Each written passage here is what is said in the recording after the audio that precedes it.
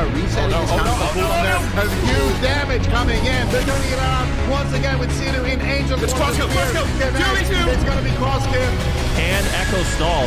They need to stall for one more Icebox. Might feel confident. He's got Cricket. He's got a turtle. Raikou gets stunned. Bash on Matt, and Raikou looking like he will go down. Locked in. Once again, a trail could just go down right now. They got nothing left. Sinu Nice break. They're going for the kill. Oh my goodness. Coming in from Drake. If they can get to JT, they might be able to kill him. They're trying to 2v3. And Mimbruni goes down.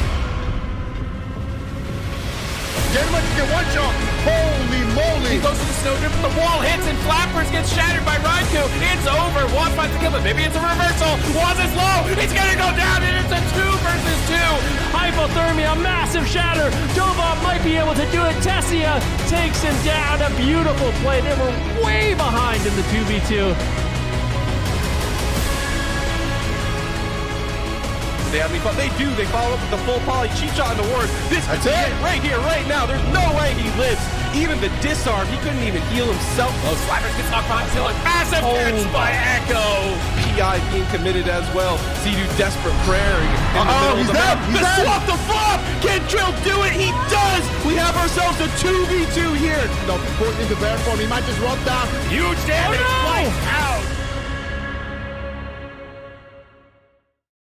Hello, everybody, and welcome to day one of the finals for EU and North America for season 2 of the War Within. Today, we are in the Gauntlet, where only one team from EU and NA will make it out alive to get to the rest of the weekend. Hello, everybody. My name is Aya. I am here with Zico, Vendruki, and Absurge. Absurge, how we doing? Hello. It's great to have you here on the desk.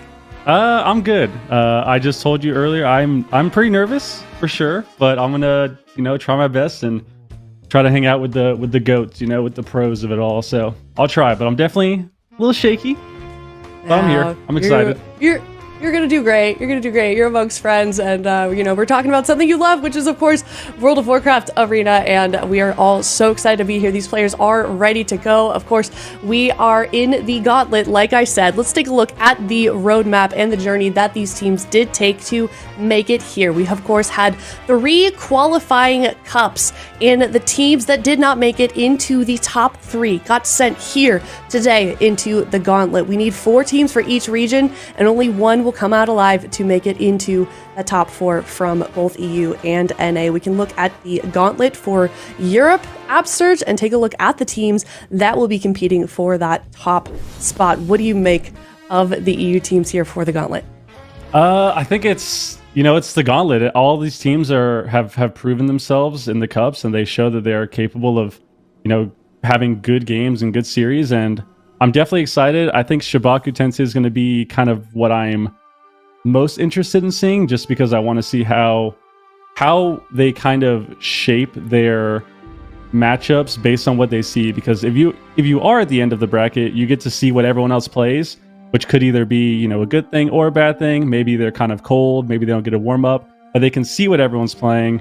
And I think also I would say Locked In is going to be interesting just because they have the Evoker. So I really want to see Smite play a game just because it's fun. It's fun to see something different. Yeah. So I think overall it's going to be a very crazy day, and I do not envy anyone for being in the Gauntlet, that's for sure. The Gauntlet is stressful, so I hope everyone can just stay calm, keep the nerves down, and play their best.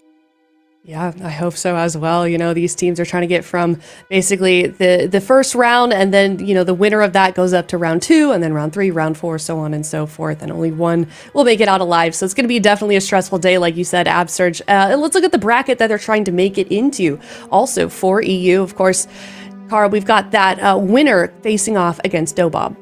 Yep, the Gauntlet winner. After you play a lovely single elimination tournament, you get to face the number 1 seed. So not stressful at all. You get to go against Dobov, that has, done really well these 3 cups. I believe they got 3rd, then 2nd, then they won the 3rd cup, playing a crazy high skill FMP with the Feral Mage. So the Gauntlet winner gets to go against them. That's going to be a good test. And then we have Echo and Overload as well. And I'm excited to see how this plays out. Obviously, I feel like we're most likely going to get another mirror, another Feral shot or Feral Mage mirror as well. And I'm curious to see what happens with Echo, because they've had kind of a turbulent season, but they are as experienced as anyone else, if not the most, and they've won for many years now. So very curious to see what happened the last month and if they're kind of ready to take their place again as the kings.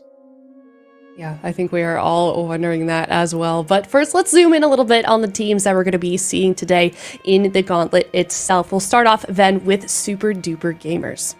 Yeah, Super Duper Gamers.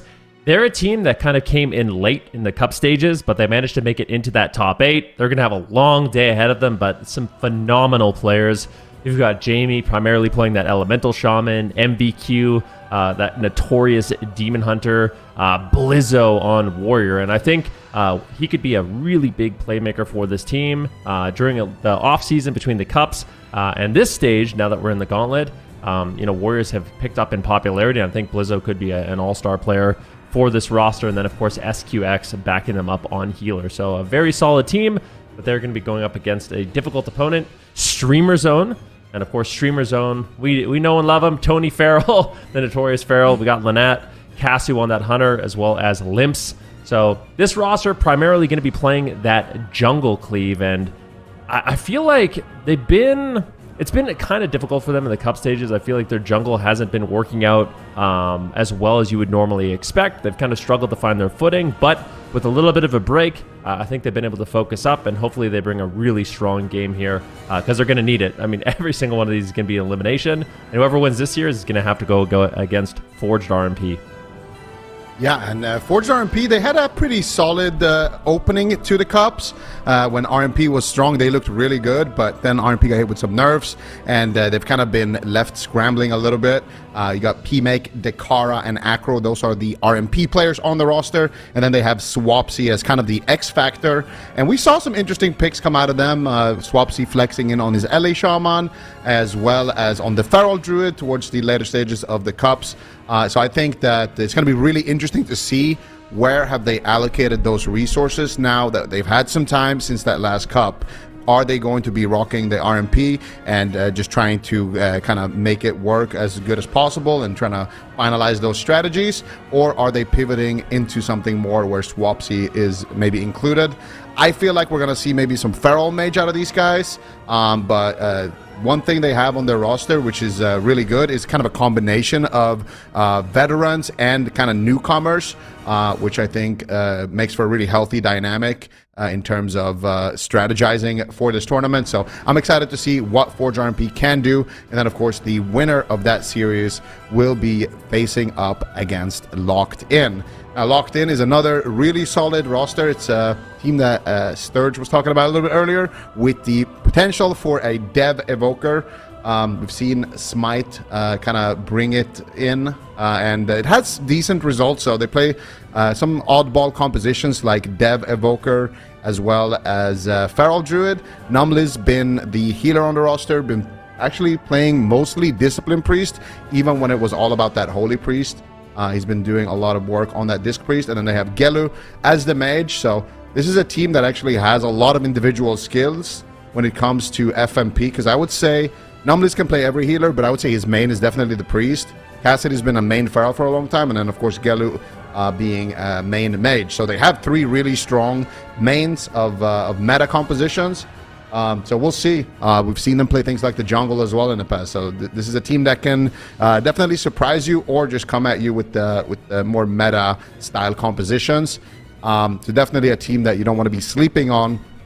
And then, of course, the final raid boss of the Gauntlet is going to be CHIBAKU TENSEI, who had some mixed results in the cup stages, but they were able to win an entire cup with their Demon Hunter LA Shaman primarily, but that's going to be Fuston playing kind of the melee role. Windwalker, we've seen him on Demon Hunter, things like that. Lontar going to be backing him up on the healer. Kroto tagged in as the DK of the team. And then to round out the roster, they have the legendary LA Shaman, Mr. Zipai. This is definitely a team that can go all the way. They were in the top 4 last year, so this is a team that definitely wants to be making it into that final again and show what they've got. All right, and these teams are definitely going to be doing that as hard as possible. They have had quite a lot of time to prepare. Speaking of prepare, now is the time, chat, if you're watching from home, to get those predictions in and let us know what you think of this first series of the day. Single elimination, like we said, Super Duper Gamers versus StreamerZone.gg. So in the meantime, let's talk about this first matchup then. Do we think that we are going to see either of these teams make it all the way up to that final position, maybe even see Jamie versus Zeepai in that final series? Yeah, it's a good question. I feel like for me, I have a little bit more faith in Super Duper Gamers for a team that's going to make it all the way. So if you're looking at these two rosters, I feel like Super Duper Gamers, compositions that they run right now are a little bit more meta. They have a little bit more depth to them. That's not to count out Streamer Zone, of course, but I just feel like Super Duper Gamers, they have the tools that they need. These Demon Hunter Elemental Shaman, the Warrior Elemental Shaman. SQX has been doing a phenomenal job on that Restoration Druid. I just think they have what they need as long as they can show up and play. It's going to be a difficult game, or a difficult day either way, but you can already see Super Duper Gamers. They've gone head-to-head with CHIBAKU Tensei. They beat them in the mirror, and that could potentially be the final boss. So this matchup right here might be a preview of what we see in that finals today if Super Duper Gamers can put all the pieces together today. For sure. And also, you know, a player that gets mentioned a lot, Absterge, on this team, Super Duper Gamers, is Blizzo. I mean, this guy has been around for so long. It just seems like a player that you can't mention Warrior without mentioning Blizzo. Oh, of course, he's been, you know, one of the staple warriors for a long time. He is phenomenal, and I know from playing against him that it is always brutal. You know, warriors. It seems like they just always have a button at the right time. Sometimes, you know, you're going for the win, you get feared, you get a nice intimidating shout. You're going for the win, you get the random storm bolt, and even though it's a shorter stun than most, it just kind of delays things, and he gets an intervene off. So I'm excited. I think Warrior's in a good position too. They got some nice buffs. Arms Warrior seems to be performing well, and I'm curious to see if they decide to stick with the Ellie Demon Hunter or they maybe bring out the Warrior just for a little bit of added defense today. Yeah, curious as well. We're going to get those players ready as soon as possible, but we can talk a little bit more about Streamer Zone GG as well, Zico. This is a team, you know, they've had such highs and such lows as a team. You know, there's times when jungle's been really good, when jungle's been not so good. This is a team that always kind of stays true to their roots. And how do you feel like they're going to perform today, given the state of kind of their compositions that they have to bring to the table? I feel like when jungle is strong, this is the best team at playing that jungle. And we've seen Streamer Zone, you know, playing all versions of jungle. They like to run it with the MM Hunter, like they're doing right here. We've seen them rock the Survival Hunter, the BM Hunter. So Cass is definitely a master of that hunter. But I do feel like it just hasn't been looking as good as it did last season for Streamer Zone. They have been kind of struggling. They haven't even looked as the best jungle, honestly. Locked In was able to beat Echo with the BM Hunter jungle, where Streamer Zone has just been really struggling in that matchup. So I feel like a lot of it is because of them losing Tessia and Relza from their roster. Those are two massive players who have now gone on to form Dobub, which is the top team in the region. And I think that when you lose two players of that caliber, it's really hard to kind of just pick it up immediately, pick up two new players and kind of have that same level of success that you're used to. So I think for Streamer Zone, this is maybe like a rebuild type of year. Yeah, I don't expect them to do too hot in the Gauntlet because of that. All right, well, we'll have to see how they do. So speaking of, let's look at the predictions that we had here on the virtual casting desk ourselves. Absurge, I'm going to pick on you first. What is your prediction for this series? I think I said 3-1 for Super Duper Gamers, I think is kind of what I'm leaning towards. I think it'll be, you know, a close back and forth within the game, but I feel like Streamer Zone is going to have a hard time, especially, you know, they are the jungle masters, so to speak. So I think sticking with jungle, it's a hit or miss type of deal. If it works, it's going to be great. Like Zico said, when jungle's good, they're amazing. But I feel like Super Duper Gamers just has a bit more of a depth in the matchup where they can at least swap out a few classes, whereas Streamer Zone stick with the jungle. I think it's a 3-1 personally. Maybe one win. Okay. So okay, I think that's fair. Ven? I'm heavily leaning in favor of Super Duper. Like, I'm putting a 3-0 on this one. I feel like for me, Tony's kind of revealed his hand. Like, yeah, the amount he's talked about mages and elemental shamans and what a problem they are. Unfortunately, he's going up against a really good elemental shaman in this matchup. He's got, Blizzo backing him up. So I think it's going to be really difficult. And I do expect Super Duper Gamers to come out ahead in this one. Okay, Zico. I mean, Absturge and Van already kind of said everything that there is to say here. I think, unfortunately for Tony, Big Burst is coming in on the opposite team. It's a 3-0 for Super Duper Gamers. I think, yeah, it's going to be a tough one. I could see them win, but I don't know. I think it's going to be a tall order. Am I too hostile? I'm wrong too. Am I too hostile? I said one win. I don't know. That's not hostile. No, I'm with you. I put 3-1 for the series you guys, as you guys well. are brutally honest. I guess I can be more honest. So here's the thing. I feel like I've been doing this long enough where, sometimes I go with my heart, sometimes I go with my head, but whenever I go with my heart, it just doesn't work out. So I'm going in on this one.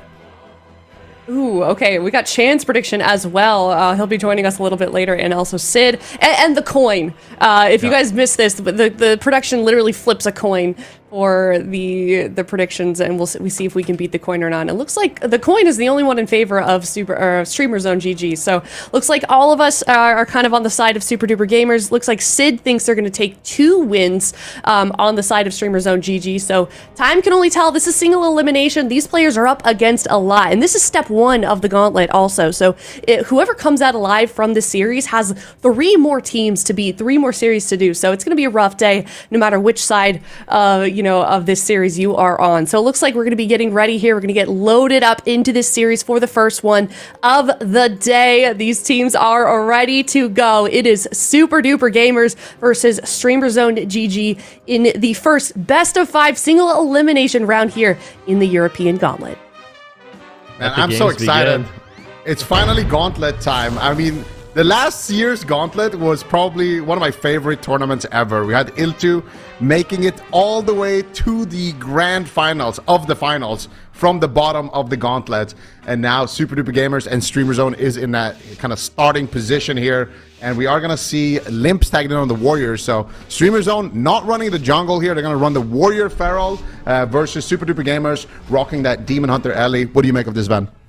So these Warrior Cleaves are actually not too bad. Like in the past, I would say this is a bit of a one-sided matchup, but I'm curious to see what kind of pressure Streamer Zone can generate. I think swapping a lot on HOTS might be able to keep them alive. SQX immediately ducking into that tree form. He's going to be throwing out empowered heals, and when you're in that form, it's basically impossible for your teammates to go down. I've never seen it. We got a big Spear of Bastion dropping down here onto Jamie. Gets caught into the stun. Limps really starting to create some pressure, but I think for Streamer Zone, it's going to be about swapping on HOTS and just creating pressure on multiple targets.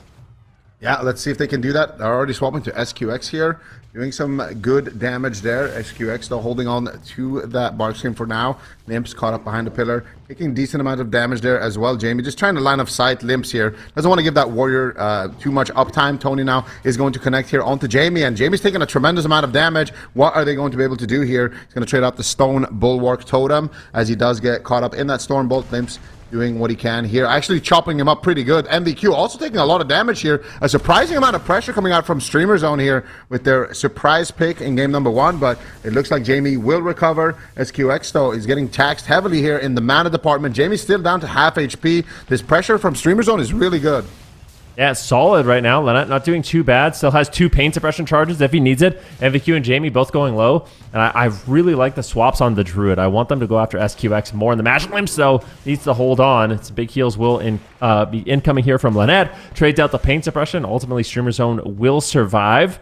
And they do have a little bit of a mana lead here. But like I said, I think a lot of this comes down to just really effective Druid swaps, just bouncing on HOTS. And Super Duper Gamers can easily fall behind to this Warrior Feral.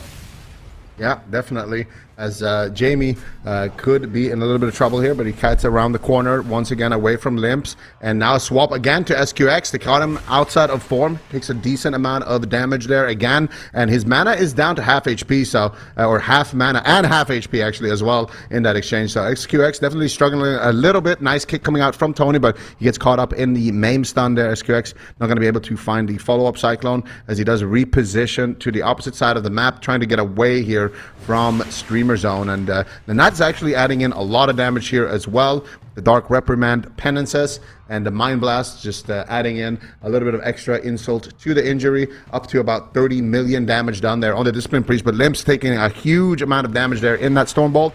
Manages to recover though. Once again, Lanat still with a lot of mana left in the tank, with a lot of cooldowns left in the tank. This is not looking too bad here for Streamer Zone. It feels like they've done their homework against Super Duper Gamers. And Super Duper Gamers, I don't know where the win condition is going to be here. They need to find like a big burst of damage onto somebody, because right now this kind of AoE pressure that's coming out from Streamer Zone is really, really tough to deal with. SQX has to trinket here to save MVQ. Can he do it though? He's got the massive tree there active for the heals. Manages to recover MVQ. That was a really close call. Streamer Zone is looking good right now in the driver's seat. Yeah, we might all lose to the coin. We'll have to wait and see. Tony right now, Conduit stun. He trinkets out. Jamie's still incredibly low. Pressure is sky high here for Streamer Zone. That maim stun comes in. SQX is in danger. He's got a lot of work ahead of him. Can they take him down? The rake stun comes in, as well as a fear. Good job there by Lynette, backing him up, and he's been able to keep Limps and Tony very aggressive in the match. Lynette is doing an excellent job in this match. The Spear Bastion once again is going to be dropping down here. Jamie just getting chopped up and destroyed down to 50% health. And XQX, he's burning through his mana. Everyone's still low on health. Dampening is getting higher. And this is not looking good for Super Duper Gamers.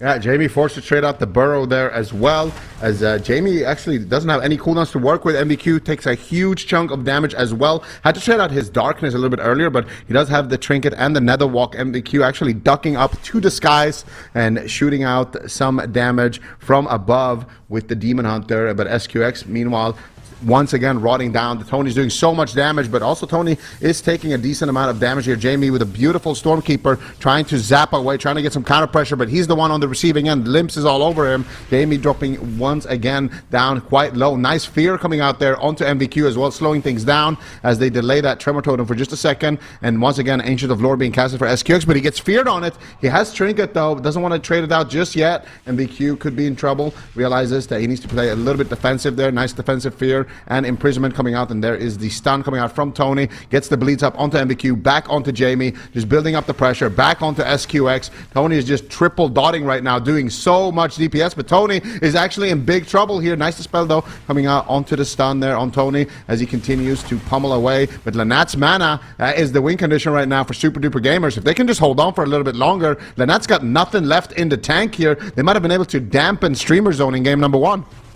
Yeah, Ultimate Penitence will come out, but it doesn't look like it actually has a target to land. Okay, looks like it did a little damage to Jamie. Everyone gets topped off. He still has a Void Shift as well, but no mana left. This is not looking too bad right now. Streamer Zone, they need to try to find a miracle win if they can, but it doesn't look like they're going to be able to push through, and Limps could easily fall. There's going to be the Void Shift. Lynette's low on health. MVQ just continuing the pressure here onto both Limps and Tony. Super Duper Gamers finally finding the pressure that they want, a little bit deeper in dampening. I think Limps will fall. Super Duper Gamers claim game number 1.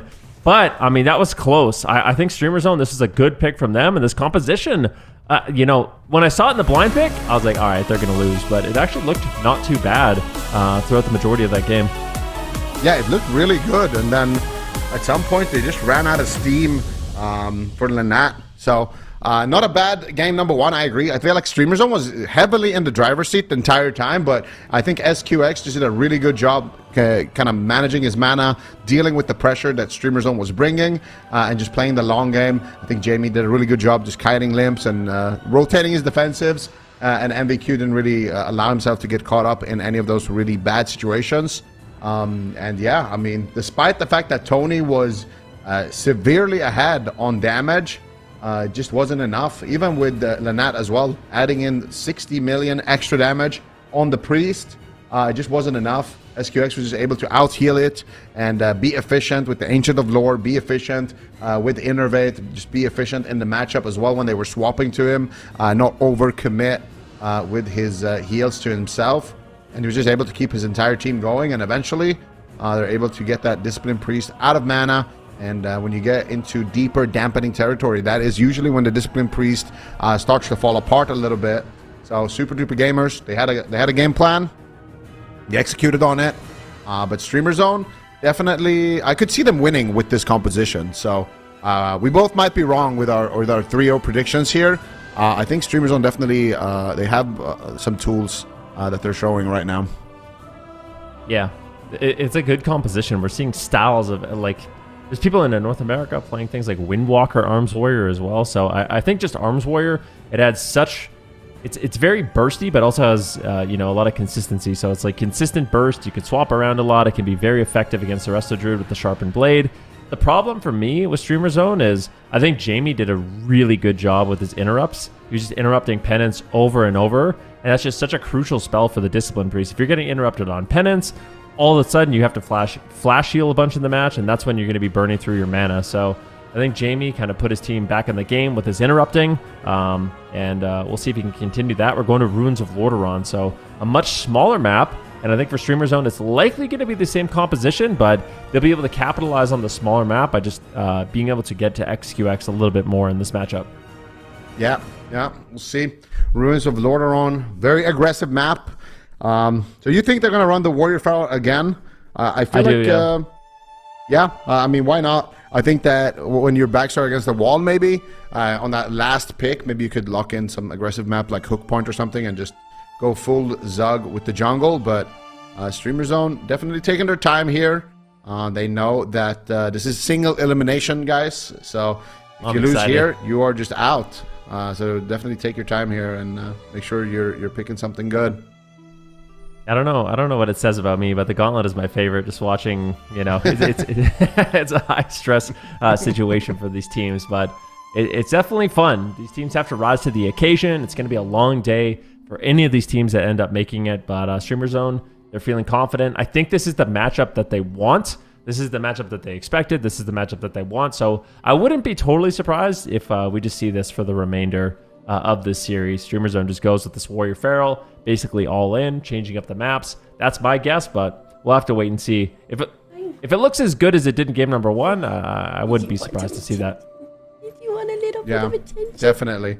I think for Streamer Zone, they definitely can win. I think that the win condition is probably to just try to... I really like what they were doing when they were going after SQX. So continue to chase down SQX, continue to try to get damage out onto him, continue to pressure him.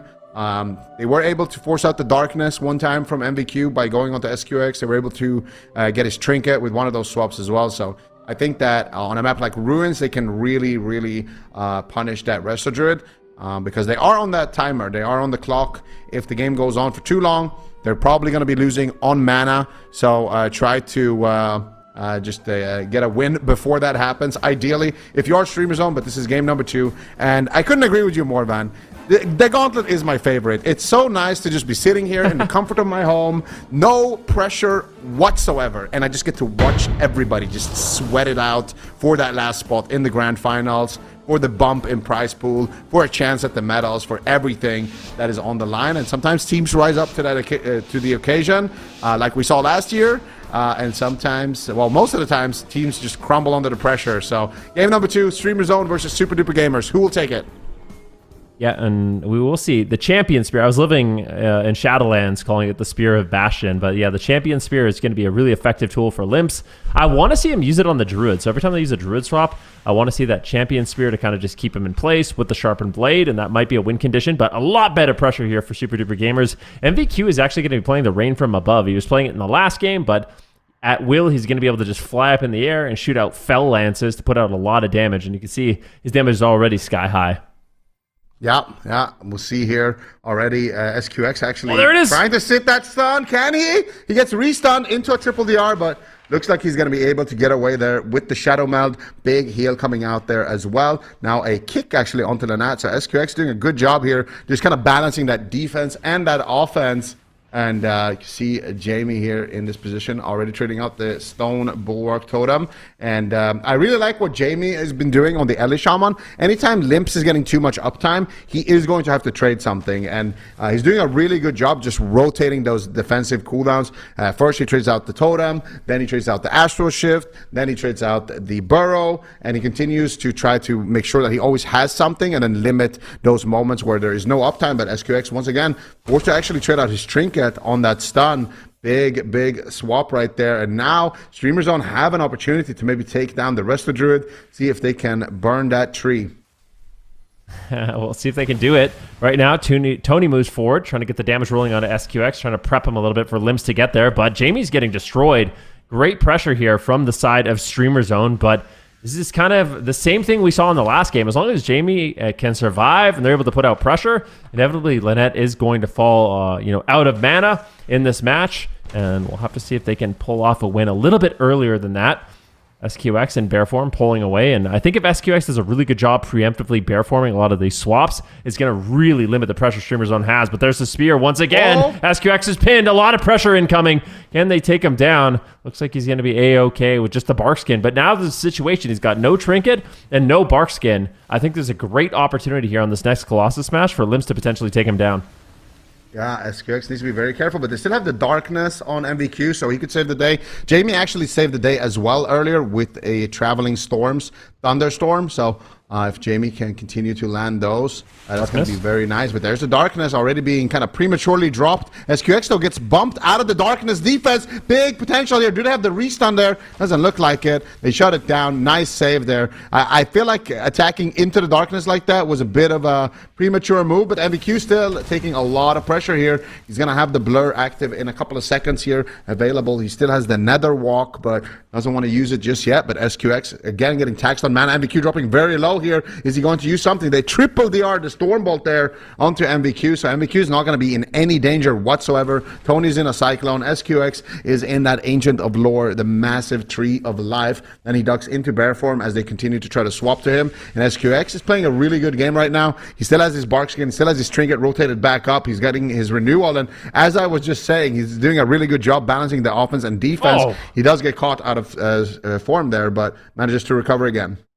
These wind shears from Jamie are just amazing. Lynette's trying to get the penance and get out of line of sight. He's getting instantly interrupted, and that just is going to cause so much pressure on the mana bar of Lynette. Like I said, he's going to have to start flash healing, and that's when he falls behind, dampening about 15% at this point in the game. SQX once again realizing he is the target. He gets caught into a stun. This could be the trinket. The spear is down once again, but it doesn't land. I think he's using it just for peels onto MVQ to keep him in place. Either that or Limps completely missed that. Not sure what the game plan was with that one, but definitely a bit of a waste of that cooldown. Oh, Tony! Oh no! The life swap comes in, almost getting completely destroyed. MVQ's just up in the air. Lynette could go down as well. 10% health, but out of line of sight. Penance will land. Great pressure there by Super Duper Gamers, and that was almost quick 2-0 in the series. Yeah, Jamie going for the throat right there, but Lynette blocks it for now, but Limps still with no cooldowns left. He gets imprisoned there for just a second. Do they have any crowd control for Lynette? It doesn't look like it. SQX is looking for the Cyclone. He finds it. Full Cyclone onto Lynette. He does have the trinket. He is going to trade it out nicely down there by Lynette, and now he gets a low Cyclone onto Tony. SQX playing with confidence here, despite being the target. He doesn't have bark skin, so if he's not too careful, he could get caught up out of form in a stun and be forced to trade out that trinket. Tony's looking for it, but SQX, he pre-bears it. Beautifully done there. Can he trade it? Can he hold the trinket though? It doesn't look like it. He's going to have to trade it out regardless of that beautiful bear form. SQX is going to be able to recover. Jamie spamming out the healing surges as well. A lot of pressure here onto Super Duper Gamers, but dampening is ramping up quickly. 23%. Lynette has basically no mana left, no cooldowns left. Jamie is just lobbing out meatball after meatball, doing so much work here, but SQX gets caught up. This could be the moment. Can they take him down? He's so low. 1% HP and he will fall. Streamer Zone will be able to tie up the series here with the very, very last swap of the game. They had no mana left. They had no cooldowns left. They had nothing left. It was do or die. And Streamer Zone, they managed to make it count. Man, really nicely done there by Streamer Zone. And this is the threatening composition. Like I said, for a Druid, the easiest thing you can do is just heal one target that's being trained. So if you're just going after Jamie in the match, it's going to be really easy for SQX to deal with that. The problem is is when you go in to make an offensive play like this and you get caught into a maim stun, he really got punished. I mean, it seemed like 90% of the damage during that kill was just Tony catching him in that maim. So really good play there by Tony. You can see it once again. Tony gets wind sheared, Limps is low, SQX moves in. There's the maim. He's in human form, and Limps is able to just throw a Stormbolt on Jamie. He gets controlled basically this entire swap. Look at this. This is just Tony completely soloing him. Limps coming with like one execute at ending the day or ending the game. But yeah, that was a lot on Tony. Yeah, that was a really good catch there, but I feel like SQX he got a little bit overzealous here. It was looking so good. They already got Lynette's trinket in that position, so SQX was playing maybe a little bit too much confidence. He had his bark skin rotating back up. He had his iron bark rotating back up. The entire game, he was preemptively reading these situations where he knows, okay, I don't have bark skin, I don't have trinket. I'm gonna need something to keep me alive from my team. They were coordinating really well with darkness. They were coordinating really well with traveling storms, static field totems. Even at times, Jamie was throwing out the heals as well just to back up his druid. So I feel like the defense was looking really good, but they got caught up in that one moment where you really can't get caught as a druid, and that is when you're out of form, you're in a spot where multiple people can hit you, you're off stun DR, you don't have bark skin, and when you get caught up in a situation like that, that is when the game quickly can turn.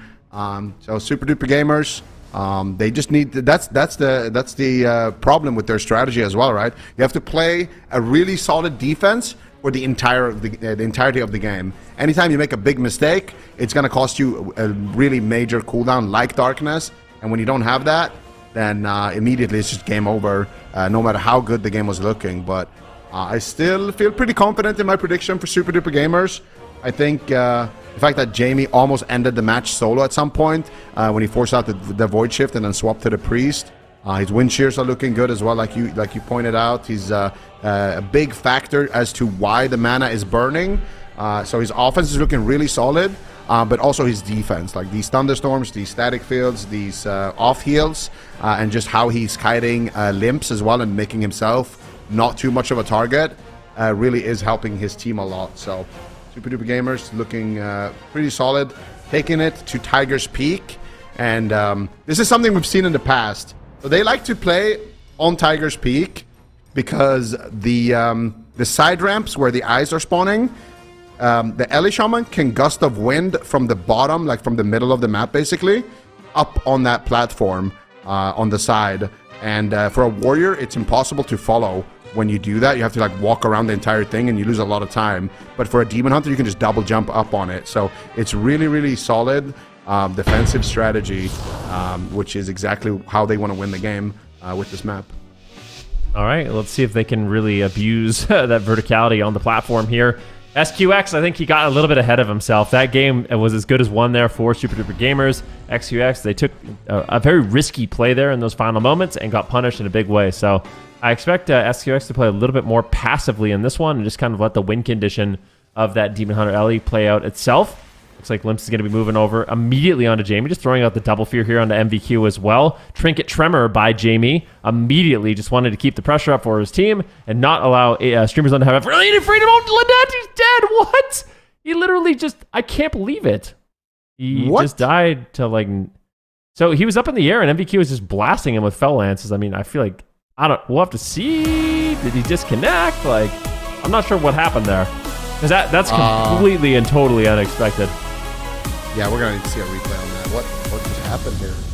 MVQ was literally in the air just shooting him with Fell Lances. And he just died. Like, I think he paints up too. That's like, that should never happen. I don't know. We'll see in final moments exactly what did happen, but yeah. Okay, so let's see it here. Okay, so we get a fear there from Limps. We're getting offensive. MVQ flies up in the air. Jamie swaps over to Lynette. Instant wind shear. And he just gets blasted. All right. Who did he paint? Who did he paint up? He paints up him. There's no way he died through paints up. No, he just gets wind sheared on Dark Reprimand, and then he paints up Limps. But like, okay, here's the wind shear. Jamie has all his cooldowns up. He's getting Fell Lance, and the thing is, I don't know. I don't really have too much to say. That's just go next. I mean, that's definitely Super Duper Gamer is going to be happy to pick that one up. But yeah, very surprising. And honestly, you're not seeing a lot of Demon Hunters even play this talent, so maybe they just didn't expect the burst. It's like a full-on wizard swap here. You can see the Fell Lances dropping down from the heavens and just blasting him. Does a lot of damage. I think Lynette was probably totally caught off guard. It looks so funny on the replay. You just see like all these like massive spell animations coming out from the LA shamans. You just see like fire and thunder coming out, and then you just see like this like little green like raindrop flying down. Look from at the sky. Damage. Yeah, I know it does. It does. It hits so hard. Actually, what 2.2 might be some of the mil. highest DPS in the game. It will even look at how fast he's shooting it. It's over. It's like 2.5 million DPS, maybe more. Someone can do some quick math on that one, but like. Look at that. At 2.9 seconds, 2.2 million, 2.2 seconds.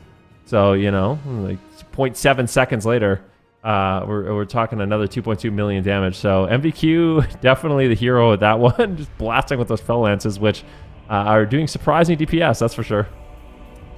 Yeah, I was just praising the map pick for how good of a strategy they can, how good they can kind of run a long-term strategy on that map. Oh yeah, they're going to be able to kite. They're going to be able to jump up with the gust of wind on the side pillars. They're going to be able to really play a nice defensive game and bring Lynette out of mana. Then they just one-shot him in the opener. So yeah. And what do you do if you're streamer zone now? Like, I mean, it's hook point. You kind of have to run it back again. You've won with this comp. You just got to have faith in this comp. And it's got to be brutal for Kasu. Just sitting here, watching his team, praying for the best. Praying they survive in the opener. I kind of feel like for Super Duper Gamers that, like, I think this is the mental attitude you have to have, where that was Super Duper Gamers' best map. So you're probably going to lose on it anyways. So it's like, all right, let's just get the loss out of the way. Now it's our map. Let's tie it up, and then we'll go to a better map than, Tiger's Peak. So I feel like Streamer Zones, they can kind of mentally shake that one off, you know? I feel like there is, like, some sort of path to have a good mental attitude after a loss like that, but it's not going to be easy. And I do think on hook point, they can definitely win this match. Yeah, they definitely can. I mean, they just got to basically do what happened to Lynette, but to SQX, so... they definitely can on the side of Streamer Zone. It's easy for Limps to get uptime. It's easy for Tony to triple bleed, and that is kind of how they find opportunities when SQX has to be, repositioning it to heal. They can catch him out of form, and that's when they can get their win condition rolling. So for Streamer Zone, definitely can't count them out, but still, it's going to be a tall order for them. Right now, Super Duper Gamers. I feel like even the one loss that they had, I feel like last game kind of made up for that for them. Like that one loss that they had, it was like on the very last minute on that Ruins game. It felt like that was their game to lose, and then the Miracle Swap came in, and now it just fired them up even more, look even scarier. And I really like the Rain from Above tech coming in from MVQ. It's just such a nice. A defensive and offensive cooldown. When you are the Demon Hunter, you don't have the blur, you don't have the trinket. You could get caught up in a maim stun. You could get absolutely blasted. So it kind of covers some of those weaknesses. You can rotate. Okay, I blur this time. Okay, my blur is on cooldown. I don't have a glimpse. What am I going to do? I'm going to fly up in the air, and I'm just going to counter pressure like that. I'm going to pop the Metamorphosis, and now I have my blur back up. So it just gives MVQ an additional solid tool to kind of rotate with defensively, and the fact that it does so much damage as well is definitely helping Super Duper Gamers. But match point, Super Duper Gamers versus Streamer Zone. If Super Duper Gamers win here, they will eliminate Streamer Zone out of the competition. Can they do it? Right now, you can see Jamie already blasting away, forcing out the Barkskin and the Pain Sup here onto Tony. Yeah, that 3-minute Ascendance lives. Oh, goodness gracious! Once again, he's just going down. Lynette has to trade up the pain suppression to keep him alive. Those Fell Lances with the Elemental Shaman cooldowns, that is a nasty combo of damage. But now Super Duper Gamers, they need to survive. They need to weather the storm. It's a lot of pressure here from Tony and Limps. They have 3 targets down to about 50% health right now. SQX is going to have to play catch-up. MVQ might just die. Another walk comes in. Beautiful swap there by Streamer Zone, and they are not out of this game yet. Yeah, I don't know what happened. It's like both teams just got a damage buff here in game number 4. Everybody is just dying right now. SQX caught up in a full fear here. Tremor Totem, I think, actually might have just broken there because Jamie didn't have that Tremor Totem just yet, but still MVQ is able to survive, still has his Trinket and the Darkness, so that's going to be his big cooldown. If he can hold on to that Blur in 15 seconds, that's going to allow him to feel a lot safer. Nice little stun there onto Tony, but here comes the stun onto MVQ. He's going to probably have to Trinket this one. He's trying to hold on to it. They catch SQS actually in a Stormbolt. Nice knock there onto MVQ as well, but MVQ will be able to survive that deadly situation. And now he has his Blur, so if he can pre-blur the next stun, MVQ is basically going to be a non-target for the foreseeable future. Instead, they realize that on Streamer Zone, going after SQX instead, but he is in that Ancient of Lore, so he's just spamming out free massive heals here onto the entire team. And instead, it is going to be Super Duper Gamers on the offense here, but actually MVQ, again, getting a lot more tested here, trading out the Blur once again, so a bit of an exposed target, and I kind of like it. Go after the Demon Hunter and see if you can take him down, but at the same time, they need to be careful. That disastrous opener that they had to deal with on the side of Streamer Zone is still haunting them. Lanat, with no pain suppression for another 30 seconds, is going to really have to dig deep to try to avoid using any more major cooldowns. Oh, once again, up in the air. MVQ just blasting those fell lances. Tony's going to duck out of line of sight, just trying to survive. Set up onto the Lynette once again, though. Needs to be careful. There's tab targeting him with those fell lances, and it's causing a lot of pressure. Mana is slightly in favor for Streamer Zone, though. We'll see what SQX is going to be able to do to normalize that. Jamie, in the meantime, that spear is going to be dropping. Glimpse, though, might just fall. This is an offensive go, but unfortunately, he's just caught into a stun. The Lightning Lasso out of the fell eruption. It's good pressure here. At the same time, Tony is low behind the pillar. Super Duper Gamers really starting to build up some momentum here. SQX potentially looking for a Cyclone. No, just going for the double disorienting roar. And while Limps is still down to about 40% health. Yeah, and pain suppression comes back up for Lanat. Insta has to trade it back onto Limps. Here's the counter pressure with the Blade Storm potentially, but it's going to be Limps actually just dying right now, taking so much damage, but he tries to go offensive, but I don't know, man. There's the Void Shift coming out from Lanat, but Lanat now getting swapped to Jamie, almost takes him down. The penance there. Lanat manages to duck around the corner to avoid the wind shear of Jamie, and leaving Jamie open like this is allowing him to do a lot of work. MVQ as well in this matchup is doing so much damage, and Tony's really struggling compared to the previous games that we've seen so far. And now a nice swap onto MVQ, but once again he's going to be able to deflect it with the Blur. Jamie taking a little bit of a beating here, but he does have defensive cooldowns. He's being greedy with them. Astral Shift coming out here for Jamie. Limps now with basically nothing left, gets caught up in a stun. Actually does have all of his defensives rotated back up, so Limps is immediately going to have to trade that Die by the Sword. And now Tony gets swapped to, he's going into Bear. I feel like anything Jamie touches right now is just melting, and I think it's just a matter of time here before Super Duper Gamers can take somebody down on the side of Streamer Zone and close this out. Jamie on the Elemental Shaman's always been really scary. A big heavy hitter for that specialization. MVQ, though, getting a little bit low. Needs to be careful. Every single time a Arms Warrior has Colossus Smash, you can easily fall. Here comes Avatar. Massive damage here onto Jamie. Needs to be careful, but looks like he's just shrugging off the attack. SQX preemptively using that Ancient of Lore. Massive heals for his team, and unfortunately the cooldowns here from Limps really didn't get too much going, but maybe I spoke too soon. Big fear here onto Jamie. Disoriented Roar onto SQX at the same time. Tony's trying to make a swap. Good pressure here for the side of Streamer Zone, but at the same time, Lynette is falling behind. Mana is not looking good for Streamer Zone here, Zico. Yeah, absolutely not. But at the same time, Super Duper Gamers also not with a lot of mana here in their pocket. This could just go down to the wire. Jamie, what are you going to do? He drops to half HP. No defensive cooldown just yet. It's going to be instead of Darkness, but at the same time, huge damage onto Limps, onto Tony as well. Tony with the Incarnation available and the Renewal. There's the pain suppression coming out from Lanat, and the ulti Penny coming out as well to recover his team one final time potentially in the game here for Streamer Zone. They're making their last stand. They need to take somebody down immediately. Can they do it? Tony gets caught up in the Disorienting Roar. Jamie ducks underneath the ground there with the Burrow, but now Jamie trading out the Astral Shift. After this, Jamie is actually a really solid target. If they can get uptime with the Jamie, they could just take him down. Nice kick attempt there onto SQX with that Tranquility. Tony, though, not able to find it in that moment, but still, I'm really worried for Jamie. If they can keep them alive on the side of Streamer Zone, they might be able to take him down. MVQ ducks up to the sky. MVQ manages to survive. SQX, once again, with the Ancient of Lore, recovers his team, and now Lanat has no mana left. This is really anybody's game. Jamie could just fall right now in the stun. SQX, though, with that last little bit of that Ancient of Lore, is able to deflect the kill and keep his team in the fight.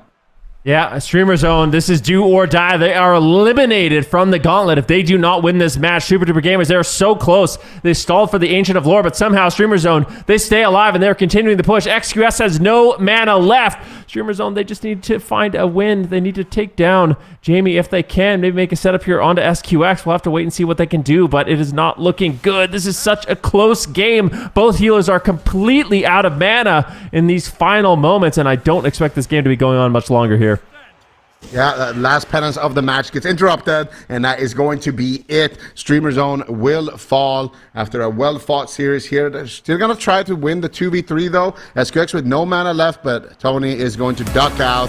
Streamer Zone, GG for this season, but it is going to be Super Duper Gamers who take the first Gauntlet match against Streamer Zone 3-1. Really solid performance. Honestly, could have been a 3-0.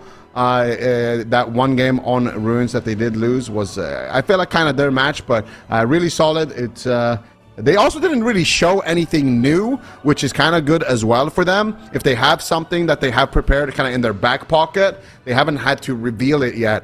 This is the same composition that they were running throughout the regular cups, so really nice to see Super Duper Gamers looking in shape and looking as deadly as ever. Yeah, I mean, so for me in this Gauntlet, especially in the early stages, these teams have had a break, right? They've all been preparing tons of different compositions. One thing that I had question marks about are these Arms Warrior Cleaves, and I think they actually could be pretty good. I feel like Discipline Priest might be one of the worst healers to actually heal a Cleave composition like this, but, you know, you have potential of like a Restoration Druid backing you up, maybe a Holy Priest, a Paladin, something like that. I could see a composition like this winning. So this is just the first match of many matchups we have today for Super Duper Gamers. They didn't reveal anything new. Like we kind of mentioned, I feel like this is going to be their bread and butter, this Elemental Shaman, Demon Hunter, Resto Druid. But this maybe showed some other teams that there's options into this composition.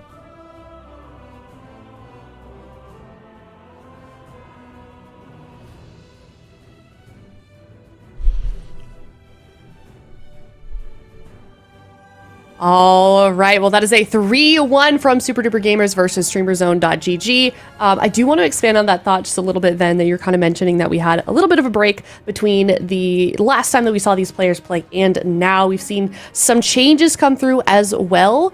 Do you think that we saw some of those in that series, and do you think that we're going to see any of those for the rest of the day?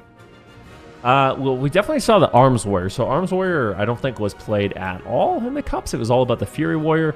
Fury Warriors got some nerfs to their Execute, and Arms Warriors got some buffs to their Execute. So they kind of changed places. Arms Warriors have been definitely really solid. I would not be surprised if we see a bunch of it today, and potentially even in the finals. So that's one big one. Item level in general went up. I think like best in slot PvP gear went up about 6 item levels, which for some specs you could argue had some changes. And just with Fury Warriors being nerfed as well, we might see some different casters, like potentially like a Shadow Priest, maybe a Warlock, not a guarantee, but I think we'll see some interesting things, and it'll be a little bit different than the Cup stages, that's for sure. Yeah. Okay, well done for both of these teams, but unfortunately that is the end of Streamer Zone GG, so hopefully we do see them return for another season. Here's a look at the Gauntlet right now. Super Duper Gamers, of course, 3-1. Now they're hopping on up to round 2 of the Gauntlet, and they're going to be facing off Zico against Forged RMP. Yeah, and Forged RMP, I mean, we had some questions at the beginning of the day, and we will be getting some answers in that series. Mainly, what are we seeing from these guys? Because I feel like Swapsy has to be kind of the key factor for this team. I feel like the RMP, it's not looking as good, not just for Forged RMP, but I feel like for Echo, the RMP started falling apart. In North America, the RMP started looking weaker. For even Overload, I would say their RMP started looking a little bit weaker. Like all of the teams that put all of their eggs in the RMP basket started falling apart a little bit, and I feel like the Feral Mage Priest, especially in Europe, was the comp that started pulling ahead, especially with you know, the success of teams like Dobob. So I think for Forged RMP, we saw Swapsy come in on the Feral Druid. Is that where they have been allocating their resources? Do they have something that is as good as FMP, or something that can beat FMP? That is basically what they're gonna need in this tournament. Maybe Sub-Rogue actually as well could be good into the Demon Hunter against this specific team. So I think that Forged RMP is going to be definitely a formidable opponent for Super Duper Gamers. I think it's going to be a close match no matter what, but I'm just excited to see what they actually have prepared.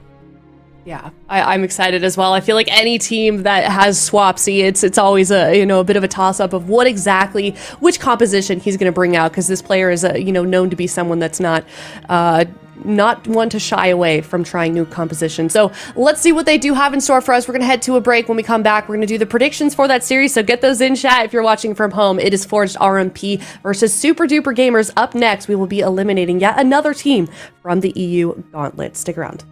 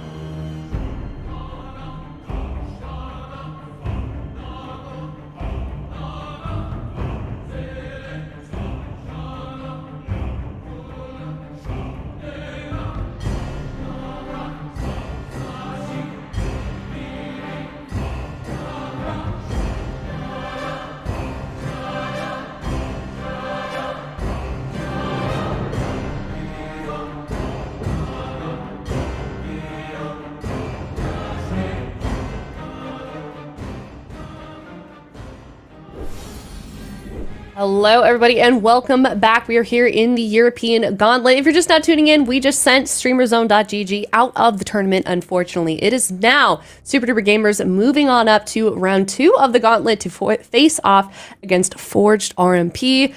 Absurge, I'm going to pick on you once again first. Who do you think comes out of this series alive? I kind of YOLO'd this one, I'm not going to lie. I said Super Duper Gamers. Don't worry, it's a tough one. I think Okay. a 3-2 for them. I think it's going to be a close series. We've seen this matchup a lot, which what I'm assuming is going to be either a Rogue Mage Priest or a Feral Mage Priest versus the Ellie Demon Hunter. I feel like that matchup is always pretty close. It kind of goes into dampening, and whoever kind of makes the most successful push at that point, especially if the Priest has a lot of mana, that's going to determine who's going to win. So I would say 3-2 Super Duper Gamers, but I am curious to see what happens with Forged RMP, and if we see Swapsy come off the bench, maybe play some Feral, see if he's got more reps on that for the last month. Yeah. Okay, Ven, what is your prediction for this series? I'm going in favor of Super Duper Gamers once again. I did 3-1. I don't think... I thought the last game was going to be, or the last matchup was going to be even more one-sided, but it actually was pretty even.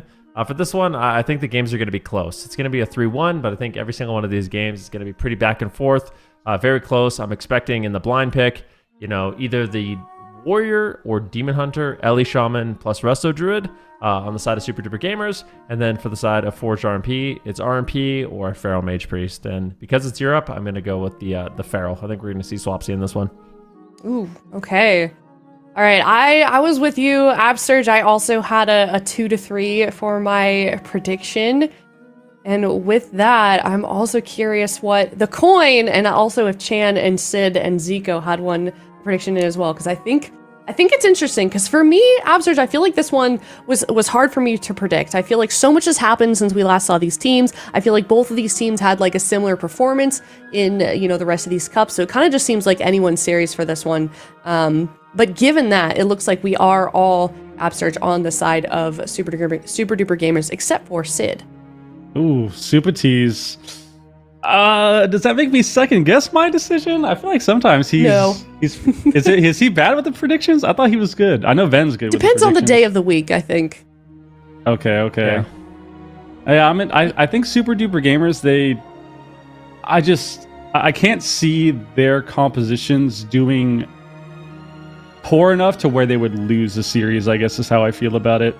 Like, I think it's going to be pretty close, but I think the Ellie with the Resto Druid, I think that combination is so strong defensively, and it's really good at shutting down the Mage CC that it's just going to be a drawn-out game, and I think the Mage team is definitely going to struggle.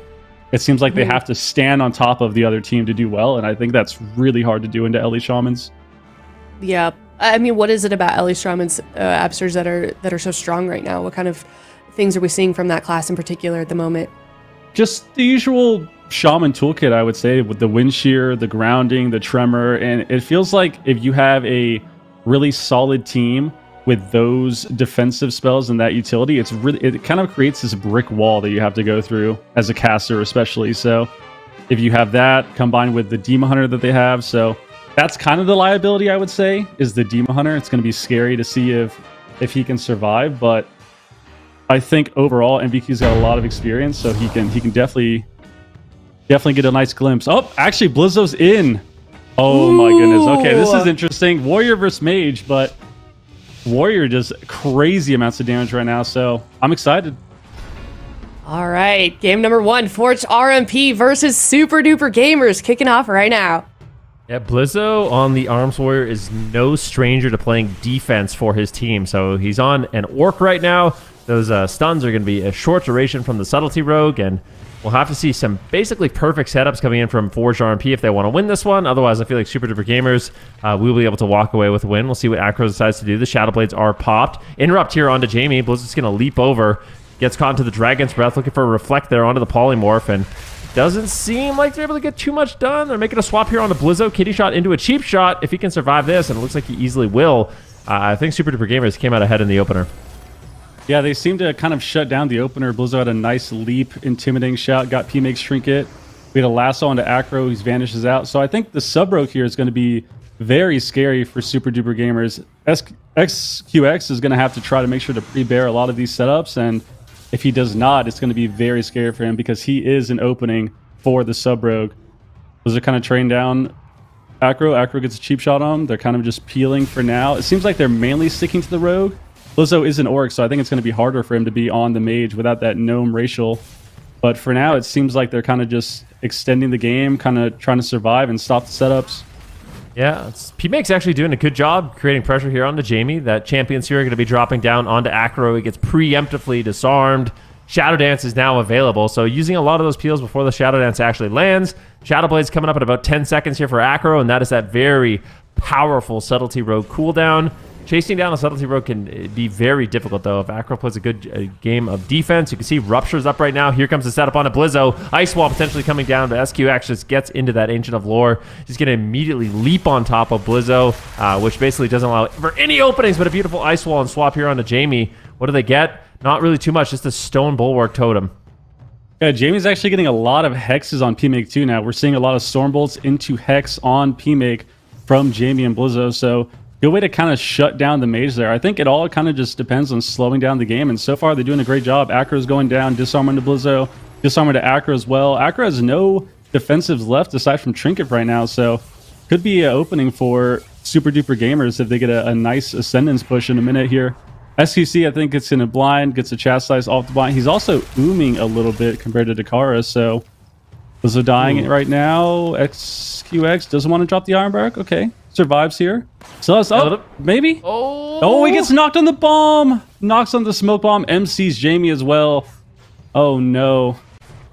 Yeah, that was a nice knock there. That Traveling Storms for Jamie definitely paying work, and doesn't allow them to fully capitalize on that cooldown on a Blizzo, and he's able to hold on to his Trinket. And there hasn't been a single moment in this game where I'm afraid here for the side of Super Duper Gamers. I feel like Forge RMP, it's been difficult for them to find these setups. The spear comes down to Acro. Once again, he's pinned. Dismantle trades onto Blizzo, so Acro just trying to survive, trying to buy time between the setups. And basically the way this matchup works is it's not going to look good for Forge RMP until they randomly win. So that's basically the way it goes. Super Duper Gamers has a lot of offense, a lot of defense, but Forge RMP, they have the setup potential, but they need to get to that point.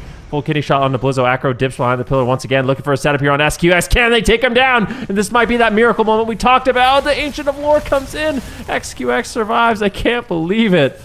SQX barely gets out of there, hits 10% there, gets the Ancient of Lore though, swap onto Acro. Acro gets Guardian Spirit. They have Apotheosis up as well, so the Dakara should be able to stabilize their team.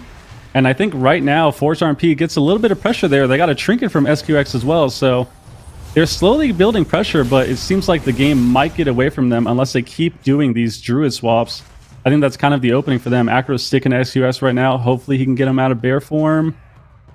Kind of cutting route. Pops the evasion. They're getting trained down. Another hex on the PMake again, so PMake is really getting shut down with these hexes here. Stoneball onto Acro. Oh, the Dragon's Breath Sheep onto Blizzo to peel. And it looks like Acro is fine for now. Oh, swap on SCC with the bear form though. Is he going to dip down? Second cheap shot. Oh, third. It's so close. Oh, the intervene. And the NS tops himself. Wow. SQS is slowly getting better with mana as well. They're kind of evening out here. Yeah, definitely not looking too bad. He held on to the bark skin too. They weren't able to fully punish that. At the same time, Jamie is getting low, looking for a potential hex here. Champion Spear drops down onto Acro once again. Jamie just leaping away. Mana is in favor of Forged RMP, so I feel like if Acro can just continuously, try to survive these setups, preemptively kite away from Blizzo, it seems like it's difficult for Super Duper Gamers to actually close out the game. So even though Forged RMP, they aren't finding the most offensively, some of these Druid setups have been really nice. It seems like in a longevity match, they might be able to win, which is surprising in a matchup like this. It's exactly what you said. Oh, Acro's dipping down now. Sheep on the Blizzo. He's kind of cutting away. It's kind of what you said. It's Forge RMP is going to look like they're losing until they don't, until they decide to win. That's kind of how the sub-rogue works here in this matchup. They're losing until they win. And I think it's sort of getting there, but dampening's kicking in, and I think the priest healing is going to suffer a lot harder than the rest of Druid as that dampening ramps up percentage after percentage. Acro gets gripped away here. Blizzo actually leaps after him too, so they're fully committing to Acro here. 27% dampening. Guardian Spirit comes out.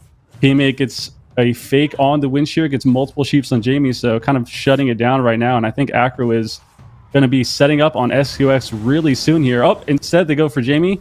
Gets knocked once again. Full blind to SQS. Jamie's going down low. Might have to pop the burrow. Gets intervened. Stoneborg Totem down as well, and XQS is still in the fear. Tremor Totem late, and they've kind of survived for now. Yeah, beautiful defensive plays there by Blizzo. The intervene, the intimidating shout into the full hacks, and now it's going to be AWC in trouble. He might get taken down. He's trying to cut away, but Blizzo is all over him. He's got the evasion. Just decides to trade out the dismantle. He's just on the run. AWC, it's a game of cat and mouse. AWC is just so slippery on that rogue. Blizzo really finding it difficult to connect to him. Same time, PMake's going to be put into a full cyclone. Great setup there by the side of Super Duper Gamers, trying to just slow down this offense. And all of a sudden, mana is equalized. So SQS is actually slightly ahead on mana, and that late game advantage isn't looking as good here for the side of Forged.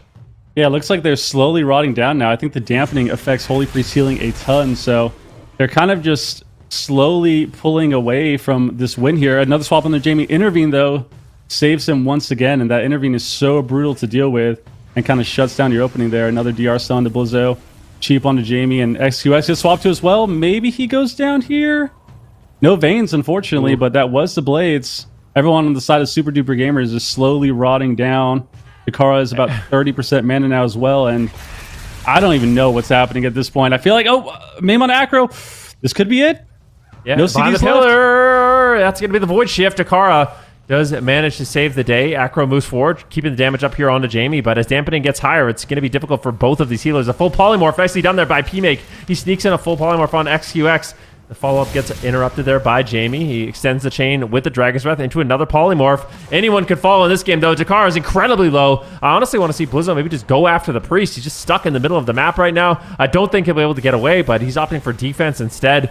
Good pressure here onto Acro, just keeping him on us, keeping him away, and I think this game is going to be ending here quite shortly. I don't know how much longer Jakara can keep his team alive during these moments, but somehow, some way, both these healers have managed to somewhat stabilize here.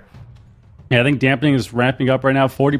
XQX gets the Innervate out as well. Jakara has APOT still, pops the symbol of hope for extra mana, and I think Forge RMP can maybe get a win here. Big smoke on Blizzo right here. Icy Veins popped as well. The double fear on the Shaman for peels. Gets the polymorph as well. Blizzo still kind of half HP and healthy. Oh, out of line of sight though. Charges out of line. SQS has to run into cat form. Still has the Iron Bark, but doesn't want to press it just yet. Oh, he intervenes a blind. Like, oh my God. Intervene on that blind. Blizzo, game-winning plays. Might be able to get the execute here and take down Acro. There's the spear. Jamie and Blizzo just all over him. But that ice wall! Oh no, PMake looking to reverse the game. He gets the polymorph here on XQX. There is no way out. Can they take him down? Are they going to fall behind? Forge RMP might find a win here in game number 1, but unfortunately the polymorph, the ice wall, they weren't enough. Jamie and Blizzo hold on, but Forge RMP, they're not looking bad. They fully recovered on their health. Jamie doesn't have a sentence for another 45 seconds. Maybe that'll be the end of the game. We've got Avatar, Colossus Smash, Ascendance in 40 seconds. That's going to be a massive swell of damage. I don't know if Jakara's going to be able to deal with that. I think the next setup is going to be very brutal for them. They popped Ancient Allure here as well to kind of top everyone off, but Jakara still has a good amount of mana to fight with. Blades is coming up soon. Shadow Dance. Acro has some cooldowns left. No trinkets, though, but big swap on the Blizzo here. Kidney Shot, Smoke Bomb. They get a fear, but the fear breaks. They cheap shot him anyways. XQC's rotting down now as well. Oh, SQX slowly dying. Acro pops the evasion, survives. XQX is kind of struggling right now after the swap to kind of come back. Slowly getting tunneled down. 50% dampening. You couldn't just ride out the Druid here. Maybe Acro just fully commits to it. XQS is going to cross the map. Acro's in trouble. Ascendance is now up for Jamie. He's got a massive amount of damage. I don't know if Acro's going to be able to survive. Jamie, is he going to pull the trigger? He does. Here's the Elemental Shaman. Acro is on the run. They're looking for a setup. He's crossing the map. He's trying to escape. A beautiful knock there by Jamie. Doesn't allow Jakara to get the fear. PMake is into the ice block. Jakara has almost no mana left. He's in a full stun. There comes the spear. Blizzo with the Blade Storm. Acro could easily fall, and he does. Great final push there, and just all those cooldowns coming up at the right time and dampening. Forge RMP gets completely overwhelmed, but it's not easy, right? Like, just chasing down. I'm sure you've been in the situation where you're just kind of deflecting the attacks of the RMP, but as dampening gets higher, eventually, even without perfect setup, their damage just becomes overwhelming. It can be really scary. Yeah, I think what we saw here is kind of what we talked about in the pregame, that the Shaman adds a lot of defense with all those wind shears and grounding totem and tremors. So we can see the end of the game here. It's 54% dampening. Jakara still has mana, but the damage is just too much. and Acro falls with no cooldowns left. And I think this is something that we've seen plenty of times from the Shaman teams into the Rogue Mage, where you have to try and get the setup, but it's so hard to break through this brick wall of grounding totems. And another interesting thing Super Duper Gamers are doing is they're kind of avoiding P-Make, which I find interesting. They're not really committing too much to him. They're attacking him if he pushes in, but they're mainly just trying to stay on Acro and stop P-Make with shears and grounding and with hexes as well. So I think Forge RMP is just having a difficult time getting any sort of setup that creates some pressure until dampening. And I think if they can maybe fix that early in the game, they can have more momentum heading into the late damp stage. Yeah, it's an interesting dynamic that I think more and more players are starting to realize that going after the mage is a mistake, especially if you're a warrior. Like, even if you make all the right plays, it can be extremely difficult to take down a mage. There's just so many tools to deal with. You know, multiple shimmers, displacement, alter time, greater invisibility. He can shadow meld. He can, use his overpowered barrier and then do it again, and shifting power it all back. So it can be really difficult to take down the mage. And what I'm seeing a lot more players do is just control them. Like when they use Icy Veins, throw a fear on them. Throw a fear on them. Throw a Stormbolt on them. Throw a Hex on them. And then basically just ignore them for the rest of the game. Just try to maintain uptime on the road, because I guarantee if Blizzo was just going after the mage in this matchup, his damage would be significantly lower, and the pressure overall would be way lower, and Acro would be way less afraid to be making these setups. So I do like the strategy and targeting here for Super Duper Gamers. Yeah, I think they played a great game. I think it went to dampening kind of as expected. I think they're going to win later in the game. I don't think it's possible really for them to win early. I think there's a chance always, right? There's always a chance.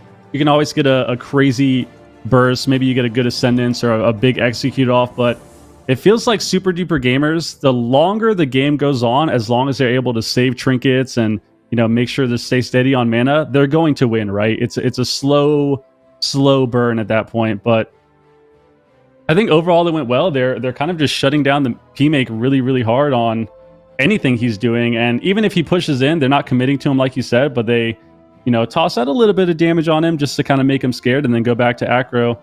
And I just want to see what Forged RMP comes up with, because they picked Empyrean Domain, so a big map for them, which I think is good for the Rogue Mage, being able to... Okay, we get Thundercleave again. So they have a lot of reset potential with Empyrean, but I think what I'm afraid of the most is that this map might backfire if they stick with Sub-Rogue, because I think their main pressure is going to be getting swaps onto SQX, but if they pick a big map like this, I think it'll be a lot harder for Acro to actually connect to him. Yeah, I really am curious. I mean, they have options. They could bring in the Feral Druid of Swapsy. They could try Arcane Mage. I think Arcane Mage is a lot more popular in North America than it is in Europe right now, but the Kleptomania could be super effective against Restoration Druids. Whenever they put up their heal over time effects, you can just basically spam out a Kleptomania, remove them all really quickly, and it can be a good tool for burning a Druid out of mana, especially for just... if we're playing for dampening and just overwhelming and getting XQX out of mana because the setups aren't working, I feel like the Arcane Mage could be a decent pick. I kind of doubt we'll see it, but it is something. I would be very excited we saw that. I think it's time. It's the Gauntlet. Just change it up. You don't want to play the same matchups if you know they're hard and not swap anything, I think. Especially in this setting, I think you have to take some risk. Okay, so same thing. Nope, instead. Okay. Is this the caster life? You kind of form your opinion of, oh, it'd be so good if they swap here. Oh, okay, same comp. All right. Yeah. And then the players go back and they watch the VODs and they question everything you said, and we don't have all the information, but we're doing the best we can out here. Guys, let me know. I'm still a player at heart, all right? I'm not, don't take your rage out on me. I'm just, giving my opinions. But I think same matchup, Empyrean. I think Forge RMP, we already know what Super Duper Gamers needs to do. I think I want to talk a bit about Forge RMP's strategy. I think they need to get setups on SQX. They need to make him afraid, whether that's by getting swaps to him or whether that's by just getting, a cheap shot Chastise into fear and just forcing out those spells. They need pressure on him, and they need to at least make him think that he'll be a target. Because if he has to sit back and can just put up hots and doesn't have to worry about getting bear forms off, I don't think that they're going to do too well. Yeah, I think what it comes down to for Forge is they need perfect kind of 3-2-1 setups, and that's one of the things the Holy Priest is really good at, as well as the Mage. The Mage can Dragon's Breath Sheep somebody, the Holy Priest can use the Chastise into a Fear on somebody, and then Acro can just go stun. I think if Acro has to do too much, where he's crossing everybody with stuns, then the game becomes really, really awkward. So I feel like for Forge RMP, it's just about rinse, repeat setups over and over and over, and try to just really stop Super Duper Gamers from responding. Because if they do a setup on Jamie and Blizzard's not in crowd control, it's going to get intervened. You're going to get storm bolted, you're going to get disarmed, you're going to get champion speared, you're going to get intimidating shouted. So you need triple cross. I think if you want to win this matchup, the only other effective strategy could just be you stall and you just wait till dampening. You wait till the Druid Hots aren't good enough to heal through Shadow Blades. That's also an option, but I think it's kind of a less reliable option to survive against an Arms Warrior Ellie Shaman for that long. Oh, definitely. I think you're playing into their game at that point where you're trying to blast damage for damage, but I think the Ellie Shaman and the Warriors kind of have a bit more at that point if you're talking strictly the damage meters. So curious to see what they do. I think you're absolutely spot on. It's a lot of setup and it's a lot of 3-2-1 and pressure on to SQX. And if they can time it well and they can get some CC, especially onto Blizzo, any sort of CC on him where he can't just intervene to peel, I think will help a lot on any of those swaps. Because we saw that last game that any swap they did to Jamie or SQX, if Blizzo is out of CC and he gets to intervene, you might as well just wait. You have to wait till the next DR, and all that pressure that you wanted and tried to get there is completely void. So I think a lot of it really comes down to, like you said, they have to just get the timing down. Everyone needs to be perfectly timed with their CC. So one thing I wanted to highlight, actually, so we have the AWC Companion or the WoW Companion where you can check out the builds all these players are playing. So you can look at their talents, you can look at their gear, you can see, what PvP talents they're selecting, basically the way they build their characters. And it can be a really interesting way to see kind of the insight of the matchup. But Blizzo is playing a talent that we aren't seeing too many Warriors play, and that is the Berserker Roar. So basically, you replace your Berserker Shout with a Berserker Roar, and it's essentially like a war banner where you drop it down. Well, you don't drop it down. You press the button, and basically your teammates, the next crowd control on them is 50% effective. So if Blizzo is able to like preemptively read a setup or a blind or a kidney shot, you can use the Berserker Roar, and those are going to be half duration immediately, and it really disrupts the go from the Rogue Mage Priest. So this is what we're talking about. Blizzo, he's going to be that playmaker on the Warrior. He's been... I feel like he's been doing this for 10, 11, 12 years. Long time. Being annoying Long time. Being annoying into RMP as an arms warrior. So I think he's definitely got a lot of a playmaking potential here, and I'm curious to see how he utilizes that Berserker Roar. Yeah, I want to just see how they position on this map as well, because I think this map could be sort of something that backfires for Forge RMP, like we talked about with their pressure on SQX, because the map is so large and so wide when it comes to just crossing the map that I think if SQX can stay at max distance majority of the game and it's harder for Forge RMP to connect to them, or what's even more important is going back to what you talked about with the setups and the 3-2-1 countdowns that they're doing. Oh, it's happening. I have a question for you.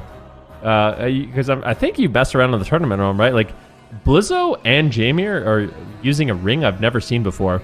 It's a ring called the Miniature Roulette Wheel, and it seems like it has no secondary stats on it. It just has a ton of stamina. So he's literally using a ring where he... Oh, it's a random stats. Okay. Okay, it's from the raid. Yeah, I think it randomizes your stats or something. Okay, so it's extremely high of one stat is how it works. Good to know. I'm getting some intel here from behind the scenes. And I think the reason why it has so much stamina is because it's scaled on the tooltip. It's 684 item level, and the other rings. I thought that was some new tech. I'm like, whoa, that's a lot. Yeah, me too. I was like, what 2 is million this? HP? What is that? Well, hopefully, someone else had that question, and now because I didn't know, You we answered all it. know together. That's good. Yeah. Gates are open, though. Elimination series once again. Super Duper Gamers, they're on fire. They won their first series. Can they win the second? Or is Forged RMP, they're going to be able to clean it up and potentially come back in this series?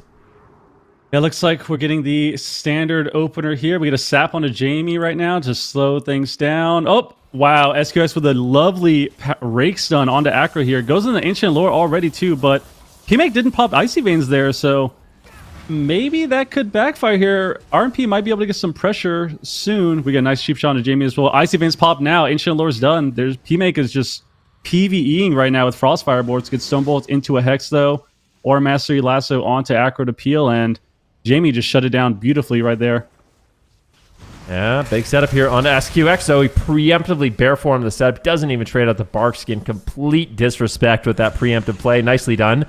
But now a Smoke Bomb. Kidney Shot comes in. SQX getting swapped to once again. Back in bear form. Totally fine. Great reads there by the Super Duper Gamers. And they're showing why they are so super here in this matchup. Dismantle here on a Blizzo. He drops the Champion Spear. Big Mame Stun onto Acro. Can they take him down? Decent chops here from Blizzo. Oh, wow. That execute was massive. Acro almost gets dropped, but ultimately will survive. Yeah, Acro gets away there. They popped the Guardian Spirit. Did it proc there by chance? I'm not too sure. He has Vanish and... Oh, it did not proc. Okay. Evasion and Vanish used by Acro, though. Acro resetting right now at the pillar, trying to get a resell. Jamie gets Kidney Shot.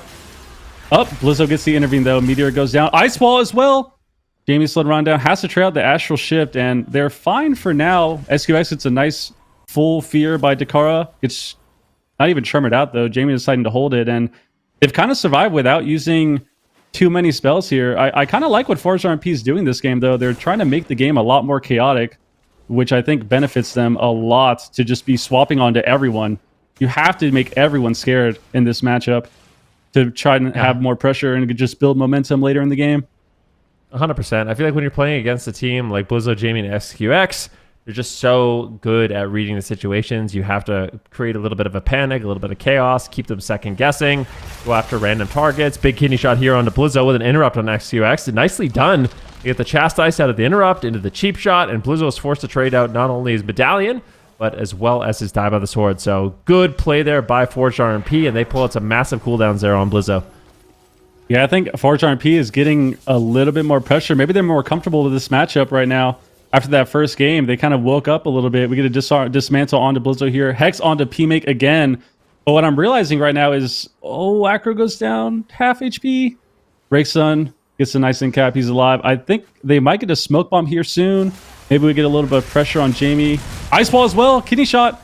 And they still have Bomb. Oh my goodness. That was their Lusco from Super Duper Gamers as well. Acro dipping down a little bit. Stormkeeper's trying to be casted out by Jamie. PMake's just casting Sheep's Appeal, and I think we could maybe see an opening with a Smoke Bomb here. No Trinket on the side of Blizzo or Jamie, so potential swap to Blizzo and a Smoke Bomb would be crazy for them. Yeah, Hex coming in here from Jamie. PMake looking for a Polymorph. Big Chastise here on S2X. Do they have the stun to follow it up? Doesn't look like it. He preemptively bear forms once again. That's going to make him really durable to these setups. Lots of heal overtime effects. The full Kidney Shot lands. Blizzo immediately Stormbolt to Acro. I mean, if you are Acro, you are just raging right now. Fighting Blizzo must be so annoying. He might just outright die. Big heals coming in to keep Acro alive, but they do make the trade. Now a swap here onto PMake. He's going to shimmer away, and Blizzo's like, yep, no, I'm not going after a mage. Forget that. That's not a good option here. So once again, going to be turning his attention here onto Acro, coming in for a big Blade Storm on the enemy team. And that's going to be putting out some damage. XQX just denying the setup once again, going into the Ancient of Lore, and a lot of heads-up play here from Super Duper Gamers, just making it really awkward for Forged RMP to find any kind of momentum. Yeah, Super Duper Gamers is playing great this game. They're getting a lot of peels on the PMake as well, and a lot of hexes to shut them down. And they actually ended up proccing the Guardian Spirit there, so huge cooldown on Guardian Spirit for Dakara, which I think is going to hurt them in the next couple minutes because it's just another cooldown you can't really rotate in. We get a swap onto Blizzo. No CC on SQX, though. Another cheap shot onto Blizzo. SQX gets Chastised. Maybe they're swapping to him. Frostfire Bolt's coming down. Spear onto Acro, though. Acro has 0 cooldowns left at the moment. He gets a dismantle onto Blizzo, but it seems like Super Duper Gamers are slowly pulling ahead and creating a lot of pressure where Forged RMP just can't really get anything started after that opener they had. Yeah, it definitely seems really difficult for them here. We're at about 5 minutes elapsed into the game. 22% dampening at this point. Blizzo's not going to overextend behind the pillar. Allow XQX to top him off, get some hots up, and now he can make the push. Full Stormbolt lands. Hex right now onto Takara. Gets decursed there by PMake. It's like Jamie just playing in the back line. Full Fear lands. Beautifully done. A great setup here on SQX, but Blizzo was there to save the day with the intervene and Ancient of Lore once again. So you can start seeing why this composition is so good here for Super Duper Gamers. It's just non-stop. The full clone lands out of Takara. Acro getting low on health. He gets the lightning lassoed on his evasion, but unfortunately for Jamie, he's going to trinket out of that and avoid being taken down. Another setup here on XQX, but once again, it's a preemptive bear form on the kidney shot. He should be able to survive. Do they have the damage to take him down? I do not think so. That bear form is just so powerful defensively. XQS still riding down as well. Heart of the Wild gets popped. He's surviving for now. Trying to go in cat form and get some combo points here. Acro tries to get a re-stealth and full maim onto Acro here. Maybe he gets a clone. Nope, gets life ripped away. He makes standing in the middle of the fight, just trying to peel. Gets a nice precognition there from the Wind Shear. Still casting Sheeps. Taking a lot of damage from Jamie here. And Ascendance comes up and he sheeps him. Smoke Bomb. Jamie has to trinket. Stoneborg Totem as well. And Ascendance in 15 seconds, another fear into Hex for PMake. He is having a brutal time with these Hexes all game. I think this next Ascendance is going to be brutal for Forge RMP because they just went into Guardian form as well. So Spirit form comes out from Dakara, and there's no Spirit form for the Ascendance coming up, and I think this could spell the end of the game soon. Yeah, I mean, that was the point in the last game where it ended. Here comes the stun. Jamie, does he have more damage? Doesn't look like it just yet. He preemptively drops a Stone Bulwark Totem once again, I do believe. So the shield will bolster his defense, but as dampening gets higher, it becomes more and more useless. Cheap Shot does come in into a full blind. X2X, is he going to trade out his trinket? I think he's going to disrespect it. He's not going to trinket. The fear comes in as well. Tremor Totem, and he's able to hold onto that trinket. That is massive. They won't be able to get that. Here comes the Ascendance, and this is where the last game ended. Can Super Duper Gamers do it again? Can they put a second point on the board? Wow. Acro gets absolutely deleted, and I don't know about you, Absers, but that kind of seems like the Enrage timer. That third Ascendance of the match is quite difficult to deal with. I'm just glad I was right. I was getting kind of scared. The second I said that, I thought, oh my goodness, if I am not correct on this, it's just immediate flame that I'm wrong on my Ascendance prediction. But it is the Enrage timer, as you said. I think it's stop worrying about the flame, all right? Like, hey, I'm just trying to do a good job, man. You guys do really well with that, so I'm trying. You know, it's hard though. I feel like you do. We make plenty of mistakes. Well, thank you. That's very nice, but.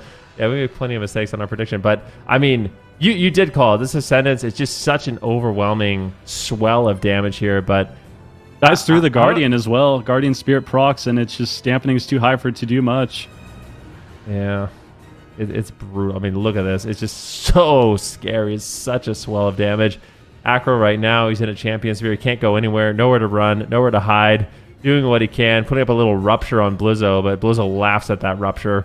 You're disarmed and you're getting chopped up and taken down. I mean, I was going to say, like, when you're watching these games, or at least I'm watching these games, I'm just looking at Acro the whole time. It's like, it's just so difficult. When you're fighting an Arms Warrior this good, especially being backed up by an Ellie Shaman, because even when you find those nice setups, Jamie's there. He's just thunderstorming you away. Like, you're using a lot of your mobility to just survive, but you're getting knocked away, you're getting disarmed. You're getting feared, you're getting storm bolted, you're getting pinned with the spear. It's just so difficult. Yeah, I think anyone who has played with a sub-rogue into a composition like the Thundercleave knows how it works. Whenever we've had any of those matchups, we hear Pika just, the complaining slowly sets in, you know, when it's just, all right, he intervenes. Okay, he gets a Stormbolt there. Okay, he tremors your go. He gets a grounding on your damage. You get Hex maybe, you get knocked. And all this little disruption that Super Duper Gamers has is really just making it hard for Forge RMP to get any sort of pressure. And it seems like Acro is also the main target, and he just is constantly moving around the map, stepping away to one person. So he shadow steps away to SQX. If they do a setup there and he gets cheap shot, then he maybe gets gripped away, and then he has to shadow step again. And then if he has, you know, a vanish, he can vanish shadow strike to somebody. And he's constantly porting around the map and trying to move around, but Blizzo is just relentless in stopping any pressure they can get. So it's not looking good for them. As you see here, we get Nakudan Proving Grounds. I want to see something else, personally. Am I allowed to say that? Am I allowed to say that? That I want a Are different you matchup? allowed to say you want to see something else? Yeah, like be stern on that, because Yeah. oh, it's the same thing. course. Okay, well, like we said, this is the feeling, I guess. I think that it's just really difficult for them to get any pressure, and it's one of those matchups too, I think, where you have to be a bit more offensive, I feel like, from the RMP side, right? You have to take risk with getting your setup, but if you take risk in standing on top of super duper gamers and trying to get the setup, well, you die a lot faster. So it just seems like it's hard for them to kind of balance that, and I can't see a window for them to win unless they are playing very, very aggressive and making the game chaotic, like we saw for the first 2 minutes of that game for game 2. It's just so difficult too, because I mean, if you're playing at home and maybe you've played this matchup before, the tournament realm is just a different ball game. I mean, for super duper gamers, they know exactly what they're playing against. I highlighted that ring, and I'm just looking at Blizzo's gear. He's got the most versatility I've ever seen a warrior wear. Like, normally warriors are like a little bit greedy. Like, they run a decent amount of versatility, but they like their haste, they like their mastery for big damage. Blizzo is an orc, so normally every warrior is a gnome. Now all of a sudden you're an orc, so those stun lots aren't going to be nearly as potent. In addition to that, he's got the most versatility. I think he probably has like 36% versatility in this matchup, so he knows he's only going to die in a stun. If you just mitigate those opportunities, this matchup becomes even more one-sided. Forge RMP is definitely going to be difficult. It is do or die for them in this one. If they lose this, they are out of the Gauntlet, and super duper gamers will be up 2 so far. I mean, they're on an absolute tear so far. Yeah, I think it's potential match point for them, so they just have to go all out here. I want to see a lot of risk being taken. Maybe try to get some swaps onto SQX more and just try to combat the defensiveness that Super Duper Gamers has with some chaos. So small opener onto Jamie. SQX already gets into the Ancient Allure, and P-Make gets a nice Icy Veins here. Cast on the P-Make, does not get a Hex on it though from Jamie, and so far for the opener, we're not seeing much go out. DR Kidney Shot into Blizzo here. They're chasing out SQX, so like we talked about, bear form. Chief Shot into Blizzo again. Gets a double intimidating shout, and SQX is completely fine here. Full mind control, by the way, onto Jamie too, so nice rakes onto Acro, gets gripped away at the pillar. Acro already used evasion, and it seems like they just could not get any pressure there, really. They got the bark skin at least, but not too much that you would expect from the opener. They're just shrugging off the Icy Veins too. I mean, P-Make got look at his damage. Like, he put out a ton of damage with that Icy Veins, and it just seemed like it did not matter. S2S once again being put into a cheap shot. Ooh, Nice chastise. Can they do it? Might be able to put a point on the board. Beautiful setup, and that's exactly what you want to see. The preemptive chastise there on the Blizzo, stopping him from really intervening over, and that's what we definitely need to see more of in the match. Getting full control, but it might not matter. Smoke bomb comes down. Acro, a defensive smoke bomb, which is not what you want to see if you are a subtlety rogue. Your offensive windows are already so limited. Using that smoke bomb just to survive, this is not looking too good, but there's still an opening here on SQX. Yeah, they're running SQX down, and this is what we wanted to see. You know, they have to get pressure on him. They have to make him scared and try to have some mistake on the side of Super Duper Gamers. And this is kind of back and forth now compared to the last 2 games. So Acro does not have any cooldowns now. Full maim on to Acro. Gets Polymorph maybe. Oh, gets a juke here on the Wind Shear. Trying to cast Ring of Frost. Does not get it though. Ring of Frost in the Blizzo actually. Chief Shot to SQX. He goes bear form again. Decraw pumping out damage. And they get a skin. So Barkson is not the worst thing to get if they're running down SQX. So I think that we have a potential opening here for the next... Oh, he's Icy Veins already. Can you shot to Jamie? Oh, I want to see Icy Veins for later. Still casting a good amount of damage, so Acro half HP. Kind of running away for now, trying to reset. And another Hex on the P-Make. And I think there is a chance for them to connect to SQX again and get pressure, but he is max range right now, so... Not looking too good for them. And Super Duper Gamers has sort of slowed down the game and recovered at this point. Yeah. Jamie going for that Lightning Lasso, just trying to get control of the Mage. P-Make potentially looking for a Dragon's Breath Sheep, but that's not going to land. XQX just doing such a good job with his mobility, the bear forms. He's had a great performance here today. Honestly, XQS kind of a wild card for me in the cup stages. Can he survive, though? Barshkin will trade. Looks like Blizzo's there. Disarm once again. XQX shuts it down using the Ancient of Lore. Acro getting low, but I was saying XQX, I feel like he's really kind of risen to the occasion. Doing a great job on that Druid so far in the Gauntlet today. I'm curious to see how far he can take it and if he can continue to stabilize his team to more victories. Forge RMP still looking to pick up a point in this one. It is do or die. Like I mentioned, if they lose this, they are eliminated from the Gauntlet. They are eliminated from the tournament. Their hope for the finals is completely vanished. Double disorienting roar. XQX trying to get away. The lightning lasso on Acro, not allowing him to get there. But finally, the stun lock lands. Blizzo's there. No skin. Double fear once again. Beautiful fear. Can he take him down? The XQX is so low on health. The chastise is the chastise and a massive eviscerate. Oh, he somehow, some way survives. Blizzo, beautiful peels, or I guarantee XQX was completely done there. Oh, that intimidating shot was so heartbreaking on the side of Forge RMP. That was the win right there. They could have taken him for game 3. Icefall comes down off the blind, and SQX is honestly playing great this game. He's getting a lot of restelts off, getting a lot of rake stuns and maims, and Acro might go down here. Ray of Hope comes out. Negative so far. Positive now. Looks like Acro's going to get topped off. Has the Cloak of Shadows, though, and that was the Ascendance, so like we talked about, gonna have to keep looking at the Ascendance cooldown because the next 2 minutes, next 3 minutes, if that comes back up, it could be game over for Forge RMP. So they're losing their opportunity to win slowly over the next 3 minutes here if they do not get more pressure onto SQX. Smoke bomb with Blizzo right here. Spirit form, though, to keep everyone safe. Blizzo, another cheap shot onto SQS, but he goes bear form again. So anytime he goes bear form and there's an intervene from Blizzo, it seems like their pressure just stops immediately. Acro gets Champion Spirit, has to evasion. Stormball into P-Make into another Hex, breaks a Hex though, and P-Make is slowly rotting down. Dampening is kicking in 22%. Acro might just fall here. Dismantled! Steps away too when he goes down. SQX got a beautiful clone at the end as well. And Super Duper Gamers move on. 2 series back-to-back in the Gauntlet, and they are maybe riding momentum here then. I mean, it's looking good for them. You're starting at the bottom of the Gauntlet. You got a long day ahead of you. Pick up a quick game number 1, or a quick series win. Series 1 win, Series 2 win, in a 3-0 fashion. I feel like this is definitely looking good for Super Duper Gamers. Their compositions are looking strong. Looks like they're playing incredibly well together. These final moments, I mean, Forge RMP, it's just so difficult for them to get anything going. Acro's trying to get away once again, but unfortunately, a surprising amount of damage with this Champion Spear. You can see Blizzo just chopping him up here. He's got the evasion up, but I think once that evasion ends, it's just going to be a GG, and that's where he gets taken down. It wasn't even the 3rd Ascendant, so this game ended the quickest of all 3 of the matches. As soon as Blizzo gets there, it's just nothing really Acro is going to be able to do. Nice disorienting Roar Cyclone from SQX to seal the deal. And Super Duper Gamers are going to be super duper happy that they pulled off this win.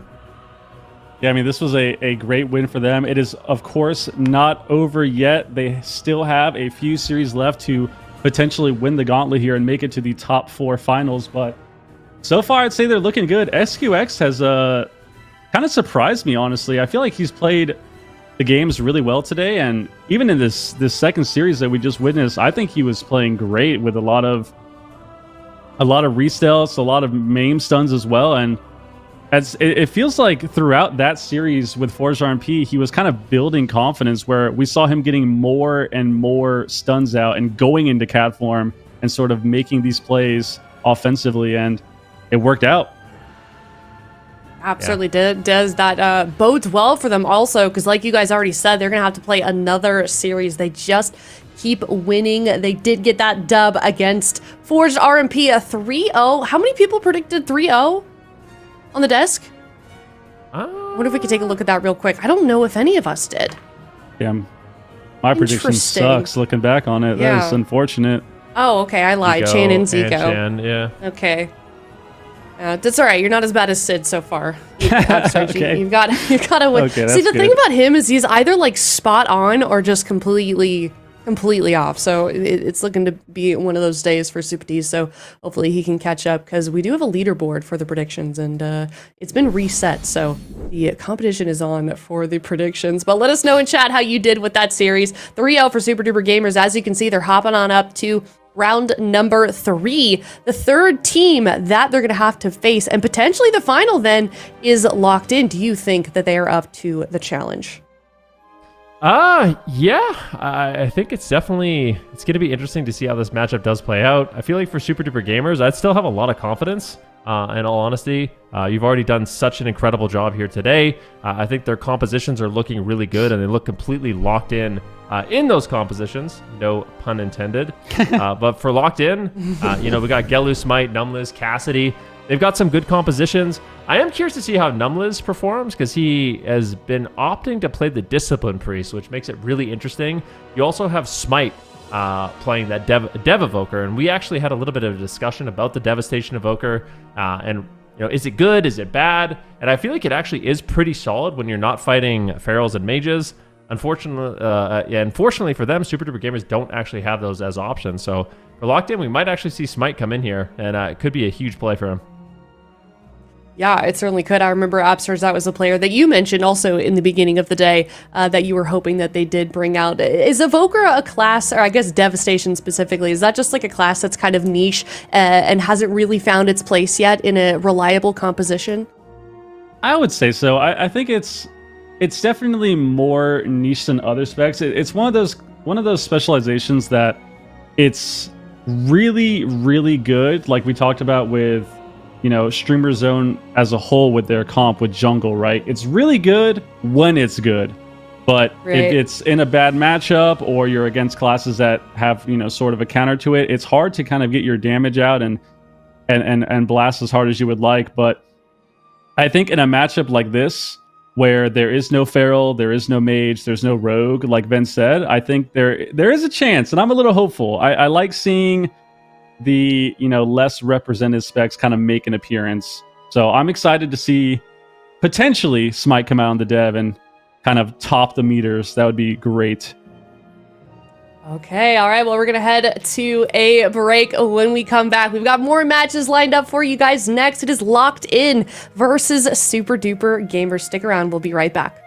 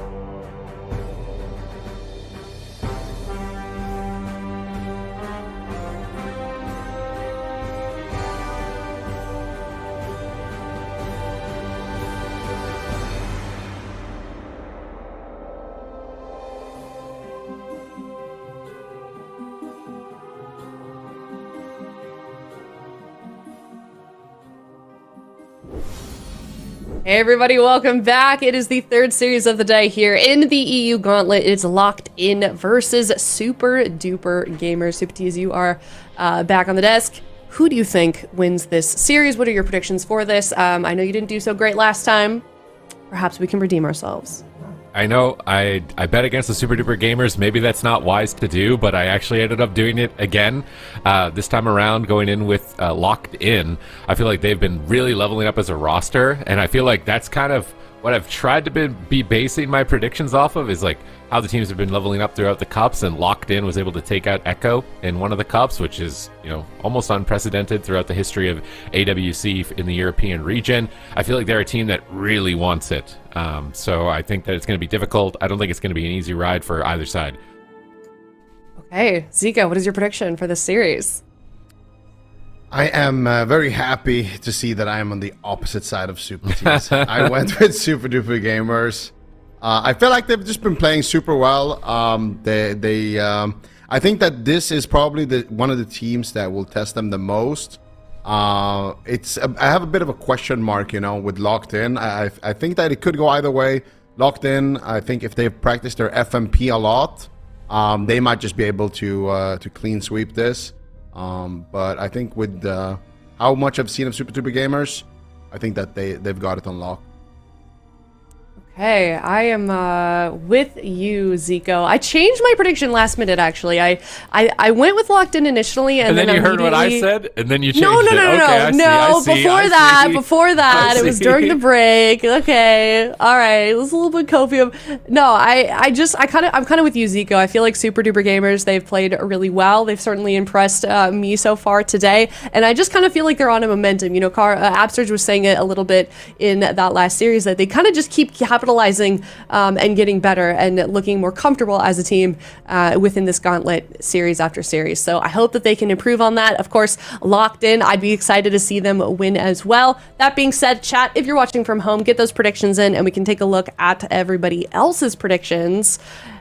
And we are all I'm on the side of the coin in agreement, right now. and you're on the side of the coin. Sifties, what, you keep being the odd man out? What's going on? I mean, at least the scores are closer. You guys keep doing like 3-0s, and I'm like, the caliber of these teams, you know, I think Tony's team, they kind of lost morale. I was really expecting Acura's team to perform better in that last series. Like, P-Make was such a play baker in Cup 1. That's why I wanted to go with him, but they just couldn't size up here today. But now the scores are a lot less one-sided, so I do think that this is likely the closest series of the Gauntlet. I think CHIBAKU, in a sense, are rooting for Locked In, because the last time that Super Duper Gamers and CHIBAKU went head-to-head, man, they were desperately, like, grasping at straws. Like, Zeepai, play an Arcane Mage. We know you've never played it before. Just play the Arcane Mage. And it's like, what are you guys doing? Like, you must be really desperate right now. If Chan was here, he'd be saying Despy in order to bring out the Arcane Mage in that matchup. So, in a way, CHIBAKU, I think, are rooting for Locked In this series. Yeah. That is fair. But that being said, enough guessing. The series is ready to go. It is single elimination. Also, Super Duper Gamers, they started from the bottom in match number 1. They beat Streamer Zone. They beat Forged RMP. They are looking to beat one more team to make it to the final round of the Gauntlet. Can they do it, or is Locked In going to kill that dream for them? Find out very, very soon here. We're starting this series, best of 5, Locked In versus Super Duper Gamers, game number 1. All right, let's see it. They're going to be adding in the Dev Evoker here in game number 1. So kind of using their pocket pick. We're going to see Numbles on the Discipline Priest and Cassidy on that Feral Druid. And Super Duper Gamers rocking their bread and butter so far. The Demon Hunter, Ellie, Resto Druid. I don't know. What do you think about this, Sid, compositionally? Who's coming out better ahead here? I mean, Smite just really likes that Devastation Evoker, and I think if the other team doesn't have a Subtlety Rogue, that he does have some opportunities, although this could be a bit rough. I guess he's got the Fire Breath Purge as well for the Resto Druid Hots, which is a lot of support. They've got Discipline Priest adding in extra damage, so I think compositionally it makes sense on paper, but we don't see this comp too often. They're the only team in competitive play that runs this Feral Druid Devastation Evoker. Look at that damage onto Jamie, forcing the Astral Shift, swapping now onto SQX, massive blast of damage, forcing his Bark Skin. It's going to be that Dragon Rage Incarnation, that combo of cooldowns from Cassidy and Smite every 2 minutes, which is going to be very dangerous for Super Duper Gamers, but they survived the first wave. Yeah, they survived the first wave, but when dampening adds up, they could. We have seen Smite being able to land double and triple kills on that Dev Evoker. Let's see if he can do it this game. Right now, getting pressured heavily, actually, from Super Duper Gamers, dropping very, very low. Normally, it's caught up in that imprisonment. Smite is going to activate the Obsidian Scales. Catches a massive shield there, but he does get cycloned on half HP. Nicely done there by SQX. Cassidy now is taking a lot of damage as well. Ulti Penny coming out here from Numlis will be able to stabilize the rest of his team with that. And SQX is just doing a really good job just building distance between him and Cassidy, but Cassidy finally back on target. But SQX once again manages to land a kick there onto Smite. Then Ancient of Lore with Nature Swiftness gets casted, and he's just been able to recover his whole team, stall out, get all of his cooldowns back. Meanwhile, Jamie is just putting up so much pressure onto Locked In. Super Duper Gamers are looking really solid so far. Yeah, they're looking very impressive throughout this entire gauntlet. You can tell that they came to play. They're not pulling any punches. Locked In need to figure out what they want to do here, because in the late game, we do anticipate the Discipline Priest to struggle in the matchup against the Resto Druid. They have Incarnation coming up in 20 seconds roughly here for Cassidy. That needs to be a big window. They need to create an opening prior to that. They catch a full Maim stun. They bait Barkskin. That could be an opening. They clone the Barkskin. They switch back on Jamie. They're developing pressure with Disintegrates, but Smite falls behind. They get a root on MVQ. Trying to delay his assault here towards Smite and Cassidy. Jamie fishing for interrupts with Hex here. And then that way SQX doesn't have to deal with them. He can get Cyclones for free. That's a really good usage of Hex from Jamie to bait interrupts. Here he goes for another Hex. He's still just trying to bait interrupts. He's not finding it this time around. Stun on SQX. Here's the Incarnation. They really need to get pressure with this. They find the Maim stun, but Smite is just dying on their go. I can't believe it. He just gets dropped. Super Duper Gamers are just in another league in this gauntlet. It looks like nobody can touch them.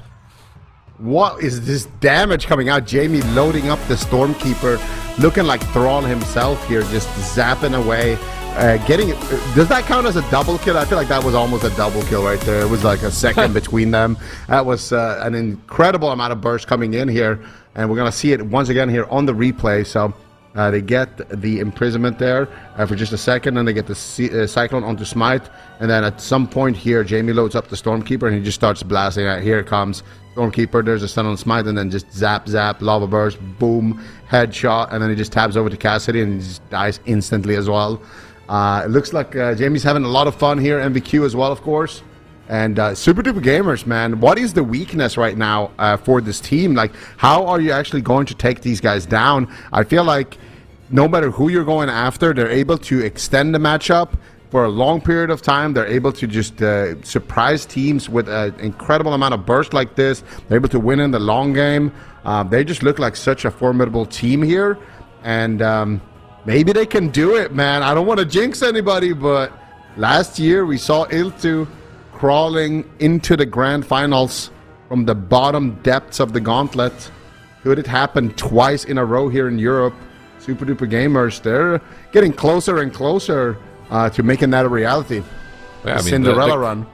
The question for Europe was either, can you conform to the meta, which we've seen as like Feral Mage kind of being the front runner composition, or can you find a way to defy the meta? And it looks like Super Duper Gamers are going the defy route. They found some new talents with that Rain from Above on the Demon Hunter, which is getting a lot of extra damage. I love that they're comboing that with the heroism of the Shaman, so he's just pumping out more Fel Lances in that Rain from Above window with the haste. Also using an Eye Beam to boost up the haste before he goes into it. It's giving him this massive window of damage that they didn't have previously. It also feels like their Resto Druid SQX is playing on a different level. I was wondering if the Resto Druid would be a liability. It really felt like Demon Hunter or Subtlety Rogues were going to be their weakness, but that's why they got Blizzo on the roster now, and he was able to perform with the 3-0 against RMPCHKO. How did you call them before? RMP? The last RMP that they just played against. Forged RMP. Blizzo was able to fill those shoes exactly when they needed them. So if they have the answer for the Subtlety Rogue, they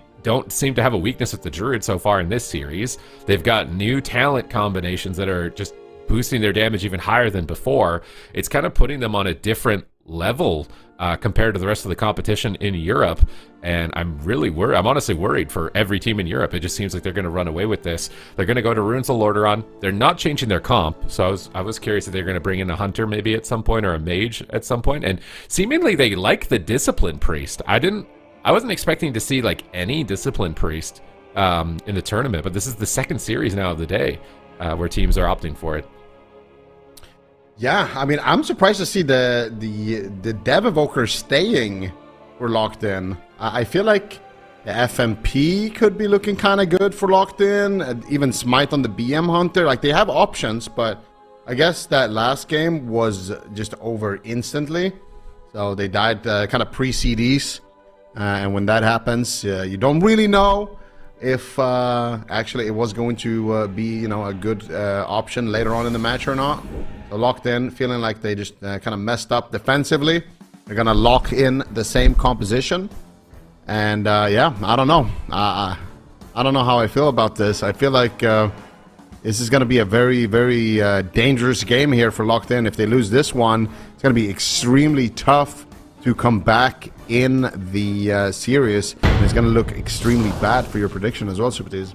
Yeah, I've just accepted that, you know. Sometimes it's hit or miss, okay? It's hit or miss. I'm either 100% accurate or 0% accuracy. It's just very volatile prediction market for me. It's just all in or all or nothing. So let's see, though. Locked In.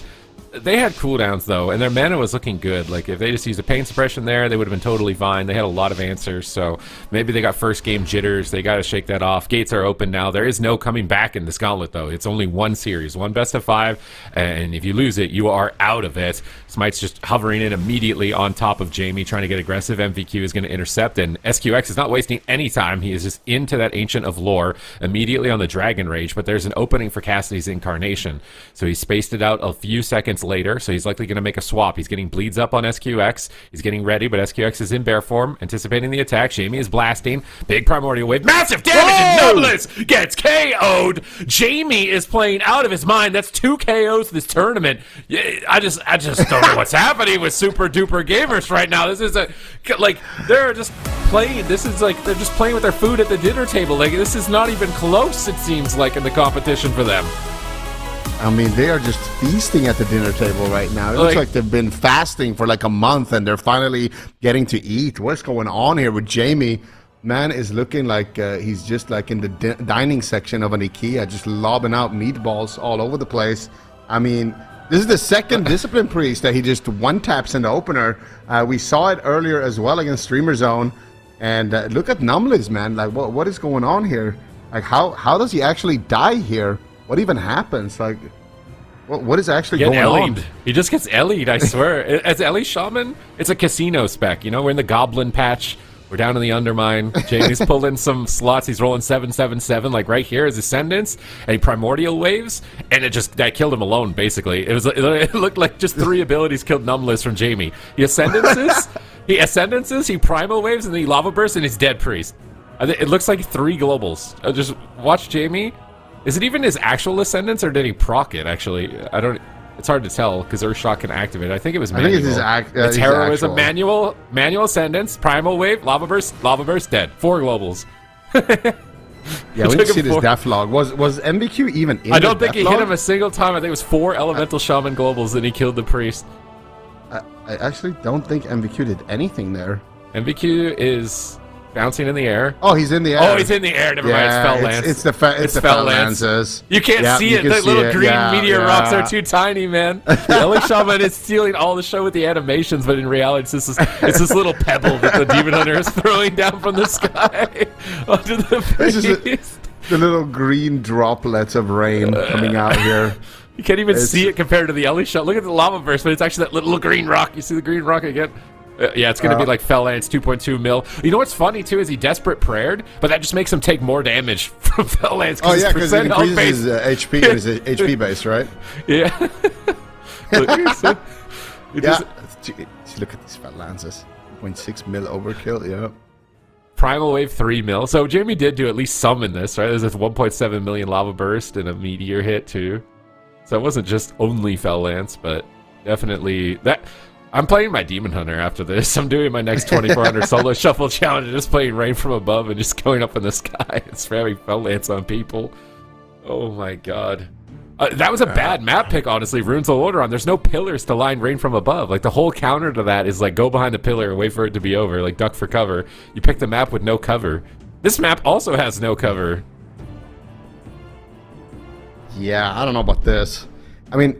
Locked it. It's so unfortunate for them, right? Because they still believe in this Dev Evoker, and again, both games, they just die pre-CDs. Both games, it's just instantly over. So what do you do now? Like, maybe their comp actually is good. Maybe it's going to work. Or maybe it's terrible, and they actually have better options with Gelu or with the Hunter, but it's just so hard to know when you're just dying instantly in the opener like that. Super Duper Gamers, they're definitely going to be happy with that, because getting a win like that, it's just going to give you so much room in the series as well. And a team that is not happy about that is, of course, going to be CHIBAKU TENSEI. They've been getting farmed by Super Duper Gamers in mirrors the whole season, so I don't know if they have even an answer for them. I don't know if anybody has an answer for them. They are looking so good right now. You can tell they've just been using this time to practice. They got some big hitters on their roster, and they just have solid options. And they haven't revealed too much either. They've revealed basically what we know that they have. Oh, they have Blizz on Warrior, and they have DHLA. That's, you know, just looking at on paper, that's something that you already knew about this team. So it's looking real good here for Super Duper Gamers. Yeah, definitely looking like a strong roster, and it just seems like they've shored up all their weaknesses that they had throughout the cup stages in these past couple of series, and they've shown that they're really well-rounded. And honestly, if I was CHIBAKU, I would be kind of, you know, cowering at the moment, because this is looking like a very powerful roster that you're likely going to be going head-to-head with. And locked in, they're playing what you would expect to be the aggressive comp winning in a minute, right? Like, it's a Devivoker and a Feral Druid and a Disc Priest. Like, that just screams, we're going to do a lot of damage, purge all your hots, and run you over. But they're the ones getting run over. It's like, what's going on? Like, they're supposed to be the aggressive composition, and they're the ones getting steamrolled at the moment. So they need to respect the rain from above. That spell is getting so much value from the Super Duper Gamers. They must have found that tech, discovered it. I wonder if it's going to blow the doors open for the meta at all in North America as well. Yeah, I mean, there's a lot of teams that have Demon Hunters on their rosters. They're definitely glued watching this right now, but MVQ is taking quite a beating here in the opener. Doesn't actually even have to trade out the blur. And look at Numless positioning. He is very defensive. Like Cassidy, everyone, they're like, yep, the rain from above. We're not playing the game right now. We're just going to be chilling here. Finally, it does subside. The Hunt coming out, though, for MVQ as he looks to make yet another push. Smite is taking a decent amount of damage there. SQX was in a stun, so SQX now being on stun DR means that he can play with full confidence. You can see him already moving towards the enemy healer, moving out in the midfield. He knows he can't get stunned and swapped to, and Numless out of nowhere takes a massive chunk of damage. He's got a lot of healing to do here, actually. Just this pressure from the DHLA is really starting to sink in. All right, let's see where they're going to go from here. Numless and Ultimate Penitence in the back line. Cassidy has no medallion. He can be a target later on for a Fell Eruption. Jamie's jumping in aggressively on top of Smite, really pushing towards Numless. SQX gets there with a Maim stun. Jamie repositions. Smite rescues Numless. They in-cap Roar Cassidy. They do want SQX. He's in Bear. Now back and just kiting Cassidy at the pillar with massive movement speed. They catch him in a bash. They really need to hit like a triple fire breath. I think that's the difficulty of this matchup, is that the Devivoker can't stack up the Demon Hunter and the Shaman and the Druid together to actually get that fire breath to hit 3 targets and get the maximal value from the Purged, from the Scour Flame PvP talent. He gets a deep breath here on MVQ, trying to blast him down, but SQX is in that Ancient of Lore. They should be fine. Smite falls behind once again, and honestly, if I was Numless, I would be terrified. Like, they've just been vaporized multiple games in a row, and now it's match point. Your entire season on the line. You'll be eliminated with no second chances here if you lose a single game. Yeah, what are they going to do here? They need to rise to the occasion. Numless spamming out some damage in the backline. SQX is moving forward, looking for maybe some crowd control, but Numless just ducking around the corner. And here comes the damage potentially from Smite. Disintegrates being lobbed out. MVQ countering here with the Hunt. Doesn't have blur for a couple of seconds, so he is a bit of an exposed target, but manages to recover with the heals from SQX. Ancient of Lore, I think, was popped there as well for SQX in the backline, so should have, actually wasn't committed just yet, but the Iron Bark is there for MVQ, and actually a bit of an overlap there with the blur, but they're going to be feeling very confident here to push forward. Full Cyclone connects onto Cassidy. Here comes the deep breath, and here comes MVQ. Rain from above. He's spamming out the lances.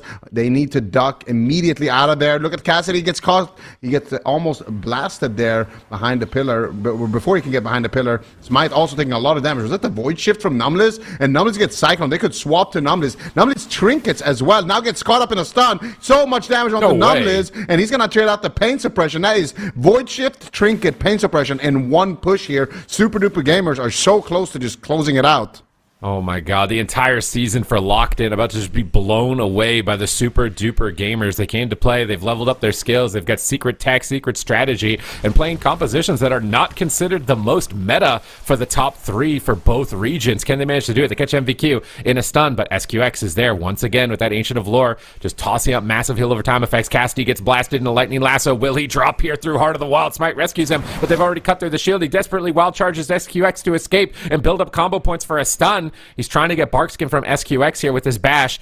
He's not going to find it. He cyclones him instead, trying to switch his attention back onto Jamie. Decent pressure there. Does force the Astral Shift. So at least they do have a couple of opportunities here in this matchup, but defense is looking shaky. Smite immediately trading. They cycle an MVQ. Jamie's loaded up a Stormkeeper. He's got 2 big lightning bolts in his back pocket. He's got a Fire Elemental out. Here comes the Nature Swiftness as well. Big damage incoming onto Smite. He pre-walls. Cassidy gets caught. He Barkskins. He might just die through it. Insane pressure from the super duper gamers. Cassidy holds on by a thread with the pain suppression of Numbless just in the nick of time, but that is pretty much it for their defense. They are looking so flimsy. Mana is looking bad, and Locked In need a miracle.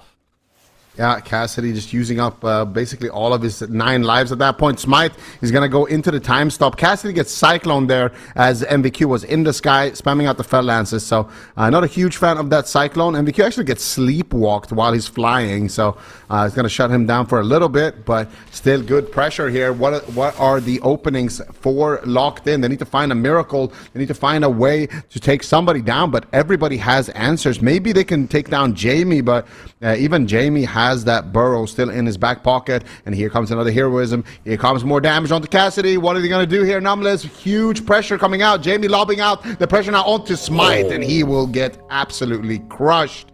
Super duper gamers take it 3-0. That looked absolutely hopeless for Locked In.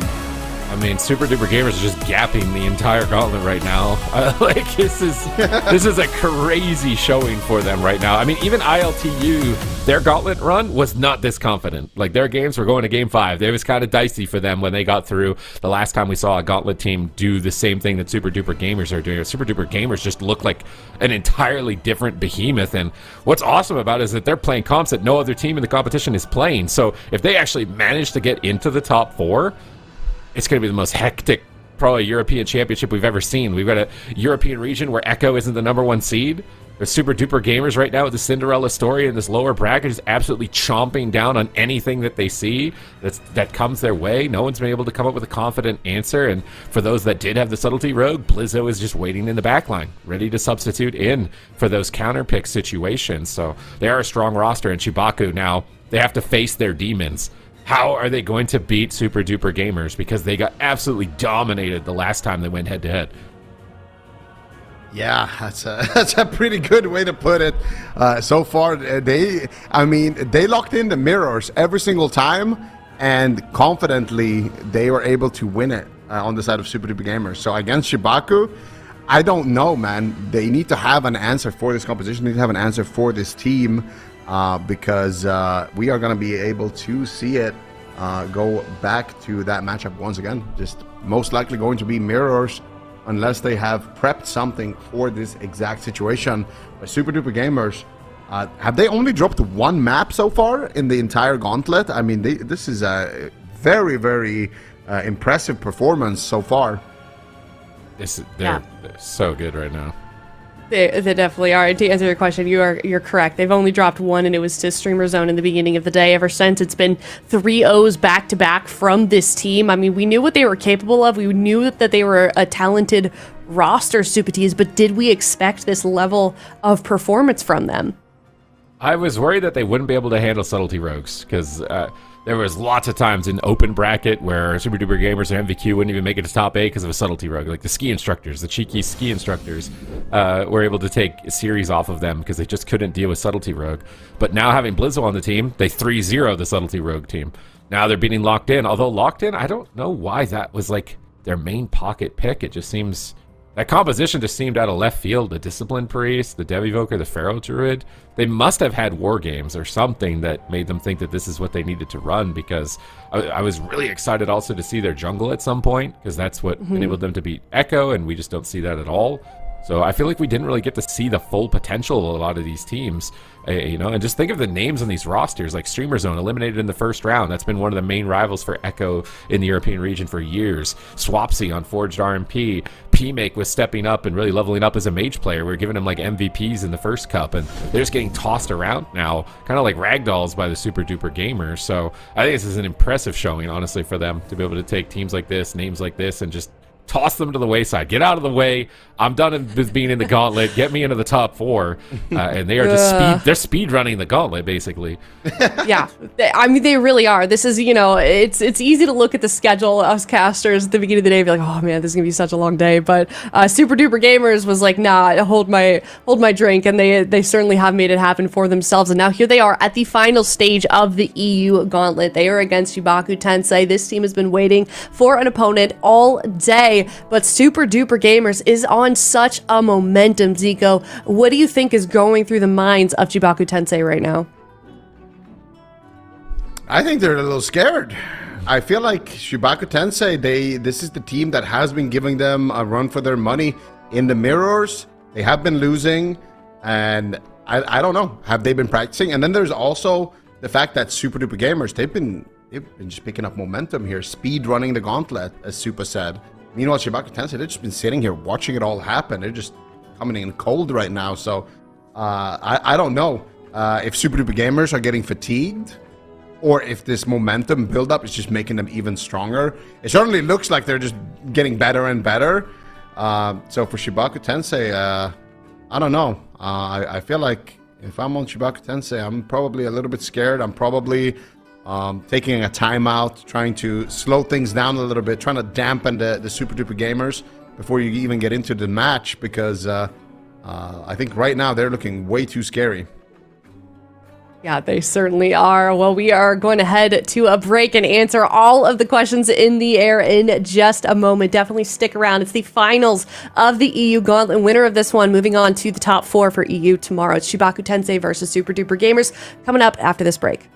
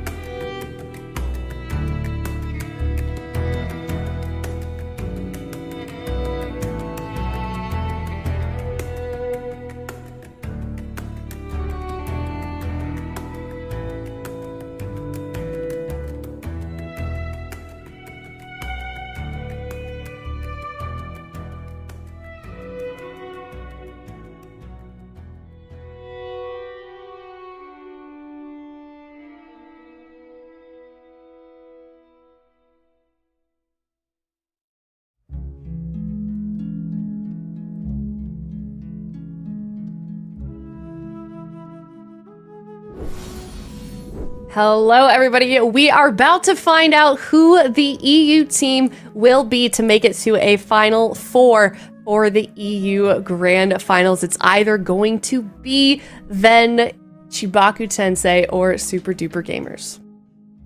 Yeah, just throwing in my prediction here really quickly. So this is going to be an interesting match.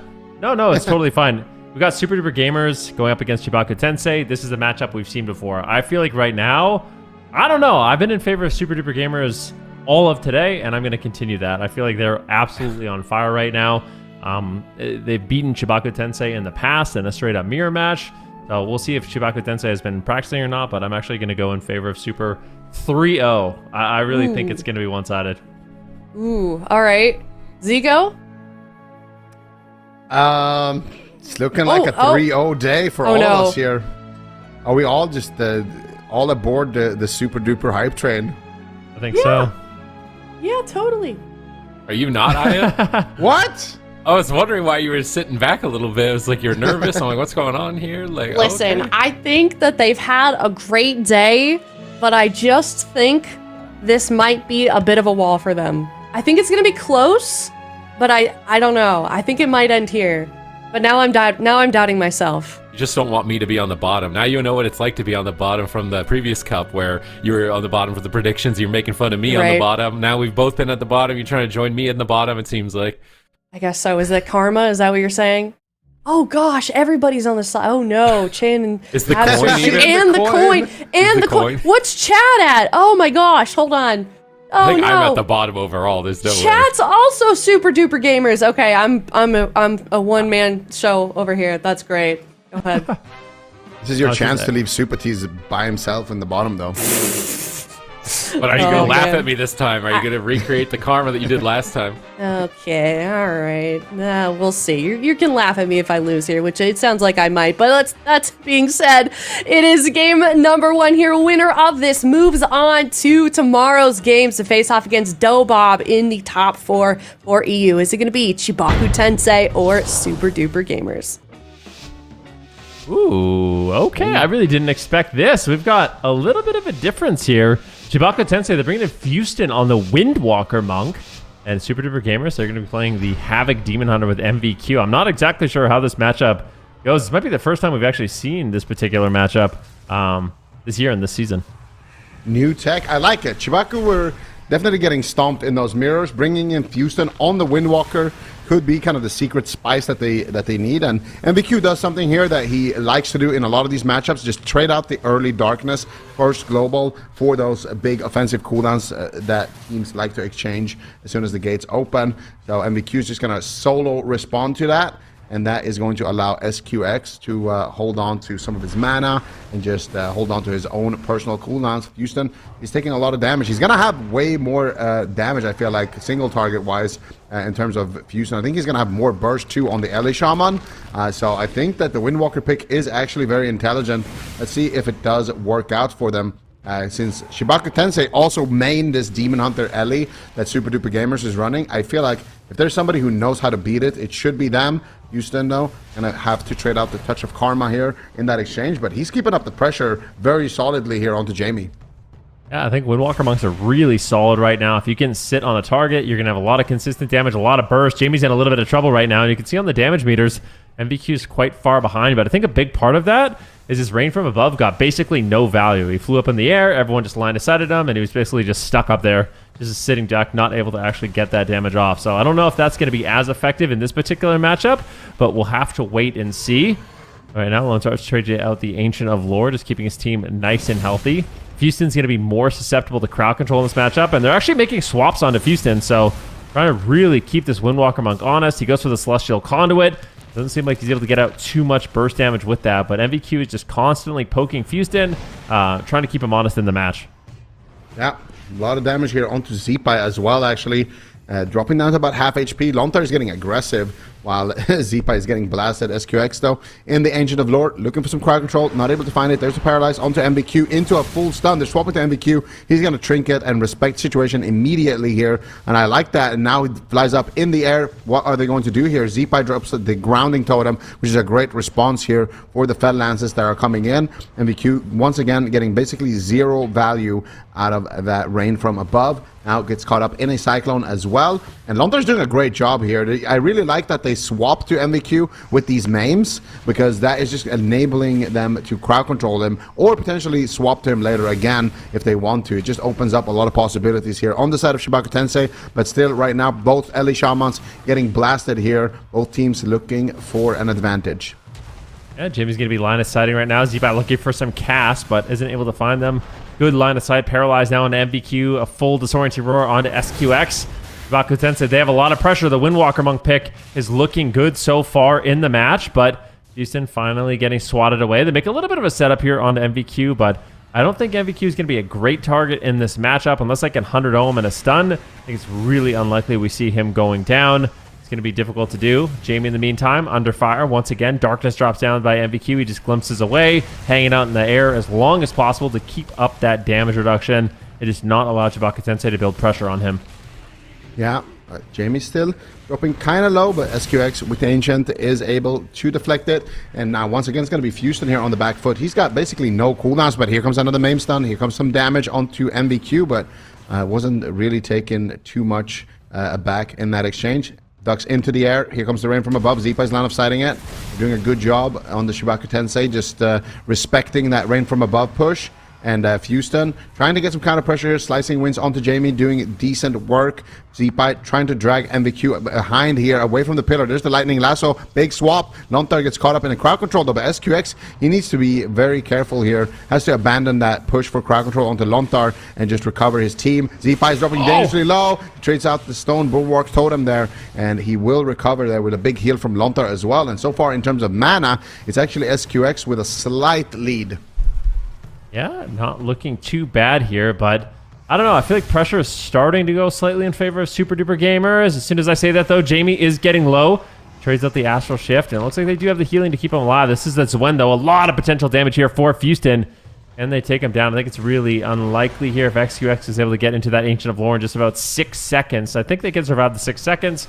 They'll be able to pop that tree form and easily stabilize his team. In the meantime, though, Zipa's in trouble. Lone Star does not have the Ancient of Lore for another, basically, couple minutes here at this point, so there's a good opportunity for Super Duper Gamers to get some pressure rolling. They make a setup here on MVQ, but he shrugs that off. That lightning lasso not going to be enough. Houston turns his attention back on to Jamie, but XQX has everyone nice and recovered. And now it seems like Super Duper Gamers, it's actually very back and forth. It seemed like they had good pressure, but it's just everyone's getting topped off. Dampening isn't high enough yet. Yeah, I feel like if we do go into deeper dampening, Super Duper Gamers, they're starting to get a big mana lead here. I don't know what SQX actually is doing, but he has a significant mana lead. The last time I looked at mana, I feel like SQX had the same mana that he has right now, but Lontar has basically lost another like 25% of his mana bar since then. So it's looking really good here. Whatever XQX is doing, he needs to keep it up. I think it could be the targeting here, actually, pressuring Lontar there, forcing out his Trinket and his Bark Skin. I think in general, on the side of SDG, they are just allocating their damage in multiple sources, and that is allowing them to tax the mana of Lontar a little bit more, whereas on the side of CHIBAKU Tensei, it looks like they're going heavily after the enemy Eli Shaman, and Jamie so far is just able to sustain and survive all of those pushes. Lontar in the Ancients of Lore looking for the crowd control. Can he find it? Actually, fake cast the kick. He gets a nice cyclone there onto MVQ, but Zipai is falling further behind SQX now in the Ancient of Lore, and he's going to be able to keep his team nice and topped. And I really think it's just going to come down to mana here. Both teams have answers in terms of defensive cooldowns, and unless Lontar gets swapped to and absolutely blasted here in the next 15 seconds, I think that most likely... Oh my god! What was that damage? Where did that come from? We dropped the darkness. It wasn't enough. I think Houston threw in a big Fist of Fury there. A strike of the Wind Lord, Fist of Fury. Really powerful with that force set. We'll have to see it again, but I think he just kind of ran out of answers. You can see, though, he's got the Netherwalk, he's got the Blur. I think it was a bit of a surprise for MVQ in those final moments. SQX going to be trying to hold on, but it's very unlikely we see Jamie and XQX pull this off. That game's over. CHIBAKU TENSEI proving me wrong, winning game number 1. Houston on the Windwalker Monk, looking really good, but I feel like Super Duper Gamers may have dropped the ball there in those final moments. I think so too, because I was just looking at all the cooldowns. I was like, yeah, I don't see any opening here except for maybe taking down Lontar. And then I blinked and MVQ was dead. So let's see here on the Darkness, replay Netherwalk, what actually Trinket. happened. Yeah, his whole spellbook.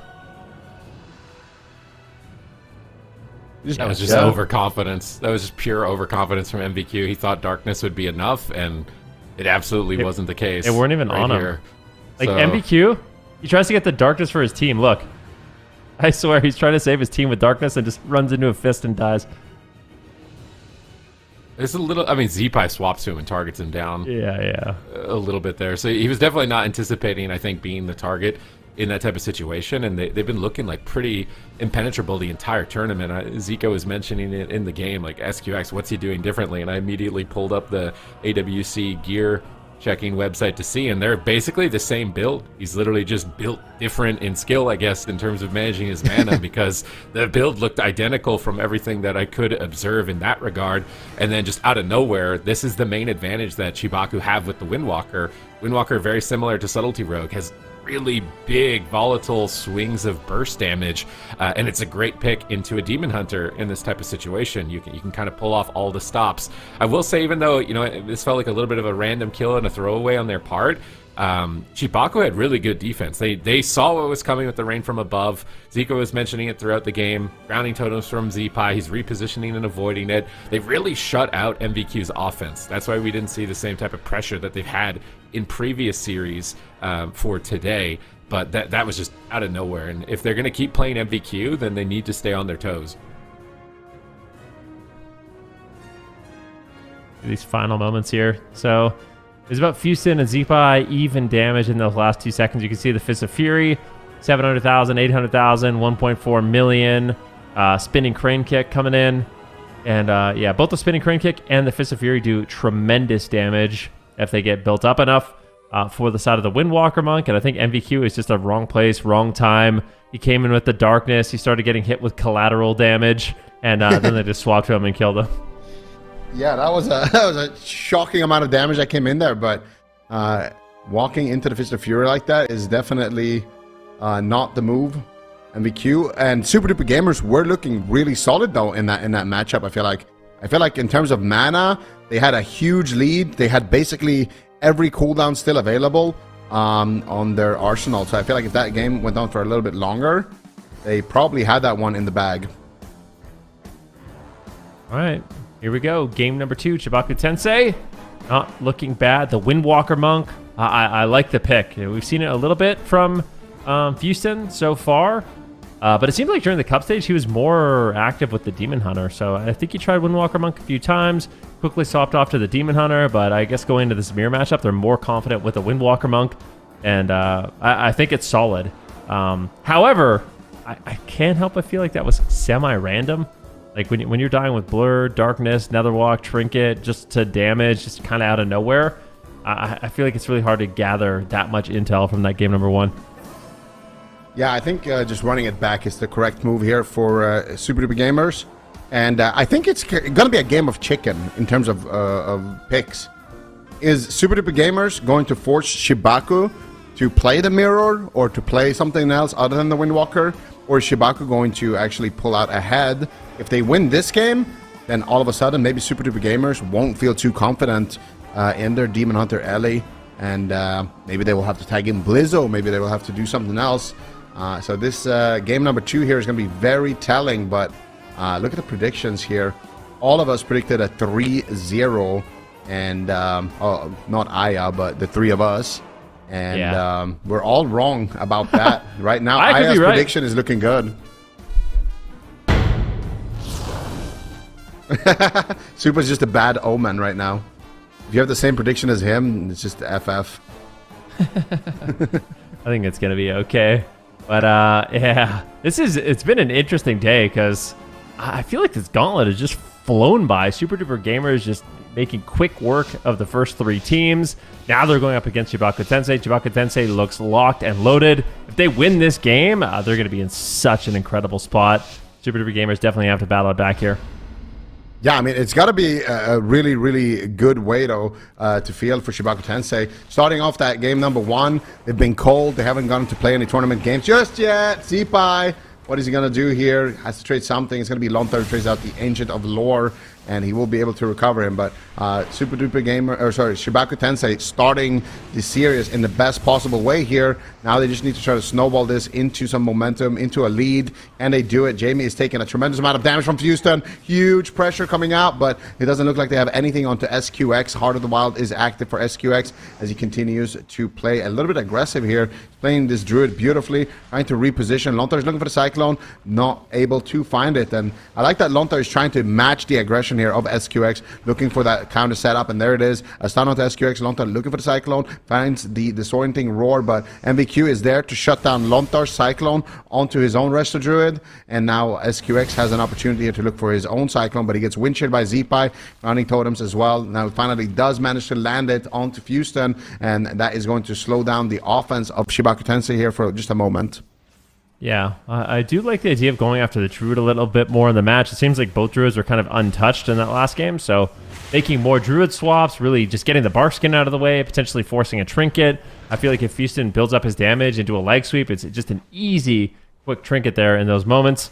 Right now they are blasting the Druid, and that's the main strategy change we're seeing in this game so far. Houston eating a stun, getting swapped to here by MVQ. MVQ has pretty much all his defensives left, but I guarantee you CHIBAKU Tensei, they're going to be looking for those swaps onto MVQ, trying to catch him off guard. Yeah, let's see if they can. Houston, though, with no karma, is going to have to be a little bit careful. SQX is getting swapped here for just a moment. SQX actually has no Trinket, so that was a nice Ancient of Lore that SQX just did to try to avoid incoming stuns, but actually I think he might have actually tanked the leg sweep with that, so really heads up play, but they can find a stun onto SQX if Lontar can maybe get there with a maim stun or even a lightning lasso. They have an opportunity here to KO SQX, but Barkskin is rotating back up. Here comes the rain from above for MVQ. There's the Cyclone from SQX as well. Beautiful fake cast there on the kick from Zipai, and Houston forced to run away there and just lick his wounds for a second as he goes back onto Jamie on that Eli Shaman. A really good offense here from Super Duper Gamers. I feel like the way they're playing around their Resto Druid and continuously setting up these Cyclones is a big reason to why they've been doing so well. But here comes a swap onto Lontar. SQX gets wind sheared there on his Cyclone attempt as well. MVQ was in a leg sweep there, but manages to shut down Zipai for a second here with the Fell Eruption. SQX going to get swapped too, but once again, trades out the Barkskin, and that is going to buy him enough time. By the next time he is off stun DR, he's going to have his Trinket, so he's going to have another response for another incoming attack here. So SQX just rotating his defense very well at this point. All right, let's see. Lone Star in the back line, looking for a Cyclone. MVQ is just going to be immuning that with his Metamorphosis, doing a good job. MVQ is very annoying to crowd control. He's very good at glimpsing, using the meta immune, just ducking out of line of sight really quickly. It's definitely one of the things that sets him apart from other Demon Hunters. Good damage here onto Zipai at the time being. XQS gets immediately interrupted. Beautiful interrupt there by the side of Zipai. So back and forth, still both teams just focusing on the Elemental Shaman. Zipai down to about 50% health. He gets topped off there by Lone Tar. Lone Tar moving in, gets the full maim stun. This is the setup we're looking for. The darkness drops down. That was a beautiful darkness there by MVQ. Just such fast reaction time. SQX is definitely going to survive that setup because of that, and really doesn't have to trade anything as a result. Yeah, really nicely done. SQX holds on to his Trinket. And now he's going to have the Trinket plus the Barkskin, so SQX is allowed to stay offensive in the match here and can play exactly how confident he wants to. Looks for a maim stun onto Lontar. Doesn't look like he's going to be able to find any follow-up. Zipai shuts it down with the Lightning Lasso. And yeah, something that Zipai is doing as well in the matchup, which is really nice, is that he continuously uses his Lightning Lasso, his Knock, his Wind Shear, his Grounding Totems to shut down these Cyclones from SQX. But when he doesn't have those tools, he starts casting Hexes onto SQX as well, just to interrupt him. Lontar, though, dropping low for a second. The Q also taking a little bit of pressure, but looks like Lontar is going to be able to recover himself as well as his team, even up with mana a lot better in this game number 2 as well. It's still anybody's game here. Both of these teams very evenly matched so far. Yeah, Zipai taking some damage, but both Druids using the Ancient of Lore, basically mirroring, keeping their team nice and stable. Lone Star moving in, disorienting Roar. Can he find the full Cyclone? MVQ's there to play defense. and manages to land the stun. Zeepai getting really low on health. Lone Star has a lot of work to catch up here. That was really good defense from MPQ, which enabled them to start getting that pressure in the match. 5 minutes have elapsed, 23% dampening. SQX is low, Jamie's low at the same time. This is not looking too bad for CHIBAKU TENSEI. At the same time, though, Zeepai's getting low. Very back and forth match. And both teams just have such high healing as well as damage in this match. It's just very volatile. Yeah, Zeepai though taking a tremendous amount of damage. Astral Shift comes out. Do they have any follow-up cyclones here onto Lontar? Zeepai burrows underneath the ground.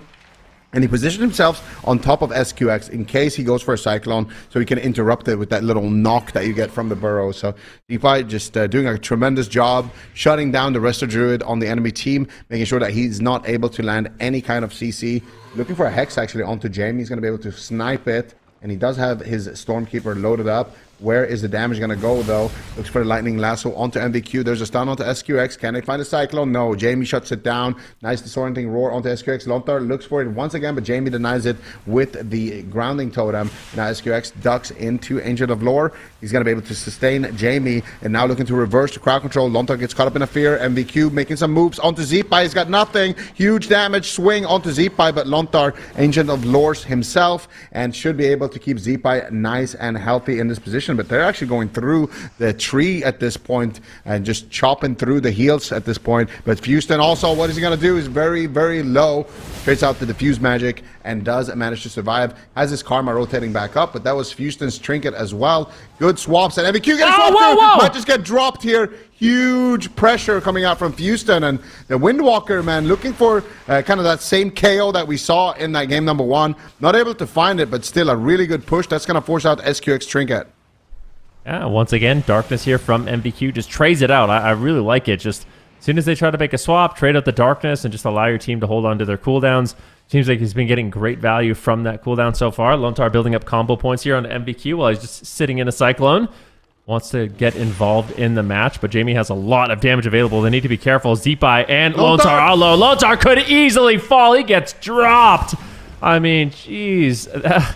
Just watching him just sit in cat form for such a long time. I feel like Lontar kind of was a little bit crazy there. Like, you know, yeah, you hate to see it. Well, we're going to watch it on the replay, but I feel like Lontar, he was in an offensive mindset for like the last 30 seconds of that match.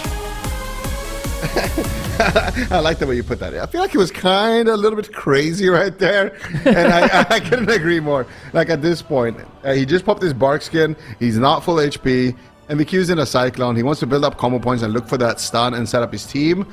I guess he thinks that he's going to be fine with just a Frenzied, but he just dies to the raw damage. And that is, again, one of those things that the Demon Hunter brings to the table, right? That we saw multiple points, even right before this happened from MVQ. Just having that darkness, having that extra little bit of survivability is so nice when you are playing with that Demon Hunter. You just have that basically guaranteed immunity that it should stop a go if you pop it early enough. And Lontar definitely looks a little crazy there at the end. And as a result, Baku is going to drop game number 2 here. He looked like he's kind of wandering out there. He just got combo points with the swipe and the Cyclone, so he's looking to get a full maim stun. And it just kind of looked like he ran in and died, basically, after that. He just really didn't anticipate the damage in that position. It just kind of goes to show also how difficult the Resto Druid role is, because if you're not maximizing basically your entire class's kit, the other Druid's going to outperform you. So Lontar had been doing a good job up to that point, getting in cat form, using swipe to extend his HOTS with the new PvP talent that came out for this season, the Forest Guardian, where you can use your combo point generating abilities to extend your heal over time effects, so you can extend vital ones like the Cenarian Ward, while also simultaneously getting combo points to stun a target. And he had been doing a pretty decent job, I'd say, up to that point, where it kind of just looked like everything fell apart. And as soon as you make the wrong call one time on trying to be offensive, Super Duper gamers are not going to let you get away with it. Yeah, I bet MVQ feels really good about that too. Just like if you're a melee DPS and you're just in Cyclone and the enemy druid's just attacking you like while you're in Cyclone, like that's a solid revenge there for MVQ. But I think you're super right about that. You're super right about that, Sid. Like it is really difficult to navigate a matchup like this. Like you're having to heal all 3 targets from not only a Windwalker / Demon Hunter plus an Ellie Shaman. you're being constantly targeted in the match. You're expected to go in for stuns. Like you have a big role, and it seems like if you drop the ball in dampening, you just basically automatically lose. So it's super hard. Yeah, we got to make the call eventually because like he sees SQX with no trinket, no skin, no bark, and he wants to get in there and get a crowd control if he can. And he's looking like I got Iron Bark and Nature Swiftness. Just died faster than he could really consider being able to activate them in that position. So you got to always be on your toes. Like Super Duper Gamers, their composition, it can sometimes, you know, be a little bit slower, but if RNG hits really good, they can be really fast. So you can't really have any time to relax in this type of matchup. CHIBAKU still looked threatening, though, throughout that game. Like, Houston on that Windwalker, I think, has been a really good pick on their part, finding a lot of opportunities. MVQ adapted, though, well this game. I really like, as Vinruki pointed out in the game, his darkness usage, dropping that down immediately whenever things were getting scary, as opposed to risking it at lower health, because then the RNG factor of its damage prevention becomes even more lethal and threatening. So both teams adapting, honestly, to each other's play here and looking a lot more evenly matched than the series we've seen so far in Europe. And I don't think it's going to be a free ride into that top 4 for either side now. Who do you think has a better comp, Sid? I feel like one of these teams has the worst comp, but I think that the swaps that we saw, especially the ones onto Houston, where they almost KO'd him, they look super deadly for the Windwalker, but at the same time, I feel like Super Duper Gamers, the later the match goes, the more it looks like they're winning. So I don't know. What do you think? I definitely think in the late game, I don't know as far as comp, it just feels like SQX as far as like consistency on the Druid seems to be a little bit better, and I think that is giving them an edge. As long as MVQ is on point with preemptively avoiding setups, then Super Duper Gamers, I think, have the edge here. It's really up to CHIBAKU to make MVQ trip up, I think, in this series. If MVQ doesn't trip up, then I think compositionally Super Duper Gamers are going to have the edge. Okay, I think that makes sense. So you're saying it's a Druid diff right now? I think As the Druid main off the diff. desk. Okay, but I'm not as good as these guys. Okay, I'm not as good as these guys, but after observing SQX, it just seems like he's got a little bit of an edge on Lontar as far as the decision making. Maybe that's experience in the matchup. I don't know if CHIBAKU were practicing this comp or how many times they get to mirror in this type of situation, or what their war game situation was looking like for them. And Druid has the biggest skill expression right now, I think, of any healer, probably any time to play a Resto Druid also. There's so much that you can do on it, and that means there's so much you can be punished for as well if you make a mistake doing it. A high risk, high reward. It might be, I mean, with the way you have to manage combo points is is Resto Druid like the hardest thing you can possibly play right now, just in general? I mean, it might be. If you're actually playing at like close to skill cap, if you're trying to min-max it, 100%, I think it's the hardest spec. If you're just trying to AFK 80 yards away and heal, then absolutely not. But I don't think you can do that and win anymore. So definitely one of the hardest specs here. Yeah, so respect to these Druids pulling it off here in a very difficult matchup like this. We're all tied up. The final match of the Gauntlet. Just keep in mind, the winner of this series will be getting into the finals. And we're going to be playing up against Dobob in that game number 1. Big damage immediately here from the side of CHIBAKU TENSEI. And I think Windwalker Monks, one of the things about the Celestial Conduit Windwalker Monk is you get going right away. You can just blow all your offensive cooldowns, get a lot of pressure rolling for MVQ. It's going to take a little bit longer to establish that kind of damage. So I do expect the Windwalker team to have more burst in the opener essentially every game. Yeah. And we actually see that right off the bat here as well. But Houston did get shut down a little bit in terms of offense. Lontar looking for some Cyclones, not able to find them just yet. SQX sitting through a CC chain. MVQ ducks up into the sky and spamming out some fell lances, but everybody is kind of avoiding him. He's like the boogeyman right now. Anytime he goes into the air like that. Houston actually trading out the diffuse magic in that exchange. Double leg sweep. Ooh, it's the Ardo on MVQ. They're going to go after Jamie. MVQ gets hexed by Zeepai. And Zeepai just building a good kind of distance between him and MVQ. Doesn't want to give him too much free damage, but Lontar at the same time is taking a little bit of damage. And again, I mean, even now, like just a minute into the game, you can already see a little bit of a mana differential here between these two Druids. There's something that SQX is doing that is just allowing him to inch out ahead a little bit in terms of mana, even in a situation like this where Lontar's team actually has done more damage. MVQ, though, to be very careful. Had to trade out the Trinket as well as the Darkness there. Still holding on to the Nether Walk. Good pressure coming out from CHIBAKU TENSEI, dropping Jamie low and MVQ, getting 2 Trinkets from both DPS as well as Astral Shift as well. So big cooldowns being forced here on the side of CHIBAKU. They have an opening. Yeah, let's see what they can do. Big leg sweep incoming. Are they going after MVQ? Looks like they have a little bit of damage. Not going to be enough. I think as soon as MVQ gets out of the stuns, he should be able to use his mobility to survive. So you really have to have that overwhelming damage when you want to swap to the Demon Hunter. See what they can do. SQX faking out an interrupt there. And a good job. Zeepai doing what he can, looking for a potential hex here. Can he find it? Doesn't look like it. Jamie's getting really low on health. Zeepai has a lot of pressure here. Stunned onto Houston. MVQ just trying to slow down the damage at the same time. MVQ getting stunned up. They're making a swap on him. Double lightning lasso. I mean, these teams are just so evenly matched. Yeah, beautiful stuff here coming out. Both teams exchanging blows. Lontar has basically all his cooldowns available still. MVQ ducks up into the air, spamming out the Fell Lances, trying to reverse the pressure back onto Zeepai. Zeepai with no grounding totem, just kind of eating these Lances right now, but Lontar is able to deflect them. SQX gets stunned up, and they find any follow-up CC. Doesn't look like it. There's the disorienting roar. Lontar looking for the Cyclone. Can he get it? Nice root right there by Zeepai with that Earth Grab, forcing MVQ to just sit there and watch as his healer does get Cyclone, but not too much pressure coming out on the tail end of that. And look at Zeepai here once again. Gets the wind shear onto SQX and then instantly starts pre-casting a Hex. So as soon as SQX goes for the next Cyclone, when he doesn't have an interrupt for it, he'll interrupt it by just hexing him for a little bit. Even if that does get dispelled, it still buys him enough time to get his interrupts back. So Zeepai just doing a really good job shutting down the rest of Druids in this position. Manages to get a big setup here onto Jamie. Is that the darkness dropping for MVQ? Jamie almost going down through the darkness. Nice ring of peace on the darkness. Jamie so low here. 20% touch of death range. Houston connects with it. And CHIBAKU Tensei takes a quick, clean game number 3 here. That was an excellent ring of peace on the darkness. And they had the damage to back it up. And Jamie just kind of flopped there.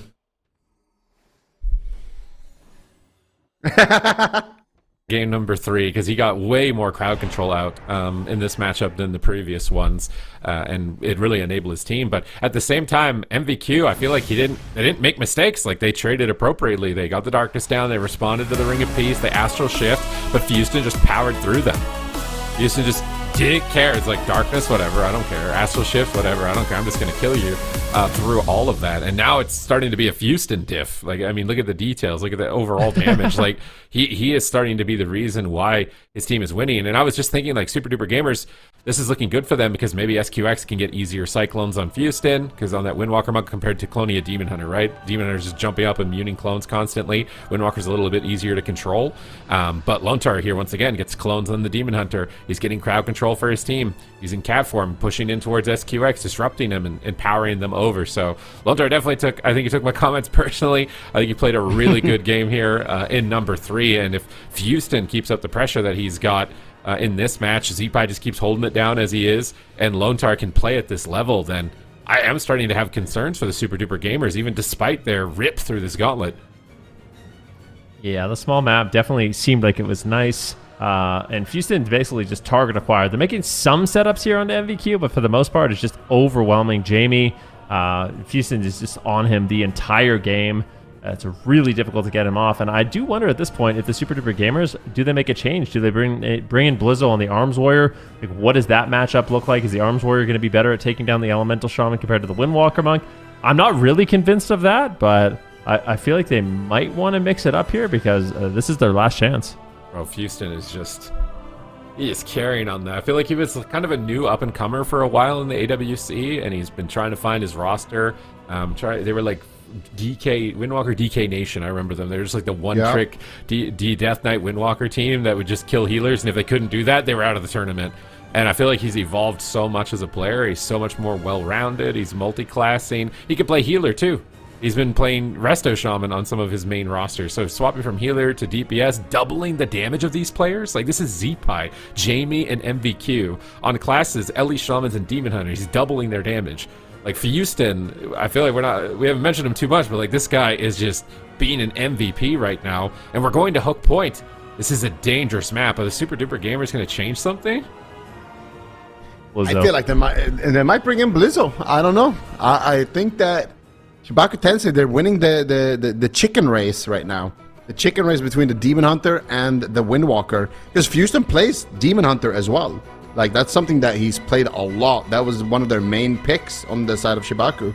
And the fact that he's opting to not run the Demon Hunter, not play the Mirror, and instead put all of his eggs in the Windwalker basket is telling. I feel like that tells me that he thinks the Windwalker is superior to the Demon Hunter in this matchup. So it is very interesting. Super Duper Gamers, though, what are they going to do? Is it time to bring in Blizzo?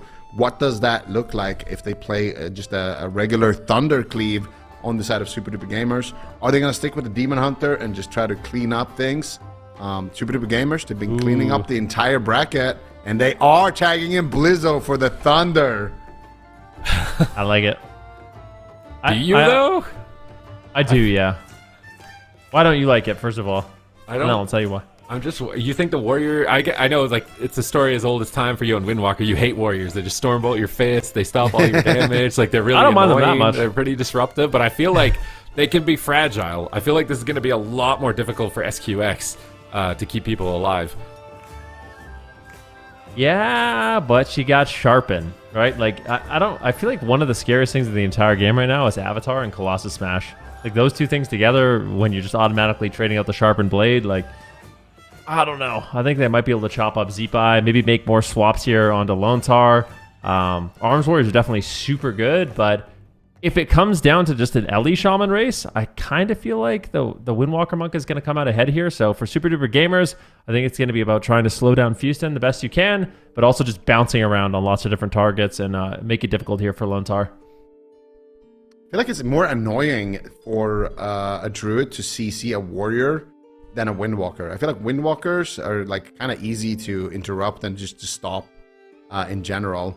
Lizzo, it's going to be really annoying with Blade Storm, with Reflect, with just in general outranging and things like that. I think Blizzard's going to be much more annoying to get CC on compared to Fusen on the Windwalker, especially when they both have an LA Shaman backing them up. And I think the name of the game for Blizzo is just uptime. If he gets good uptime, it's gonna, like, every time I see a Shaman get tunneled by a Warrior, it's always like, okay, if the Warrior gets enough uptime, he just has to trade wall just passively. He just has to trade out Burrow like passively when the Warrior gets enough uptime. So eventually it gets to a moment where he doesn't have any defensives, and then the Warrior gets uptime and wins. Or that's when, you know, you create like these moments where you get healer trinkets and just big windows of opportunity like that. For the Windwalker, I think it's more just bursty in general, like just more, basically what we saw last game. So yeah, I don't know who I think should win. We're gonna have to wait and see out, right? Like, we haven't seen this matchup probably almost ever right here, and Blizzo's got to be the light in the darkness right now to reverse sweep, because the Super Duper Gamers have been putting on a show in this gauntlet all the way up to this point, but now they're on match point, and all of that hard work could be completely wiped away. Yeah, Blizzo, is he going to be the man to do it? Super Duper Gamers, it's been a long day. Like you said, they need just 2 more wins, and they started from the bottom. They made it all the way through. CHIBAKU TENSEI, that final boss, they are up in the series 2-1 right now. Blizzo moving forward, looking for a Storm Bolt, but he gets caught into a leg sweep, and Houston's really just putting pressure onto Blizzo. Are they really just going to train down the Warrior? They trap him in the room with the Ring of Peace, and Blizzo's really struggling to connect right now. They locked the door there with that Ring of Peace. And Blizzo, I mean, we said it. Blizzo on that Arms Warrior is going to be a juicy target as well. Definitely is going to be a big struggle for SQX to keep him alive. Jamie also is taking a tremendous amount of damage here. Houston coming in with the slicing winds, doing some work. But Jamie's still, oh my god, huge swap onto Houston, almost taking him down through the touch of karma. But he is able to get that out. Traded out the diffused magic and his trinket there as well. Now big swap onto Blizzo. Blizzo might just die in this maim stun, but SQX is able to deflect it for now.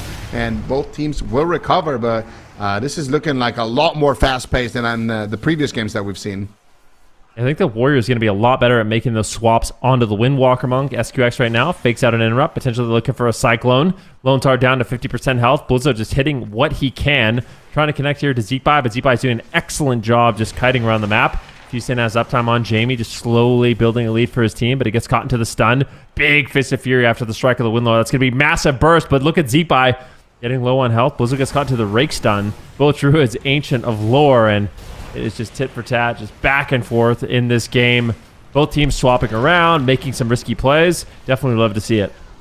Yeah, absolutely love to see it. But when it's all said and done, Houston could still be in a lot of danger. But Celestial Conduit, Jamie, also not out of the woods yet. He has cooldowns to trade. He can't be too greedy. Could be the burrow here for Jamie. He's trying to hold on to it. He gets caught up in the main stun. Doesn't have any Astral Shift. Gust of wins away. Almost gets rooted on it there. Nice attempt coming out there from CHIBAKU TENSEI. Houston gets caught up in the Cyclone. Blizzo Blade Storming here. Getting some pressure onto Zeepai. And just getting enough uptime onto Zeepai means he's going to have to trade out that Stone Bulwark Totem. And Houston actually teleporting out of danger, but still kind of caught up in the midfield. Blizzo trying to go for these Windwalker swaps. And they've been very effective so far in the matchup. Lontar building up some combo points in the back line onto SQX. Looks for the potential Cyclone. Not able to find it. There's the Paralyze onto Jamie. And Lontar still not able to find that Cyclone. Nice maim stun though onto SQX. And here comes Lontar. Can he find the Cyclone? Or will Jamie be able to shut it down? Jamie shuts it down there with the Wind Shear. Zeepai, as a result, is taking a tremendous amount of damage with Lontar playing so offensive. And that's what we were talking about with Resto Druids. Balancing that offense and defense is crucial. Yeah, Houston has good damage on Jamie. He gets cycloned up there. Lontar now moving forward. He gets interrupted. Good job there by SQX. There's a Disoriented Roar. Once again, the Ancient of Lore mirrored by both of these Druids. They make some risky plays, then just use the Ancient of Lore to recover, stabilize. Everyone's going to be healthy for the next like 10 seconds here. And then it's going to be both Druids looking for crowd control once again. It's just so interesting how these Druids completely mirror that cooldown. Yeah, very, very interesting. And Lontar is doing really good on mana as well. So, oh my God, Zeepai! Zeepai, almost going down there. And this is what I mean. When the warrior gets to do enough work, all of a sudden, when you leave Blizzo free like that, all of a sudden, your team might just crumble underneath his blade. Blizzo now caught up in the leg sweep. Houston trying to go for a swap. There's the Lightning Lasso follow-up. Big pressure, but Jamie shuts it down with a Lightning Lasso of his own. Houston getting swapped to there for just a moment, but nice grapple weapon coming out there onto Blizzo. That's going to slow down his damage, and the Avatar Colossus Smash is available here for Blizzo. Avatar is rolling. Who is he going to smash? Right now, it's going to be Jamie, actually, taking a lot of damage there from Houston. Blizzo manages to get some uptime as well onto Zeepai, but Zeepai is just going to trade out the Astral Shift immediately. Does not want to mess around with those cooldowns, and respecting that warrior. And it looks like they are going to be able to recover once again from that position, but I feel like I'm more worried about Jamie right now. He's got nothing, and if Houston, he's going to have leg sweep coming up very shortly, but at the same time, Zeepai dropping very low there. Nice gust of wind. He's going to be able to buy him a little bit of distance, but Blizzo reconnects, and if Blizzo can get uptime, it could also be Zeepai falling down. This game is so close. Zeepai and Blizzo going up against each other. See what goes down. Zeepai trying to just kite away. Gets the Lightning Lasso here on a Blizzo, just trying to limit the uptime as much as possible. It's a huge part of the game here. Is not only getting off your effective damage, but also just limiting the effective damage of the enemy melee. Blizzo's all over him. Once again, a huge hit of damage. Execute connects once. Zeepai's on the run looking for a Hex. It gets reflected. Blizzo is here to play. And Zeepai, I mean, this is looking really dicey at this point of the game. Is the Arms Warrior really going to be what Super Duper Gamers needed? Blizzo getting low in health, though. Has to trade out the die by the sword. Celestial Conduit trades here for Houston.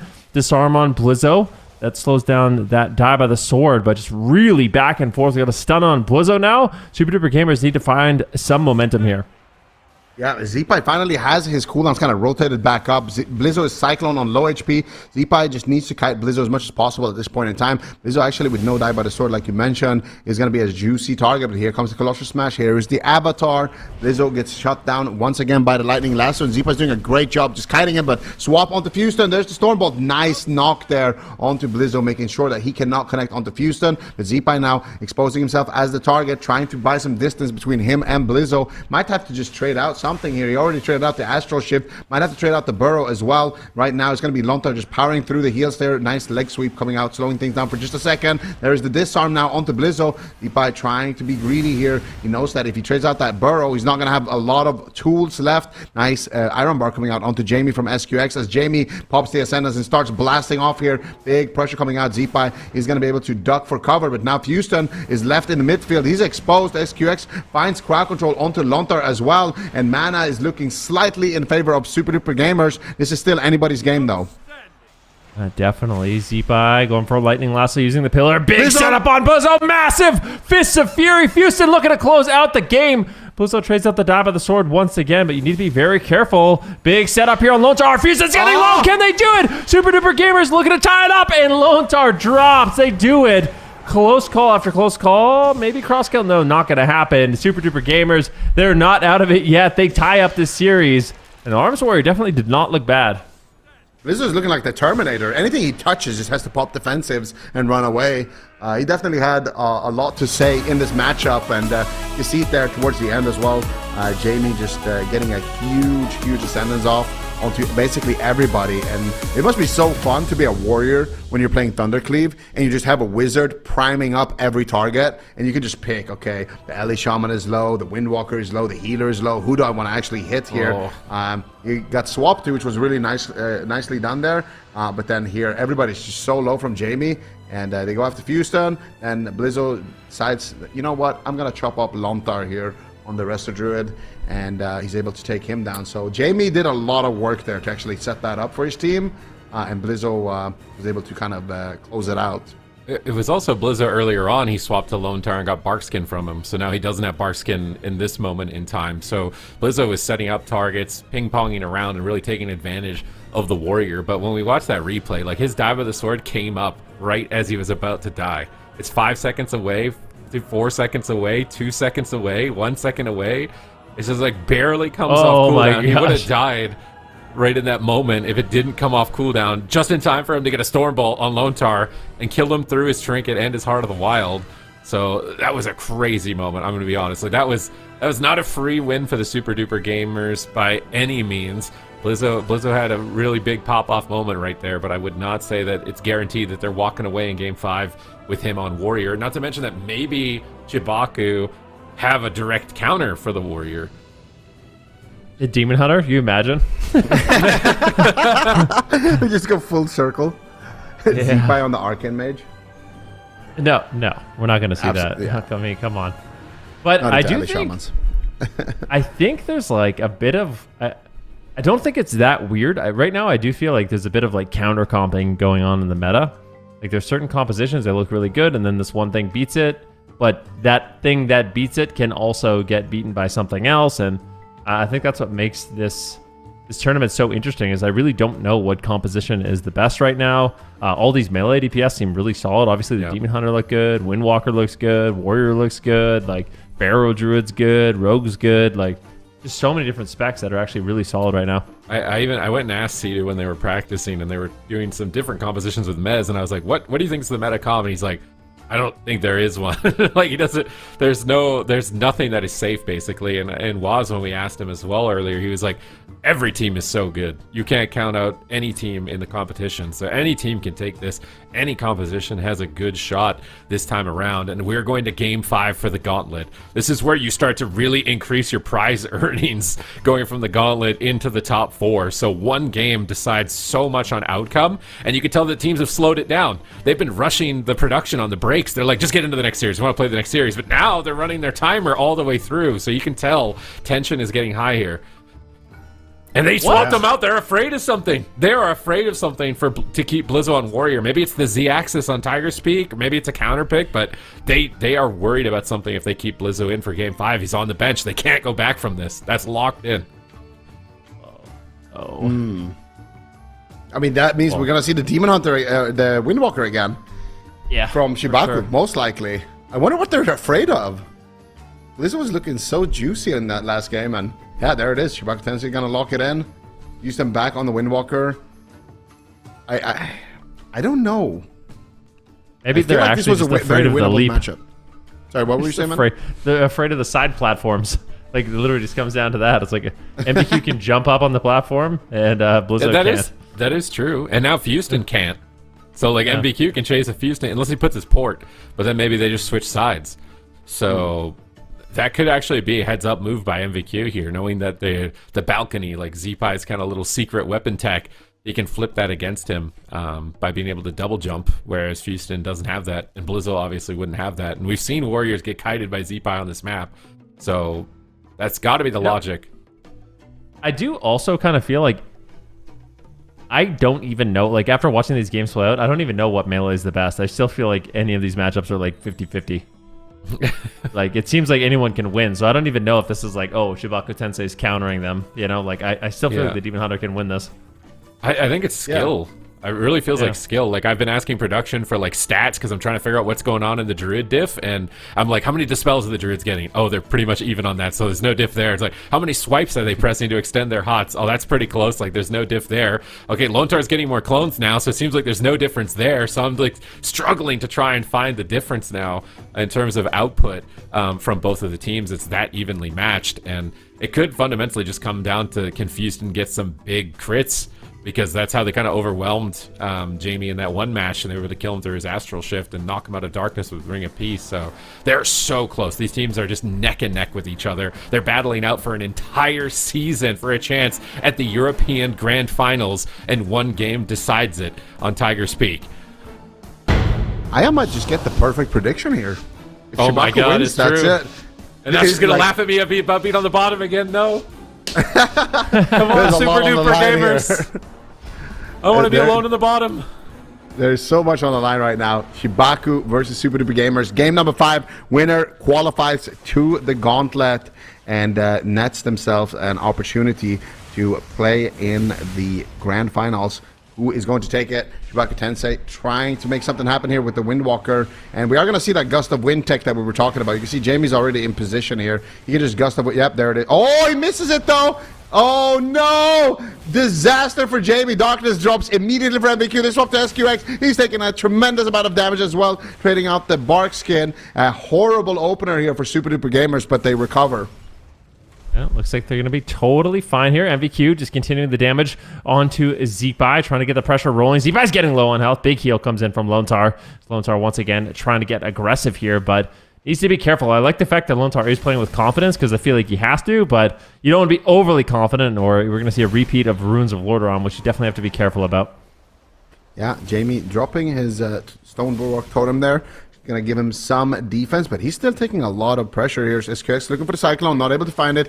Zeepai is there with the Wind Shear, but he extends the chain, and he does manage to find it there. Nice roar into Cyclone. Zeepai trading out the Astral Shift, respecting the situation. Jamie, though, is taking a lot of damage. Here's the triple leg sweep. Could be just a game here. No, SQX is going to Trinket and trade out the Iron Bark, but that is a huge cooldown that they've now forced on the side of Super Duper Gamers, and now there is a big opening for CHIBAKU TENSEI to potentially close it out. If they can catch SQX in a leg sweep, they could potentially take him down, or if they can catch him later on in some kind of long CC chain, they could maybe take Jamie down. All of a sudden, they have opportunity knocking on their window. MVQ glimpses over. He just got disarmed into a paralyzed now. Good control. Big setup here on SQX, but imprisonment. MVQ shuts it down, puts him in jail. Nope. Not happening. Not going after the Restoration Druid, but they do get the Bark Skin. He's got no Trinket, no Bark Skin. And Houston has a set of images and leg sweep. I feel like CHIBAKU TENSEI, they're so close to winning this game. They could potentially take down SQX. All it's going to take is one good setup, and this Druid, it's going to be good night. We'll see if they can do it. Yeah, are they going to set it up? They could paralyze here. Houston's going to have it in a couple of seconds. He could paralyze SQX out of form and then collapse, but they need to get something onto MVQ and Jamie. They paralyze Jamie, actually. They set up the leg sweep. MVQ avoids it with the glimpse, and they're not going to be able to do anything with this. They completely botched the setup. Jamie just trinkets out of that leg sweep, knowing that it's a very scary situation. Would have loved to see that actually be allocated towards SQX and try to go for the KO. There was no darkness either for that opportunity, but Lontar instead is going to go for CC. Gets a stun, gets a full Cyclone. Jamie, what are you going to do? Trades out the Astral Shift. Is it going to be enough? Beautiful defense coming out there, and SQX is going to be able to keep Jamie alive as soon as he comes out of that crowd control chain. He does have the Ancient of Lore. Zeepai now is going to be on the back foot, but Lontar as well. In that Ancient of Lore, we see two massive trees right now just spamming out the heals, so both teams will recover. Nicely done here. Looks like mana is slightly ahead here for XQX. Zeepai getting low on health. Has to trade out the Astral Shift. Big setup, though, on Houston into a Maim Stun. It looks like they're just going to abandon that really quickly. Jamie going for the Lightning Lasso, but MVQ really wasn't there to follow up the damage, unfortunately. That was looking good. Big setup on SQX, though. Once again, it's going to be a Darkness. It's going to be a Bark Skin. It's going to be a Trinket. They used everything to keep him alive, and Houston, he's got the Celestial Conduit. I swear they can take him down. If they get a good, clean setup on SQX, I swear these Druid swaps are the key for CHIBAKU TENSEI to win this game. They could even kill Jamie. Jamie's got no Trinket. He's got no Astral Shift. He does have Burrow, though, if he survives the stun, but CHIBAKU Tensei have a real opportunity to just close out the match. I think SQX is the best target here. If they can close it out, if they can get enough pressure onto Jamie and then set it up onto SQX, that is going to be the window here of opportunity that they need to potentially close out the match. Zipai, though, is taking a lot of damage. Lontar spamming out the Tranquility in the back line. Jamie's taking a huge hit of damage, but he does have... There's the Paralyze on the SQX. Doesn't look like they're going to be able to commit with the leg sweep. Unfortunately, Jamie is going to be able to survive there with the Burrow, and now he has Astral Shift, so he's completely fine. SQX has stalled with this Ancient of Lore to his Bark Skin, so SQX dying in a stun is also quite unlikely. He still doesn't have a Trinket, though, so maybe they can get something going onto MVQ. MVQ dropping very low here. Does have the Trinket and the Nether Walk, so he should be able to use those to survive. But still, CHIBAKU Tensei with all the pressure. Super Duper Gamers just forced to play defense in this position. Lontar looking for the Cyclone. Can he get it? He gets it. And now Jamie could be in trouble. SQX, no Trinket available for that Cyclone, but Jamie's doing a good job just deflecting and kiting. And he's going to be able to survive. Now SQX out of crowd control should be able to keep Jamie alive. Jamie now into a paralyzed. Zipai getting low on health. VQ trying to just do what he can to create pressure in the match. Big I-beam incoming, but it's going to be a dismantle. That slows down MVQ and allows XQS a little bit of a time to recover. MVQ's getting low, though. They're making a setup. Can he get away? He's trying. The double fear comes in. Beautiful plays by MVQ. Is it enough to live? It looks like it might be dampening his high. XQX finally tops him off. That was such a good sigil by MVQ to keep him alive. MVP plays. Yeah, MVQ now. Still in a stun, though. Still not out of the woods yet. SQX gets stunned. Lontar looking for the win. Ancient of Lore gets casted by SQX. Trinket used in that position as well. Lontar with a really nice offensive play, but he's falling behind now on defense. Had to trade out his Barkskin in that position. Now he has a lot of healing to do here. How is he going to deal with this? He does have the Ancient of Lore. He might have to just NS it. He does put the Nature Swiftness there into the Ancient of Lore, spamming out the heals, keeping himself alive, keeping Fuston alive, recovering his team. But now SQX with no Trinket available, and he is looking for a stun onto Lontar. There's the Rake stun coming out, looking for the Cyclone. Zipai, though, is blasting SQX. They're looking for a swap.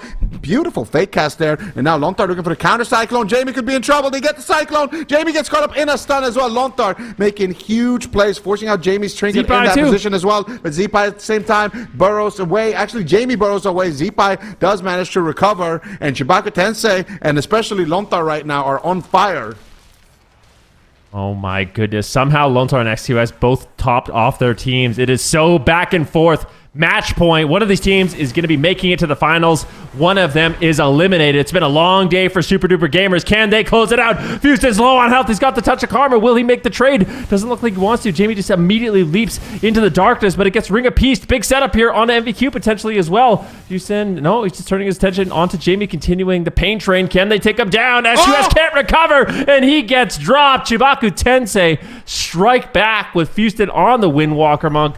3-2. The closest series of the day, but it is going to be CHIBAKU Tensei, the Gauntlet Guardians, that end up making it. Beautiful.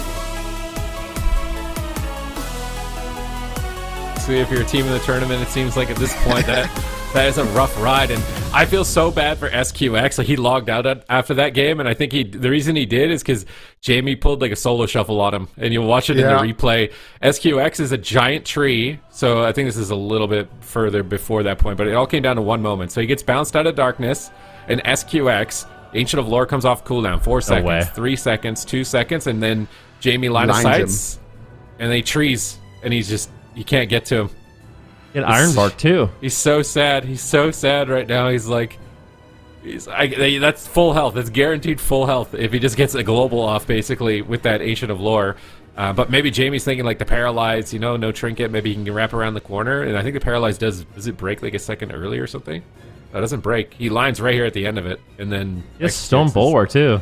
He's just so sad. SQX is just so sad about that. I think that's why he logged out. Is to see his character go offline mode with the gray health bar, because he just got lined in Game 5 right at the last second. And we've seen big teams have that type of situation happen, right? I feel like Echo with Raikou, there's been line of sight issues occasionally, but that's just what this came down to. And they had such a good showing before this point. Like, MVQ had that crazy play, which I don't think we have on replay, but the double sigil fear where he double backflips away, survives, he's topping damage. Like, to have it all come down to just, you LOS'd me, bro. Like, it's tragedy.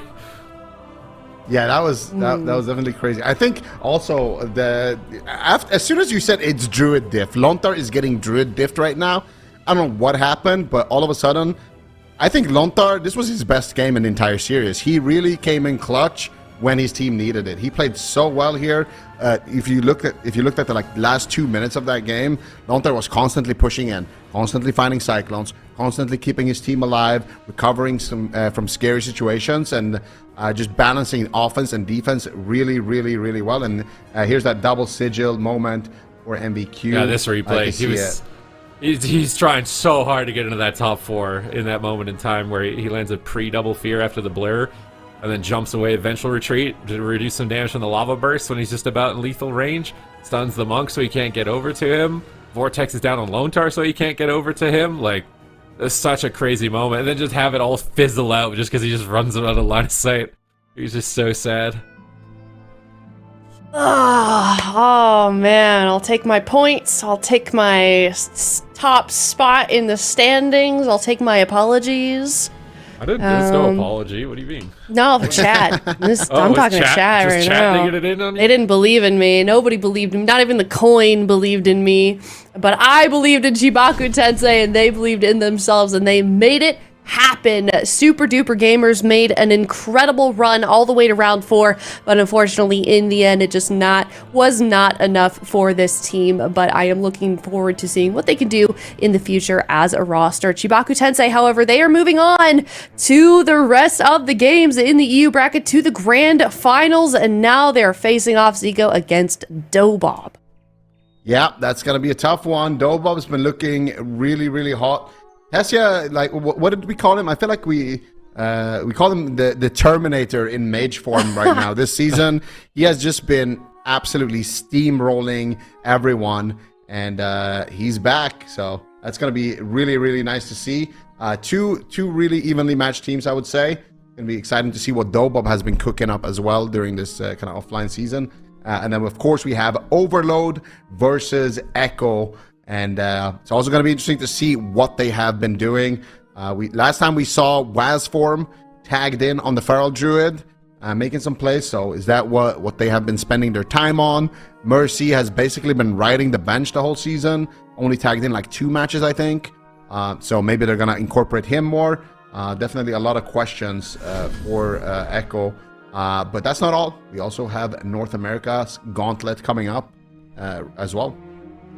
Yes, we certainly do. It is the same story over there. We've got a lot of teams lined up. The first 2, Control Alt Defeat versus Iron Will. Winner of that moving on to round 2 to face off against YPPM. Winner of that on to face GUST Busters, and then Left for Dead in round 4 waiting for an opponent. And there will be only one team from this region moving on to the top 4 in the Grand Finals for North America. And they're going to be facing off against Welcome to the Jung. So a long and difficult journey for the NA team that makes it out alive of the Gauntlet as well. So we are going to head to a break. When we come back, we will have some more games over in North America coming up next after this break.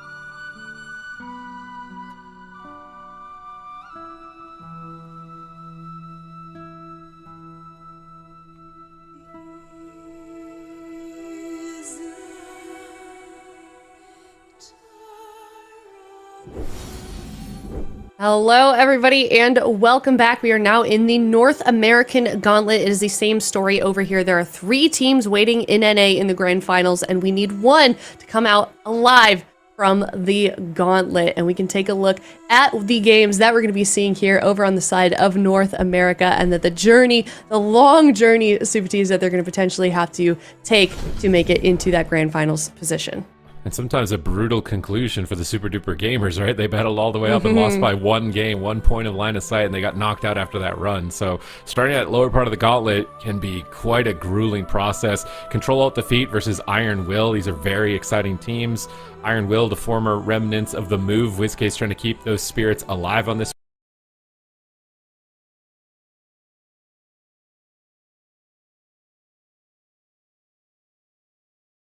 What is going to be their main composition that they're going to utilize to get out of the gauntlet? That's the major question for them. Control-Alt-Defeat, they've been running some very curious compositions. They like running some oddball picks. They like the Warrior Hunter. They started playing Ret Paladin and Hunter. They've got the Warrior and Ret. So quite an interesting dynamic as far as compositions. And the winner of that series advances to face YPPM. And this is a roster they've just said we're playing for fun. They're just here to kind of hang out. And what's funny is as a roster just playing to hang out, they've had a decent showing. So they're in that round 2 side. And it will be interesting to see that dynamic of like super sweat versus just having fun. Yeah, looking forward to that as well. So we'll see the team that does make it out alive from the gauntlet, and we can take a look at the teams and the brackets that they're going to have to be competing in for the actual finals themselves, Sturge, because you make it out alive of here, you make it past all of those teams, and then your prize is to face off against Welcome to the Jung. Yep, nothing like a gauntlet winner on NA, honestly. You just get Welcome to the Jung, the terrorizers, honestly, of the region. So they've been winning for a long time. They came back last season and they won again, and they're just a team that kind of always is prepared, always has an answer, always has a comp. So if you are fortunate enough to make it out of the gauntlet, you have a very, very difficult task ahead of you for that first round. And then we have Liquid and Tiger Toads. Liquid started off really hot. They had a Cup 1 win, and then they kind of struggled in the later Cups, but still did well, still made top 4. Against Tiger Toads, which is a team now, you know, obviously we've seen Cubsy on that Arcane Mage, the only person to be playing Arcane Mage consistently. And if you're against Tiger Toads and you're against Cubsy on Arcane Mage, you know it's just going to be a long game, and he's going to drag you deep into the ocean. So very, very intense matchups. Oh, it sounds like you're speaking from experience. Oh, I hate playing against Cubsy. It's not fun. As a healer, it's like he's just spamming spell seal. He's at the pillar, and you're sitting there like, guys, we got to get on the mage. He's 80 yards away on the pillar, and you're like, guys, we got to get on the mage, I swear. And it's just 10-minute game, and it's always a very scary one because you have to stay focused, you know, the whole time. It's rough. It definitely is. All right, well, let's take a look at the predictions that we had for this first up series. It's Control-Alt-Defeat versus Iron Will. Absurge, let's go with you. Your former team. Do you think they can make this happen? Of course. It's the Wiz, man. The Wiz. I believe in him. 3-0. I have faith. I think they've put a lot of work in the last month, and I think they have good comps, and I'm hopeful. But I think Control-Alt-Defeat is always going to be scary. I think the Ret Warrior will always be scary, so I'm thinking 3-0, though. Confidence. All right. Okay, Supertees, looks like you're in agreement as well. We're all in sync here on the desk. Is that a good thing or a bad thing for you guys? Don't know. Well, I don't know. I That's don't what we have to know. wait and see. We still got a couple more predictions too, though, here. And Benruki is going the opposite direction. He's making a left turn here, and I do think Control-Defeat. The one thing they have going for them is just kind of like less standard compositions, really volatile gameplay. I think Renar pulled. Oh wait, that was just incorrect there. Okay, never mind. It's flipping back over. I was giving him credit. Control-Defeat. I think that we have to give credit. They were able to beat some big names throughout multiple stages of the cups, and they were able to pull off reverse like 2v3 situations. I remember Renar against Cedo and coming back in a 2v3 type of situation. So Control-Alt-Defeat are a very entertaining team to play, and they've got some very powerful compositions, although strange ones. Yeah, that they do. Well, we're going to answer those questions here in this series. It's single elimination once again. The winner of this series moving on to round number 2 and is trying to climb their way, more like claw their way up the gauntlet. It's Control-Alt-Defeat game number 1 versus Iron Will. All right, Red Hunter against... Oh, kind of surprising. They played the Feral Mage Holy Pally. So, Holy Pally, we thought people were going to play a good amount on NA. That's kind of what I've been expecting. So, starting out nice. They get a good open on Katie Fox, getting to half HP. Renar just goes into Ancient of Lore. KZ Fox gets top. They're hitting Cerealia mainly. And CHIBAKU is playing Marksman Hunter. So, the thing about Marksman Hunter is you just have to stand behind the pillar. If you're at the pillar and you're lining, it's going to be really hard for them to do damage. But if you're in the open... on a mage, on a feral, you are going to get one shot. So definitely look out for the potential burst here from CHIBAKU. Ooh, big setup. CHIBAKU pre-walls. Renar's going to Iron Bark. That's going to make CHIBAKU very durable. They're still just hammering damage in. Cerealium's in midfield. Could be dangerous. Aim shots getting lined up. They're switching targets to Fuse, it looks like, on that Feral Druid. But an Ice Wall comes down. KZ Fox is isolated, but it's Mass Dispelled now away. Actually, not Mass. He just canceled it right away there to move it forward and try and get back in line of sight.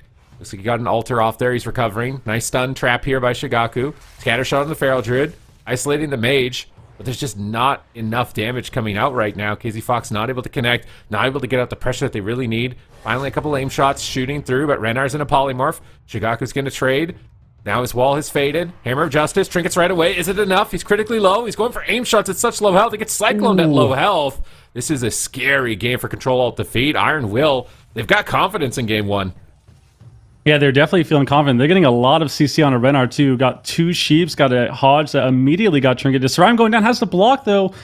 Oh, there it is. The Ret Paladin and the Hunter damage. Fuse going low as well. Still has Sparkskin, still has Wall, but trading out a block there kind of unexpectedly, I would say. So Iron Will definitely has to be careful with getting a bit too confident, I would say, especially if the Hunter can cast damage. Full bash on the Fuse gets topped off. CHIBAKU's about half HP now. We really need some CC on Renar for Iron Will. Ooh, Sram has to displace or alter back. Wow. Back to full HP. Still getting pumped by KZ Fox right now. Joxy's not in CC. And it looks like they've kind of stabilized. I got a clone to Renar. CHIBAKU's kind of fighting for his life. Still has cooldowns though. Gets cloned low. Swap back on the KZ Fox, trying to just get some more pressure out here. And it seems like Iron Will is kind of falling behind now. All right, let's see if they can stay focused. Cerealium's playing at the pillar, and he's able to avoid a lot more Hunter damage. He's regretting playing as aggressive as he did just a few moments earlier, but CHIBAKU just switches to Fuse, firing off some aim shots, and basically every one of these aim shots could be lethal. Huge damage incoming. Fuse is ducking for cover with the stun into Bear, looking for Cyclones. Desperation polymorphs to try and stall the damage from KZ Fox. Fuse gets shut down by the scatter shot, but Cerealium is just polymorphing the Hunter. He doesn't care about resetting the bleeds. It's just play to stay alive right now in this instant. Slow down the pressure. Nice Dragon's Breath on the rapid fire there, but the freezing trap is secured. If CHIBAKU can get in position, Renar is in Ancient of Lore. His team is going to be really durable. Renar might even look for Cyclones with a position like this. Fuse is getting low with Barkskin, but he stuns the Hunter. And I don't think KZ Fox is going to be able to power him over by himself. He's trying to get back on the Mage. Fuse is looking for Cyclones. He gets interrupted. Aim shot. Every one of these aim shots, if they crit, it could be like a 4.7 mil, 5.3 million crit. You've got to be constantly careful. If you're Cerealium right now, he's just tanking aim shots into the face. But that's going to be Divine Shield and Ice Block. And despite that early confidence, I think they are falling apart. Yeah, they're not getting as much pressure as they need with CC. They start off really hot. Maybe that was Renar being kind of pushed in though, because Renar was getting CC'd and now he's just max range avoiding everything. And it seems like Iron Will is just falling apart slowly but surely. Every time CHIBAKU gets a rapid fire out, it's half HP on the Mage. Cerealium is half health, rapid fire, half HP again, gets an aim shot, half HP, and they're kind of scared now. They had to bubble and block there with an overlap, so Iron Will's looking very scared. They're kind of hugging the pillar right now. CHIBAKU's just pumping damage. KZ Fox pumping damage as well. Fuse trying to get some clones. But it looks like we're in a bit of a stalemate for Iron Will, kind of sitting at the pillar. They're very, very scared here. If Cerealium pushes out, he could just go down. They have no blocks left. They have such crazy pressure. If I was Renar right now, I think I would just drink. If they're going to just full turtle light, I think that's what he's trying to do. He's in cat form in the far back line right now. He's spamming swipe to keep his hots going. That's a really important mechanic as a Resto Druid. You see his energy bar when it's just moving down like that. He got a little bit of mana back. He maintains his hots with swipe. It's really good positioning, but he gets caught in a maim. They need to stop the Cyclone. Doesn't look like they're going to get it. Nice interrupts from CHIBAKU. He's making good trades. They catch Fuse here, but he's going to Barkskin. Hammer Justice. Where's the trap? Actually, maybe switching to Joxy. Swapping Joxy, maybe? He just walls it. He's not going to take any damage. I do think it's good to swap to the Paladin. I think swapping healer is a super underrated strat in a lot of cases. Yeah, it seems like Control Defeat is kind of just trying to figure out what to do when they're in this position of Iron Will just sitting at the pillar. CHIBAKU gets full bash. Renar just goes for the Ancient of Lore, scatter and defuse as well to stop the clone. KZ Fox is in the clone too, so kind of a stalemate here. Like we've been saying, it looks like Iron Will is just scared to push out and control alt defeat. It seems like they're just waiting for someone to pull out of the pillar, and I think they're getting pressure though. Everyone on the side of Iron Will is half health. Views has spot power of the wild, maybe get some healing up. Sorayam has to invis 30 seconds on Cold Snap here. Then the true shot still. He might just go down. Oh, he gets lay on hands to full. Fuse tries to get some pressure out with Incarn on CHIBAKU, but it's not enough, and they're slowly falling behind. 20 seconds left on this Cold Snap here, and if Sorayam can get to that Cold Snap, they will be a bit safer for the time being. I feel like they're making a mistake letting them turtle the Feral Druid, the Frost Mage. They get Icy Veins and Incarn back, and now they can be a lot more threatening, and they're also buying time for Ice Block. They just got Cold Snap. Ice Block's 47 seconds away. Sorayam's getting shifting powers off for free behind the pillar, and Control at defeat might regret playing such a safe game number 1 with that early lead that they built up. Now they're falling behind. CHIBAKU gets a nice survival of the fittest here, preemptively on the stun, reducing a lot of damage, but KZ Fox is into the clone. Now Fuse into the clone. Ice Wall comes down at the end of it, trying to isolate KZ Fox, but he mounts up on that steed. I think he's going to get back to Renar's side in time. 20 seconds for double block. Careful. He's so close to it. He's just going to turtle out. There's no reason to risk anything right now. I think you just wait this out. And honestly, now they're getting aggressive, but it's right when the blocks are coming off cooldown. So is it going to be too little too late? Joxy trinkets out of the freezing trap. His Divine Shield is coming off cooldown. They need to maintain their pressure. They have to keep them pinned at the pillar. They can't give them any opportunity to breathe right now. Otherwise, I think Iron Will might be able to claw their way back. Yeah, I think Control at defeat had the right idea. They had one tiny swap on the Jox to get a full sheep onto KZ Fox. Ryan blinking in here, trying to get damage on CHIBAKU. They don't have any CC on Renar, but it's 34% dampening. Any damage is important to get off right now. Even if you're just kind of peeving people down, you're still creating pressure. We had a low clone on CHIBAKU as well. Full maim on defuse from Renar. KZ Fox has the wall. Still has every defensive though. Fuse dying down as well. And Joxy's actually ooming. We're really close. 15% mana or so for Joxy, and Iron Will, if they do not find a way to close out this game soon, I think it might be a loss for game 1. Big aim shot on Fuse. CHIBAKU's going to jump away. Joxy's charging in. He knows he's on a clock right here. They have to get crowd control. Hammer of Justice, but Fuse is dying. Nice intimidation into a scatter. Pressure still on Fuse, but it's Incarnation. It's Icy Veins. This is the big opportunity for Iron Will if they want to take this game. Can they power down CHIBAKU? Renar blocks it. Iron Bark with Ancient of Lore. He should be able to heal through this. Now there's the true shot. If CHIBAKU, big aim shot on Fuse. Is he going to survive? Blessing of Protection, can they purge it off? He purges off the Blessing of Protection. They clone him low. This is very dangerous. Can he recover behind the pillar? He's got the Avenging Crusader. CHIBAKU's getting blasted by Sorayam. Sorayam's had some opportunities to get some damage out. They haven't been focusing on defensive ice wall and desperate. But the vortex through the wall! That vortex was crazy. They're all getting cleaved. They're all getting AoE'd. Control Alt Defeat are so close to a triple kill right now. Joxy has absolutely 0 mana. He's 10 seconds away from Lay on Hands. He goes for a YOLO Repentance to try and win the game. He gets it on the Rep Paladin behind the pillar. He's stalling. He's trying to buy time. Binding Shot, Freezing Trap. That's got to be a trinket. It actually breaks. He might be able to recover. Lay on Hands just came off cooldown.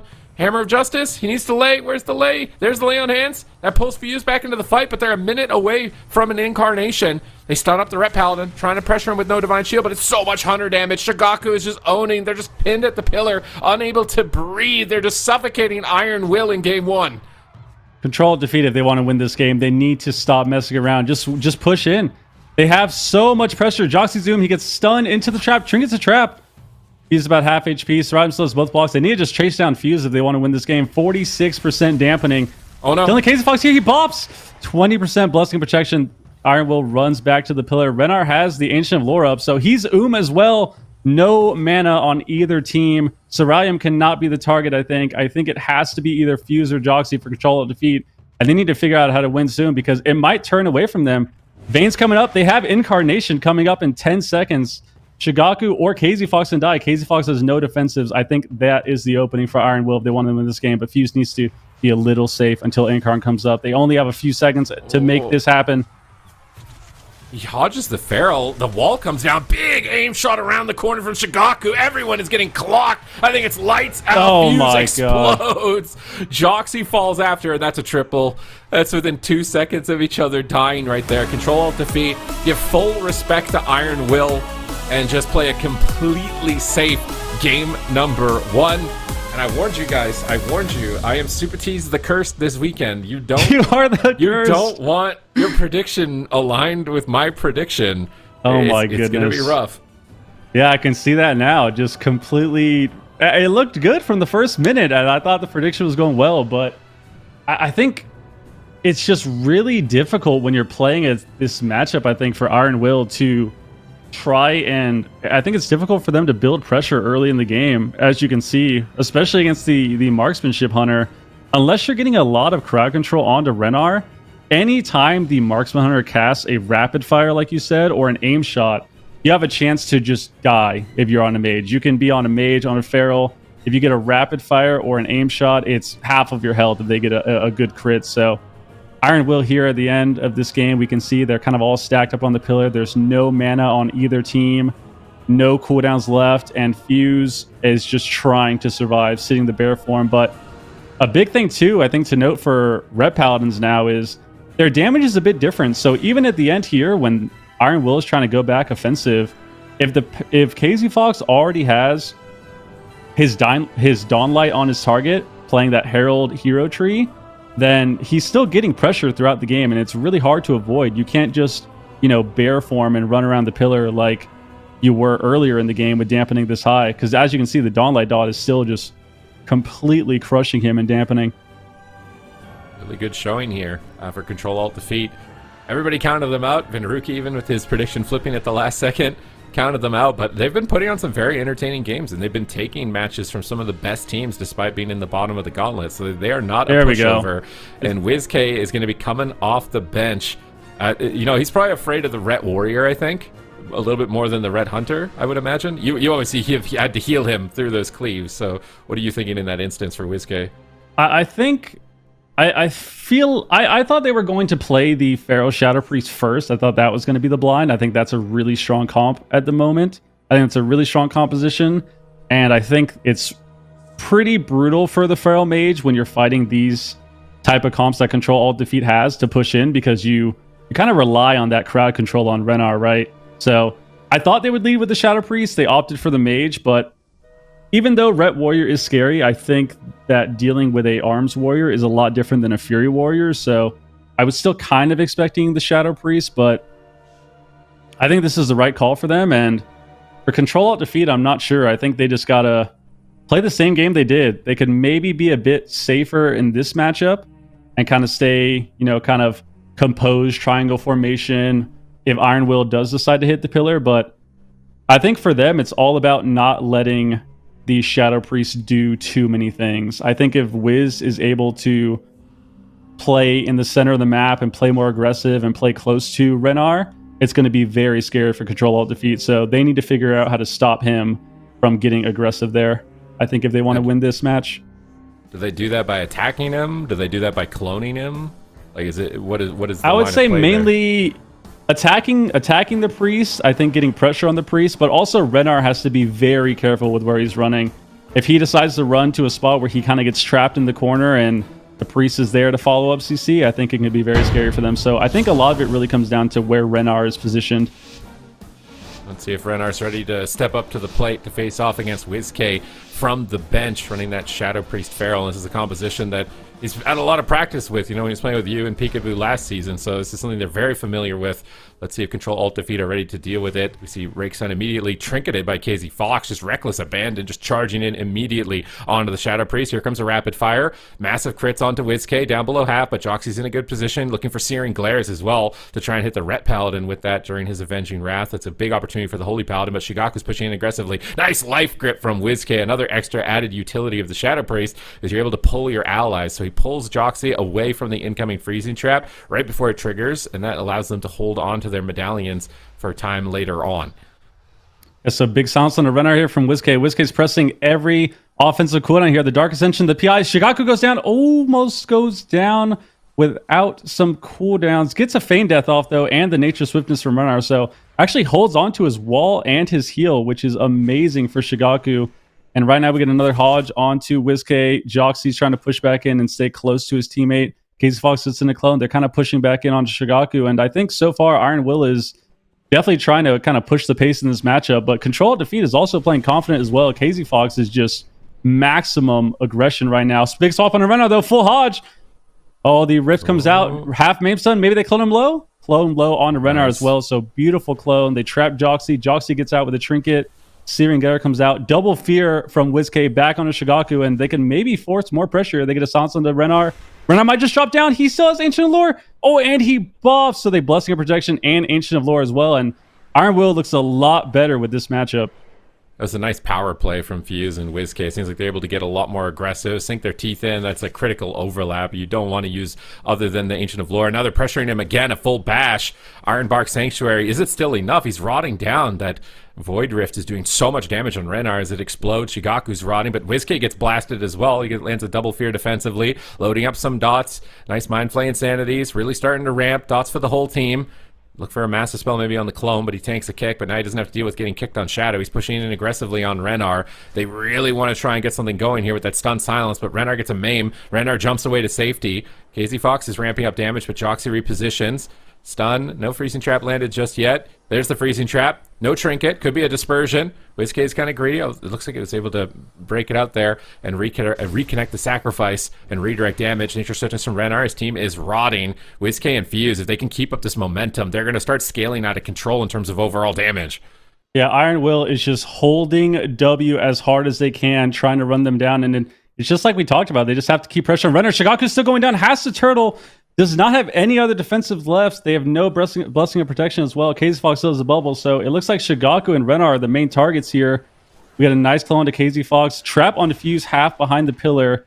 WizK trying to get some dots out as well. Blinding Light onto Joxy. Joxy's at SCC now. Now they're swapping onto KZ Fox a little bit, and Ancient Lord just ended for Rennar. Everyone is full HP, but he's right next to WizK. If they can connect to Rennar once again and just keep pressure on him, and Fuse can connect some dots, I think Control of Defeat is slowly losing this game. Oh, as I said, they get a nice clone on WizK to kind of reset pressure here.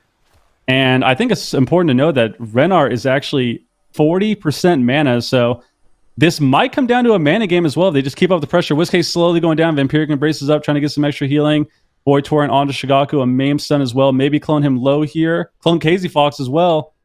Triple CC.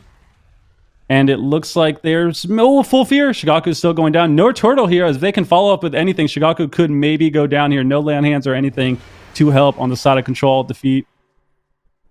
They have Nature Swiftness. Ironbark's through. He's being greedy with the Nature Swiftness. He wants to save it for the Ancient of Lore. It's really important you manage those resources, because when you have Ancient of Lore but no NS, it gets really awkward to actually get the cast off. But in that downtime of not being able to use it to heal, he actually just pumps it out to heal. He's lined it up, though, with a second one. Nice Tranquility, but the mana is just so bad. There's just a huge gap in overall damage.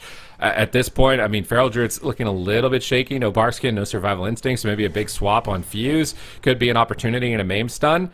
But other than that, I feel like Shadow Priest is almost a bit of a bait. They're really just not getting any major cooldowns from the Shadow Priest. So I think you attack him in between the traps, and then swap on the Feral Druid. But to catch Rennar again, Sanctuary, he's just going to tank the stun and bear. No Sanctuary available. They get a double fear again. Joxy's charging in, but he walks into a Hammer of Justice. He might regret that. He uses critically low. They swap to Joxy a little bit as well. He gets silence. Nice dispel on the poison silence from Fuse. Joxy is still rotting, though, and he's going to have to get out of there. Now Rennar is still low. Look at all those tentacle procs from WizK. So many tendies on Rennar. They're going to tear him apart. And Iron will put a point on the board, and they're looking so good on this composition. Now it's going to be up to game number 3 if Control Alt Defeat have like a Ret Warrior or something that's a little more threatening, and maybe we'll understand a bit more as to why Iron Will didn't lead with this comp. Yeah, it's a bit confusing for sure. I would like to know why, but regardless, they tied up 1-1, and this looked really brutal for Control Alt Defeat, I would say. And it came down to kind of what we talked about earlier in the pregame, where Rennar just needs to be away, because if they get any sort of pressure on him, if they're getting crowd control, if they're getting dots on him consistently, then I think his whole team, as you see, just kind of falls apart, because he can't keep splitting his HOTS amongst everyone on the team and swapping HOTS over and over, swapping life blooms to different targets. Because if you do that, not only does he burn a lot of mana, but the whole team starts to rot down. So I think this matchup looked a lot better for Iron Will.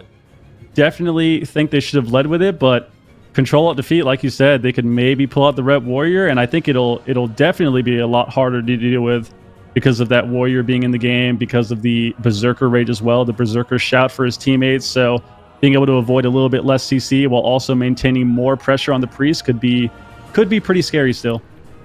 WizKay and Fuse just doing remarkable overall damage. CHIBAKU and KZ Fox. I mean, Red Paladin is known for doing pretty good overall damage as well. So to get gapped this much looks very dangerous for them for the rest of the series if they don't have a clear answer. I do think I would rather see the Ret Warrior. Overall, I just feel like that's more pressure on the Shadow Priest than Ret Hunter is at the moment. And maybe if they can keep WizKay on the back foot a little bit more than they were able to with the Hunter, that could be an opening for them.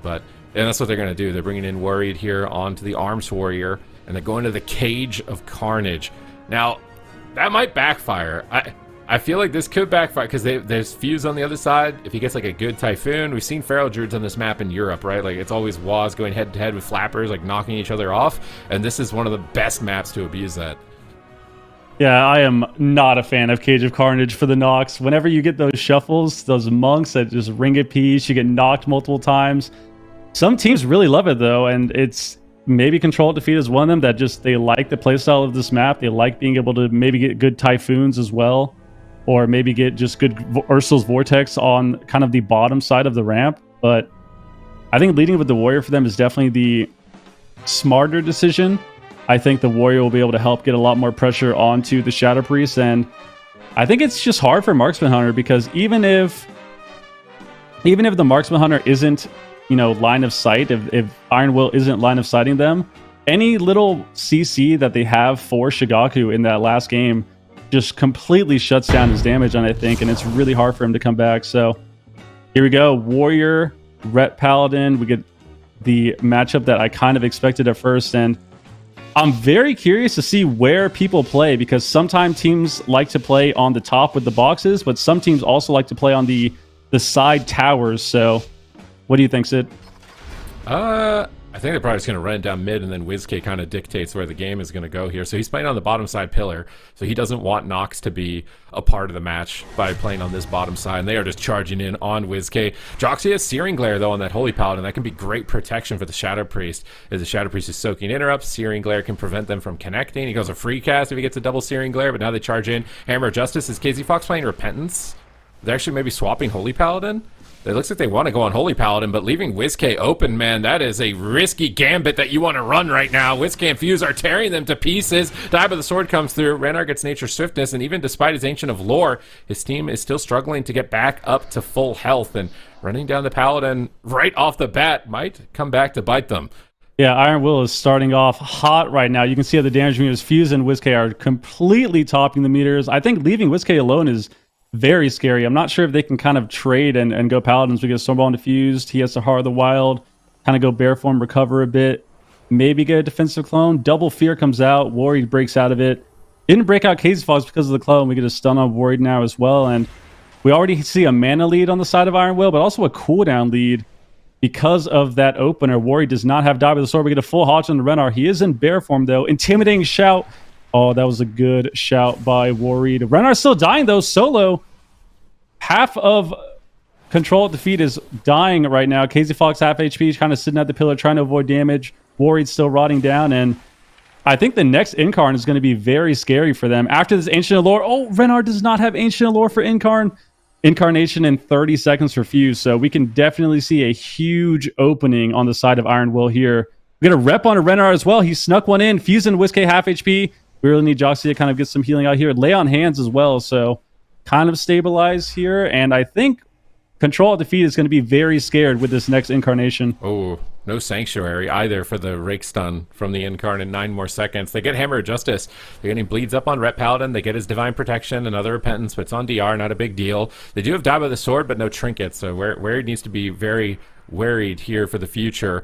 WizKay getting knocked over for a bit. Good cleave damage. Joxy trying to reposition with his team. Fuse is going after Renar, but WizKay is getting blasted and cut down. Might be a double kill. Huge pressure. Forces Dispersion off the back end of that Blade Storm. And that Blade Storm timing was perfect on the Incarn to avoid getting stunned. He's just stunned behind the pillar. They're setting up a KZ Fox. He still has Bubble. He has to trade it maybe. Ooh. Lay on hands. Big heal comes in. Hammer of Justice. No Sanctuary, but Fuse is feared away. Buying some time. WizKay still tearing them apart at the moment. Casting in the back line. They reposition them out in the open so they can catch Repentances, but they're swapping on Joxy.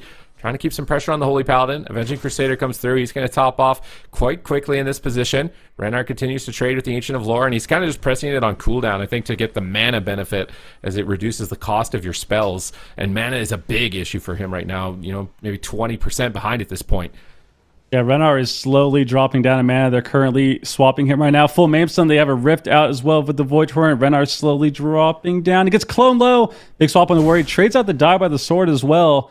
And Iron Will is kind of stabilizing, getting more pressure here with some CC onto Renar and swaps out. Again, a rep, full Repentance. Warrior dying. He might just die here. No Trinket on the side of Renar. If they can get any follow-up, Warrior can go down. Silence. Warrior leaps away. Gets Blessing of Protection. He's 1 HP. Fear. Oh my goodness. Oh my Warrior God. gets Nature Swiftness to full health, sitting at 0%. Renar's dropping down low as well, though. Casey Fox still rotting. And Renar, how are you going to recover? You don't have Ancient Allure for 30 seconds. He needs to get Hots out. They need to stop WizK. I feel like they've made a mistake by not hitting him. They got so much pressure by being on WizK and swapping different targets off of that pressure, but they need to stop his damage somehow. He's just reloading dots off the Dispel of Renar instantly. Now there's decent cleave with Fuse, WizK rotting down. Nice Cyclone from Renar. Renar's really trying to carry the game despite being in shambles at that point with some Cyclones, but Joxy is ready. Fuse gets topped, repositioning away, baiting the Ret and the Warrior. Behind the pillar, Worried Trinkets, but Renar's in a Fear. No Sanctuary. Feared really far away. He's off into the corner, but they do reposition. Here comes another Void Torrent. WizK is free casting. Look on that side ramp. Nobody is touching him. He's just getting full dots on everybody. They need to stop WizK. They're just letting him have way too much fun right now, but they're continuing to go after Fuse. They see an opening defensively, but now Casey Fox is just done. It's a bubble, I think. He's trying to be greedy. They're trying to be greedy, and now they have to overlap the Ancient of Lore and the Divine Shield, and they're behind on mana. That was a big value incarnation. They're trying to get pressure back on WizK. Is it too little too late, though? I think they just have to somehow survive. Warrior does have Die by the Sword back. Casey Fox is now a target, though, but they need to just stick to the strategy they had in the middle of the game. Just stay on WizK, limit his damage, and then swap to Fuse or Joxy afterwards, because if they let WizK get full dots out and they run down Renar, they're going to lose this game, and it's just not... Fuse could maybe go down here. They still have a lot of defensives here. Blessing of Protection and Land Hands on the side of Joxy. They have a lot of defensives. They still have the Void Shift too, so I think Iron Will can maybe stabilize here, but Control at Defeat needs to be careful. I think this next setup is going to be scary. If they can, forget a nice Mamestone into a Repentance for Casey Fox to go down. They're all pushing in for the win here. Lay on Hands to full HP. They get a full clone to Renar, though. Casey Fox could still go down here if we have any follow-ups you see on Renar. Half clone. WizK is dying in the Stormbolt. Might have to trade out Disperse. Vampiric Embrace. They get a triple DR Fear. Silence onto Renar as well. And Casey Fox somehow survives there with some solid peels from Worried. Gets a short maim and is kind of just sitting at the pillar, and I think Renar's tapped. Ancient Allure here. This is the last of his healing. After this Ancient Allure, if Iron Will can survive, I think Control Alt Defeat might be done this game, because Renar is tapped after this. That's why they're pulling away. WizK, Joxy at the pillar, Fuse staying far away, waiting for that Ancient of Lore. Now it's down. Here's their opportunity. Are Worried and Casey Fox ready for this next attack? They do get Shockwave. They're punishing the stack. They can cleave 3 targets here, which is at least decent, but WizK's repositioning, baiting them around the corner if they want to chase him with no Disperse, and they don't. They're going on Fuse, but he has Barkskin, Lay on Hands. Joxy's charging in. He finds the Hammer of Justice. Sanctuary follows it through. Casey Fox is pushing forward onto WizK, trying to take advantage of that opening with no Dispersion. Can they chop up WizK in time? He gets the Void Shift off just in the nick of time. He desperate prayers, Dark Ascension, looking to turn this around, but at critically low health. But Renar's getting aggressive as well. Star Searchers come in, but Warrior gets stunned. He pre-died by the swords and survives by the skin of his teeth. I cannot believe it. An unbelievable conclusion, I think, for game number 3 here. Everybody is rotting down. It looks like they've survived. A Fear of Fuse. They buy time, and Casey Fox will fall. Worried is going to tap out and Control Alt Defeat now on match point. An entire season of play on the line. And Iron Will were just holding this in their back pocket. Maybe they didn't want to show this comp. Maybe they wanted to keep it a secret for later on and use Ceruleum for the series, but they were forced to. And this comp looks so much better for them as far as momentum, overall pressure. It just felt like in every category they were winning this matchup. Maybe just like this couple moments here in the final second where I thought maybe they could take WizK down. He didn't get that Void Shift off when he was Stormbolted at the pillar for like a millisecond. Maybe they could have taken him out. I think they managed to run to the ringer. What happened? I think did they swap at the same time? Tempered in Battle procced here. What was the Void Shift at the end? Because, or was Joxy already low? Because it seemed like that Void Shift didn't do anything. I think it was already low. Were they already low? Kind of low. I'm pretty sure. I think if it replays again here, he's like 40, I think. 40 or okay, 45%. that was a very scary moment. I do not know how people watch WizK or our team play. I did not like this game. It looked like he didn't even trade health. Yeah, it looked like they just stayed the same. You called the voice shift, and I'm like, did they press it? Like, well, who did they press it on? Where did the HP go? Like, should Fuse have renewed there and then maybe void shift? Like, yeah, this was a very dicey moment. This was a chaotic ending for sure. They didn't even attack WizK for most of this game. Why didn't they just do? I feel like the couple of times that he actually got to attack him, it looked good for them. And then for majority of the game, their uptime, like if we looked at the damage breakdown, it's probably like maybe 30% of the time they were on WizK, and then like 60% of the time they're on Fuse. If they'd spent just a little bit more time on the Shadow Priest, maybe that's a positioning thing. Maybe they don't want to chase WizK. They might be scared, perhaps. Yeah, they might be scared to chase. I mean, they picked a small map, so clearly they want to, I would assume, have more uptime. I feel like Control-Alt-Defeat definitely made that mistake this game, because from what we watched, I feel like they had the most pressure when they were on WizK. When they're on the Shadow Priest and they can swap to the Feral Druid, when they swap to Fuse, they can swap to Joxy if he's standing close. I think that's when they get the most pressure, because you can't allow the Priest to kind of dictate where the game goes, like you said earlier, where he's, running on top of you, recasting dots on dispels. And it's I feel like Control-Alt-Defeat kind of psyched themselves out strategy-wise, because those were the moments that they had the most pressure throughout the game, and especially at the end, where they were really close to winning and kind of coming back. So Joxy's playing an interesting build. You see Consecration did 1 point of damage for the kill. I don't think I've ever seen a spell do exactly 1 point do 1 point of damage for the kill, but he's actually playing an interesting build to help out WizK. He's playing Hallowed Ground. So I think he's able to put Consecration down with Judgment, and then basically WizK can run through that and break all of the snares, and he can get a lot more mobility. So maybe that's why they can't attack the Shadow Priest. They just got this gauntlet of like a frozen orb Consecrate on the pillar that's freedoming the priest and snaring them. And that might actually be some really next level tech that's actually enabling WizK this type of success that we haven't seen from like a lot of paladins so far in the competition. Yeah, I think the Consecrate with the Judgment is the Judgment procs to Consecrate is very scary, because it also slows you too. So if you're standing in that, you're slowed and your enemy's running. So maybe you're right. Maybe that's why they don't want to commit to WizK. But I would assume on this map here, game 4, that on hook point, they have to go to the Priest. As we see Warrior charges out here onto WizK. KZ Fox already presses that Wake of Ashes, gets a Wings proc. Big damage onto Warrior though with Incarn. Renar's already in the Ancient Allure as well to kind of trade out some cooldowns and stay ahead on mana here. So, but WizK actually waited to press Dark Ascension until afterwards, so maybe they can continue to get some pressure here. I think the opener for Control-Alt-Defeat was kind of okay. They seems like they're slowly run down. Worried right now, slowly dying. Renar and a Rake Sun gets silenced off of this as well, and Control-Alt-Defeat is slowly dwindling down. How is Renar going to recover?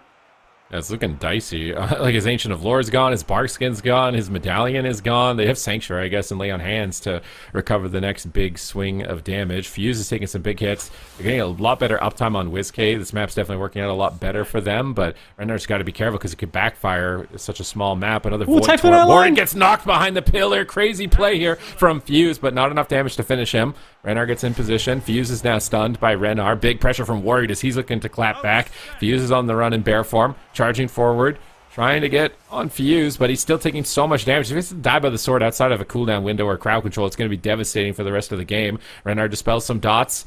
WizK gets stunned up, but he gets a double fear. Renar into a Hammer of Justice. Are they going to switch to Renar? He's in bear. I don't think they can kill him right now. WizK gets a huge hit of damage. Vortex is pulling the Warrior and the Ret away, though. That's nice tech from Fuse. I feel like that Druid utility with Roots and Nox, and then the Paladin utility with that Hollowed Ground is really enabling WizK in this matchup that is typically very difficult to deal with. Yeah, I think it's helping him a lot with just kiting the melee and just being able to actually create some distance from them. Fuse gets caught up in the Stormbolt in cat form, gets the Barkson off, though. Joxy and a Hodge, and Iron Will's kind of rotting down right now. They get a full Hodge onto Renar into the S. He's in bear form though. Full Repentance on the KZ Fox. He cannot help at all. Silence onto Renar as well. Worried had to rally and cry there and intervene. So Control-Alt-Defeat does not have Ancient Allure. They're kind of dying out here right now with this Incarnation. Oh, gets kicked low. Renar could die. Heart of the Wild still topping himself. Casey Fox is dying as well. I think he had to lay on hands there, maybe. Everyone on the side of Control at Defeat is slowly dropping down. Worry is so bad. Died by the Swords over. Renard just has to Ironbark Casey Fox as well. Renard's just dying. He has to go bear form or something. He's just going to die. Took damage. He can't get away.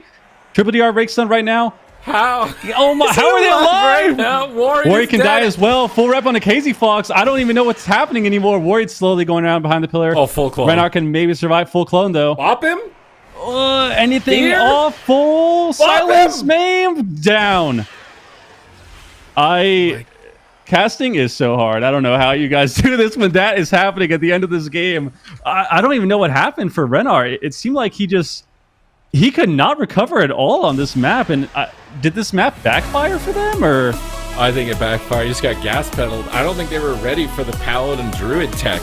Like, typically, Shadow Priest, this is like Nightmare. You get Warrior run the other team, or Windwalker or something on the other team. It's Nightmare, but the tech that Joxy has built his Paladin in this matchup just gives WizK such free reign that they can just do whatever they want. They can just triple kill, control, alt, defeat in this matchup. He's just constantly dead. Everyone is dead. Lay on hands. All right, you're full health, but now Warrior is dead, and I can't believe he held this Bless Your Protection for so long. I thought for sure he was going to bop the Maim stun.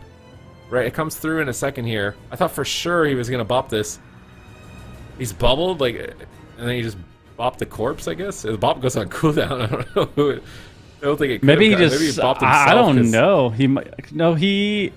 I think he panicked. I think that was just panic because everybody's dead and you're just like, yeah, I mean, they need it's to hard to bop make on top it. of Lay on Hands, on top of Trinket, like, and Die by the Sword, like, Heart of the Wild, Ironbark, let's press everything. I mean, it's a hard judgment call here because it seemed like Iron Will was just running on top of them and they could not get any safety net at all. Because Casey Fox bubbles here, and then he does try to bop, but tries to press Blessing of Protection, but it just does not go off in time. And I can't help but feel like this map did backfire on them. Like you said, Renard could not get any space at all, and their whole team is just getting rake dotted. Rip. Shadow Priest dots. Joxy's casting Repentance as well. And it seems like it's just such a hard thing for Renard to recover here. Yeah. There's too many cast bars. So you got Searing Glare, Repentance, Cyclone, and Shadow Priest. You got 3 players casting like things that will just totally shut you down if they go through, and you don't have enough disruption. And it seems like the Druid just struggles so hard with the damage overall to recover in the matchup. And I wonder if we're actually just going back to a Feral Shadow Priest meta from the previous season or not in a position like this, because that comp looks so good for Iron Will. I think it's definitely possible. I think from what I've seen and heard on the North American region, I think a lot of teams are playing that again with Iron Will and Control at Defeat, and then later on Left 4 Dead if we see them. So 3-1 for Iron Will. That was stressful. I do not like watching Wiz play. Let's just say that. That was. I mean, would you rather be watching him or would you rather be healing him? I mean, I think right playing now is a lot different. Watching is weird. Watching is very strange compared to playing, I think. I feel way more stressed out. I quit because of stress. Interesting. You quit because of stress and now you're in a more stressful position. Oh, man. This is maybe okay, that's an interesting comeback. All right, well, we are gonna head to a break, and unfortunately, Absurge, the stress is not going to end for you because Iron Will is up for yet another round. They're going to be against YPPM when we go to a break. When we come back, it will be that series up next, and we're going to eliminate yet another team from the Gauntlet. We'll be right back.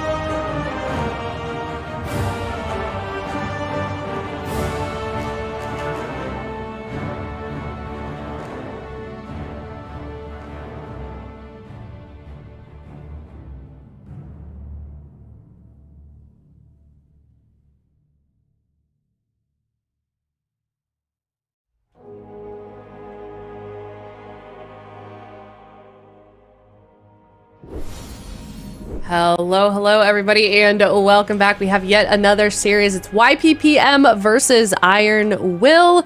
Absurd, you've had a moment to calm down from that last series. How are you feeling now? Better? Yeah, you're making fun of me. It's stressful. Casting is I hard, and then on I top didn't of mean to that, come off like that. it's all good. It's all love. It's all love. It's casting is very stressful. It's very hard, which I knew, of course. But that and then watching Wiz play is just not fun. I don't know who likes watching our team ever, but yeah, heart racing a little bit, especially that last Cage of Carnage game. Oh my goodness! But I'm feeling a little bit better now. I've calmed down, so. All right. Good. You got this. All right, well, we're heading into another series here, another elimination happening after from this the loser of this series, and the winner will move on to another round in the Gauntlet to face off against Ghostbusters. It's game number 1, YPPM versus Iron Will then. Yeah, and your eyes do not deceive you. It is Aiden on the Restoration Druid. They're going to be playing some Mage Lock Druid. Going to cup number 3. This is the For Fun team. They might just lose in the opener. I mean, it looks like Aiden is going to be able to keep him alive. Does he have the Iron Bark? This is not looking good for Thugonomics. I love the aggressive plays from Iron Will. And this Mage Lock, I'm really curious to see if it'll end up working out. I think it's going to be a very difficult matchup for YPPM.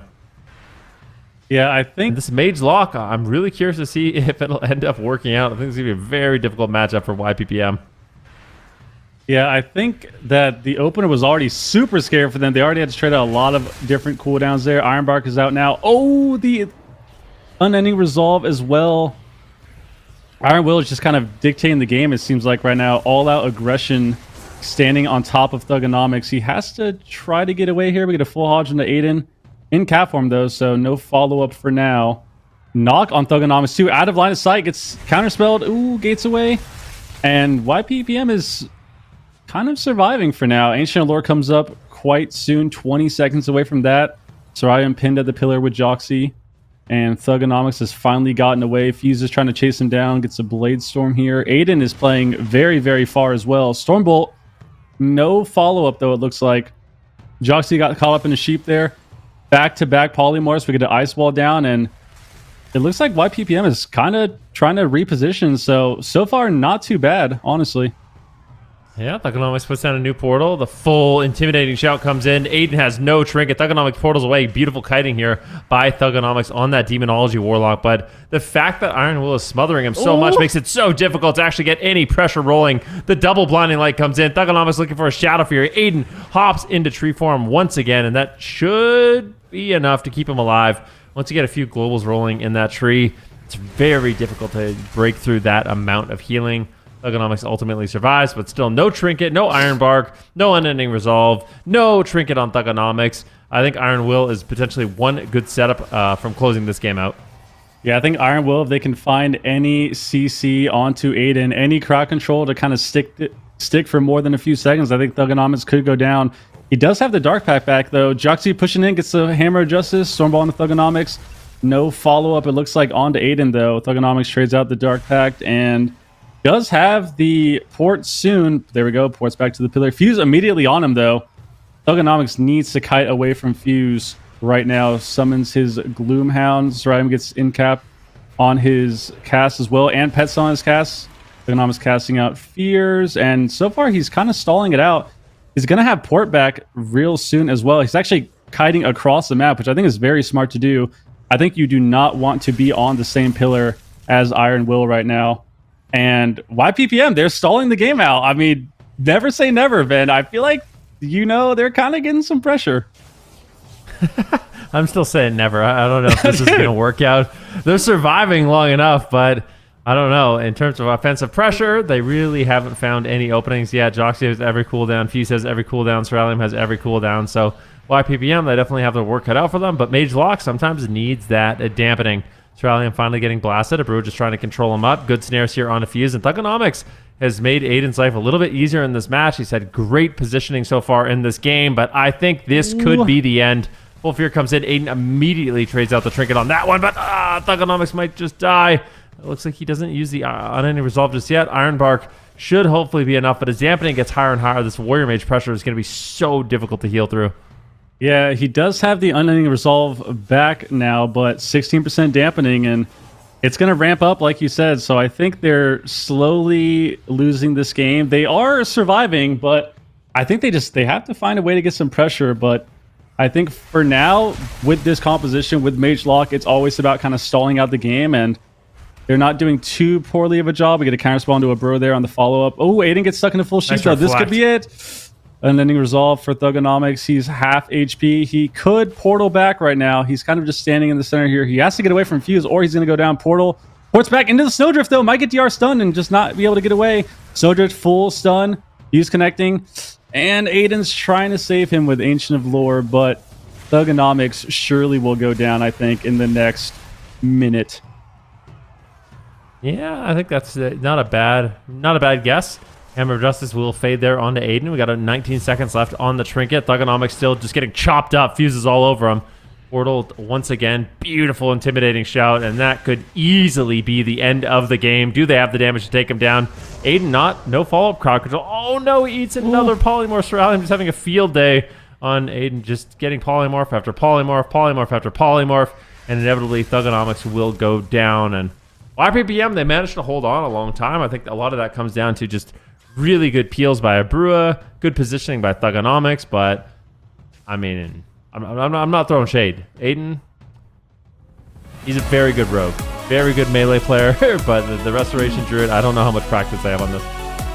Yeah, I don't know how much practice they have on the Druids, so they survive though. It definitely helps to have, you know, someone like Abrua on your team spamming out polymorph, and someone like Thugonomics who is obviously seasoned on lock, who knows how to kite away and get portals away and gateway and try and kind of stall out the game. So they did a great job surviving. Mana was not looking good, but yeah, they survived for a decent amount of time, and I don't think it's looking good for them. I'll say that, but they can survive. So I mean, even if they're the best Mage Lock Druid in the entire world, I feel like this is such a difficult composition to really push through.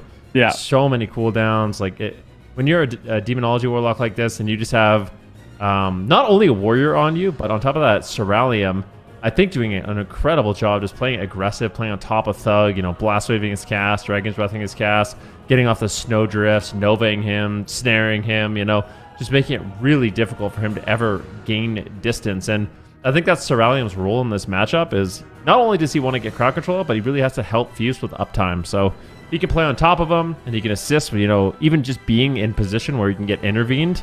So Fuse can intervene over, you know, offensively and defensively at the same time. It's really, really strong. But Iron Will, it will take game number 1, and I think if we see this matchup play out, it's probably going to be a 3-0. Yeah, I think it's most likely heading in that direction. I can't really see a world where the Mage Lock composition wins for them. Not because of, you know, lack of practice, even though obviously that's a huge case. I think the comp is also just not good as well, like you've said. So they go to Tol'Vir, though. Tol'Vir on Arena, big map, but I think the only way it seems like they can kind of have a chance to win is if they get to that deep dampening point, you know, that we used to see out of Cloud9 years ago. And I don't know if they're going to be able to get to that point without the experience. I do, like, I kind of get the feeling that even in deep dampening, Mage Lock doesn't really just win it anymore. Like, it just...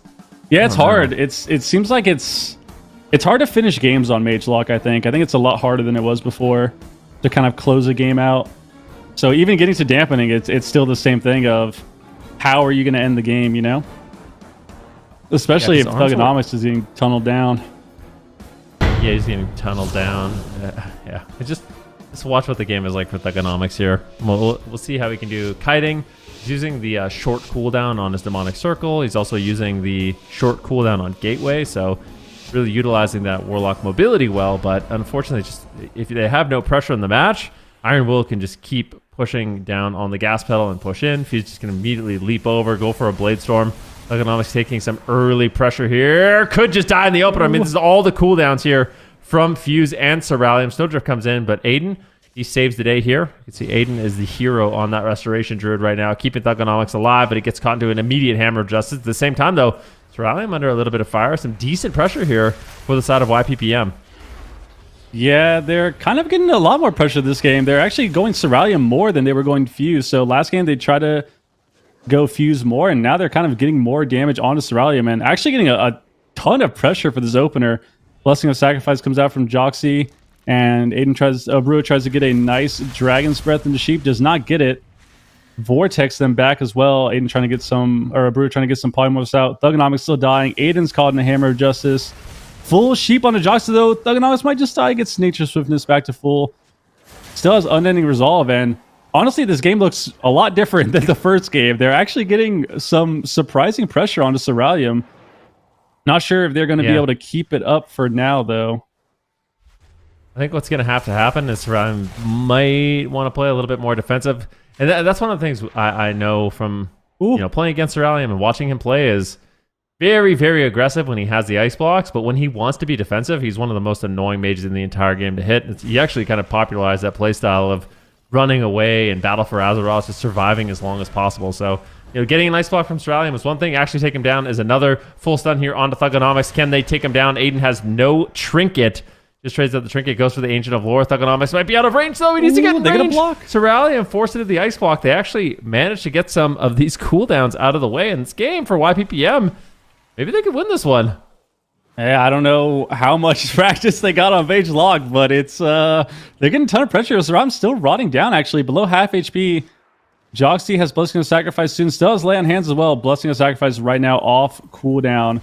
Presses it onto Cerulean. Joxy's pushing in. Maybe get some CC onto Aiden. Gets a full Hammer of Justice. Dragon's Breath onto Cerulean and Counterspell to stop the cast, though. Can't follow up with the Sheep. Cerulean gets Felguard stunned as well. Polymorphs onto a Brua. Tries to get the Shimmer Polymorph onto Aiden. Actually lands it. Thugonomics could Unending Resolve here. Actually porting and kiting away. So this pillar is very, very difficult against Locks to catch them when they're just kind of running around this large pillar. So good defense on the side of YPPM. They're kind of playing a lot better than this first matchup. And I think Thugonomics is slowly kind of coming back. He's got a Hellstone coming up soon. Dark Pact trades out now. Tries to cast a Tyrant here. Gets pummeled. Just casting some damage out. Gets a Shadowfree onto Joxy. He's getting one shot. Oh, Coil comes out. Still dying. Unending Resolve now and Ancient of Lore overlap. It's always looking sketchy, and then Ancient of Lore comes out, and things are just fine from Aiden. So YPPM, they managed to hold on, but they get the Unending Resolve, and that is overlapped. A nice reflect there on the Cyclone of Aiden. He's really struggling to connect right now. We'll use the Heroic Leap to chase him down at the same time, though. Cerulean, second ice block, and Lay on Hands. Okay, YPPM's not out of it. I would be so surprised if Aiden comes into the Restoration Druid and pulls off a win. That would be an absolute miracle, but oh no, it might be too little too late. Polymorphs, Repentance, Fear comes in. Thugonomics gates across the entire map. Is he really going to live? Aiden, keep him alive. Ironbark, something. Don't be greedy. Great peels by Brua, doing a really good job on that mage, and that's the winning formula. I mean, Thugonomics with his positioning, Aiden with his, or Brua with his peels, is somehow managing to keep their team in the fight. Polymorph lands once again, and Cerulean, that's it, that could be done. Are you kidding me? Joxy still has the Divine Shield. He's greedy, and he's not using it just yet, and I think Greed will be good in this situation. He trades out his trinket. Cerulean looks like he will survive, but still, just close call after close call. Yeah, that was a very close call on the side of Iron Will. They've actually gotten 2 blocks. YPPM has gotten 2 blocks from them, so Thugonomics kind of dying out here. They do have Ancient Lore coming back up, so there it is, and they are safe. Hopefully Aiden can top up Thugonomics right here, and they can try to create more pressure, but I think Thugonomics needs to move where his portal is. I think his portal is on the middle pillar, and they need to continue to get more distance from Fuse, because that is going to be what saves them, especially with the Brua peeling like crazy this game. Cerulean's down to half HP. Joxy has to bubble there. Still getting a good amount of pressure. Fuse is kind of rotting down here as well. Thugonomics finally gets away, casts out a Tyrant, buffing his pets. They're swapping to a Brua, it seems, at least. Oh, let's get a block as well. He Hellstones. No more blocks on the side of a Brua. I don't even remember the first block he did. But I think they might just die out of this block. Bladestorming right now from Fuse. It's counterspell in the Fear. Gets topped off. Oh, big kill. Ooh, and a Brua's kind of safe for now. Fuse is kind of dying out as well. And I honestly don't know what could happen here. I feel like YPPM is slowly getting pressure with dampening ramping up, but I'm not going to be too confident in that yet. Big ice wall though. Yeah, I feel like they're making a huge mistake going after the mage in this matchup. Like, this is just train the warlock. Well, maybe not. I guess Emperor is dead now, but I feel like that got a little bit sketchy there for a moment, just putting too much focus onto the mage. Iron will pick up the win, but this was a lot better fought by YPPM. Really close. They managed to get both ice blocks out of the way onto Ceralium and force out a ton of Joxy's cooldown. So this game number 2 looked way better. Do you think game number 3 is going to be even more an improvement? Like, do you think they come back? I don't know. The first game I had no faith before the first game. After the first game, I was kind of surprised that they lived so long. And then this game, I actually thought that they would have a chance to win. It seemed pretty close. Even forcing out block was a much better improvement from the first game. So I don't know. I mean, they still have another map left, right? They can play Maldraxxus, which is similar to this, and maybe they will just steadily improve. I think the matchup is still pretty rough, it seems, but it is undeniable that they actually had a lot more pressure this game. This ice wall right here was pretty decent too. Got a fear onto Joxy, and they actually got a ton of pressure here. Got to die by the sword. Comes out, has to sacrifice, but as you see, Abreu, it just falls anyways. So I don't know. What do you think? I feel like that was a solid improvement from the first 2 games. That was pretty good. My biggest problem is like, this is the big issue for me, is like the big maps look good. So I think we're probably going to go to like Imperial Domain, but then they're going to be able to, like, if YPPM wants to win this, they're going to have to win like 3 matches back to back, and that's going to include 2 map picks from Iron Will. And I guarantee you we're going to Ruins of Lordaeron, yeah, Black Rockhold Arena, and that's when I think this matchup becomes a little bit more one-sided. But yeah, if they can, the first step is just winning on the big map. They have to win the next map, obviously, or they are going to be eliminated. I mean, we watched the European Gauntlet play out.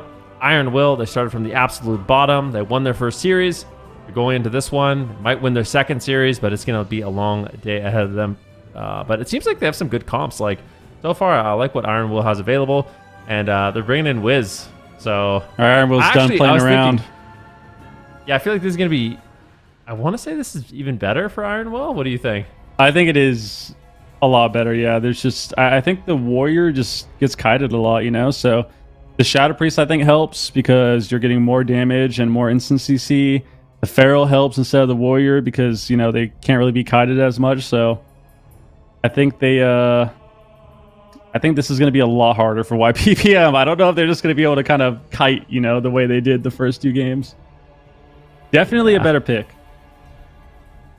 Yeah, this is tough for YPPM. I mean, Aiden, obviously main rogue, a phenomenal player. All of these players are amazing. They kind of came into the final cup. They really wanted to make it known that they were kind of just playing for fun. They weren't taking it that seriously. They had an amazing performance, one of their best performances actually, and now they are here in the Gauntlet. But unfortunately for them, as a 3-player roster, one of these DPS mains has to heal. It's going to be Aiden. I don't think he's doing a bad job. Like, I threw a little shade his way at the beginning of the series, but like, I think he's doing a pretty good job. He showed him some love. He showed him love. We got to show healers love. Everyone needs to understand that the healers thank your healer. Are the backbone of the game. All right, you got to love your healer, and Aiden's doing well. It's surprising. I don't think I've ever seen him on Druid, so it's because even outside of the ancient allure, it's like he's still got to play that 80 seconds or so outside of ancient allure. So he's doing not too bad. Allure is easy. It's definitely a very powerful spell. It's a powerful cooldown. But he's doing not too bad, I think. I think he's definitely pumping some heals. He's kind of cutting across the map, so good on him. Maybe he can be a healer main now. Maybe. Yeah, maybe. Iron Will, 1 away from closing out this series. Arena WizK fuse on the Pharaoh Druid. This is kind of the main composition in my mind of Iron Will. Let's see what they can get done. I think WizK's damage is going to be sky high on that Shadow Priest. Abreu is going to have to do a good job trying to control him up. He goes for a Dragon's Breath. Can he find a potential polymorph? Looks like it will just get dispelled off immediately. WizK trying to get the damage rolling, and Fuse is just bleeding up everyone. He's putting bleeds on Thugonomics. He's putting bleeds on Aiden. Look at the damage. This is where it's going to really get difficult here for the side of Aiden.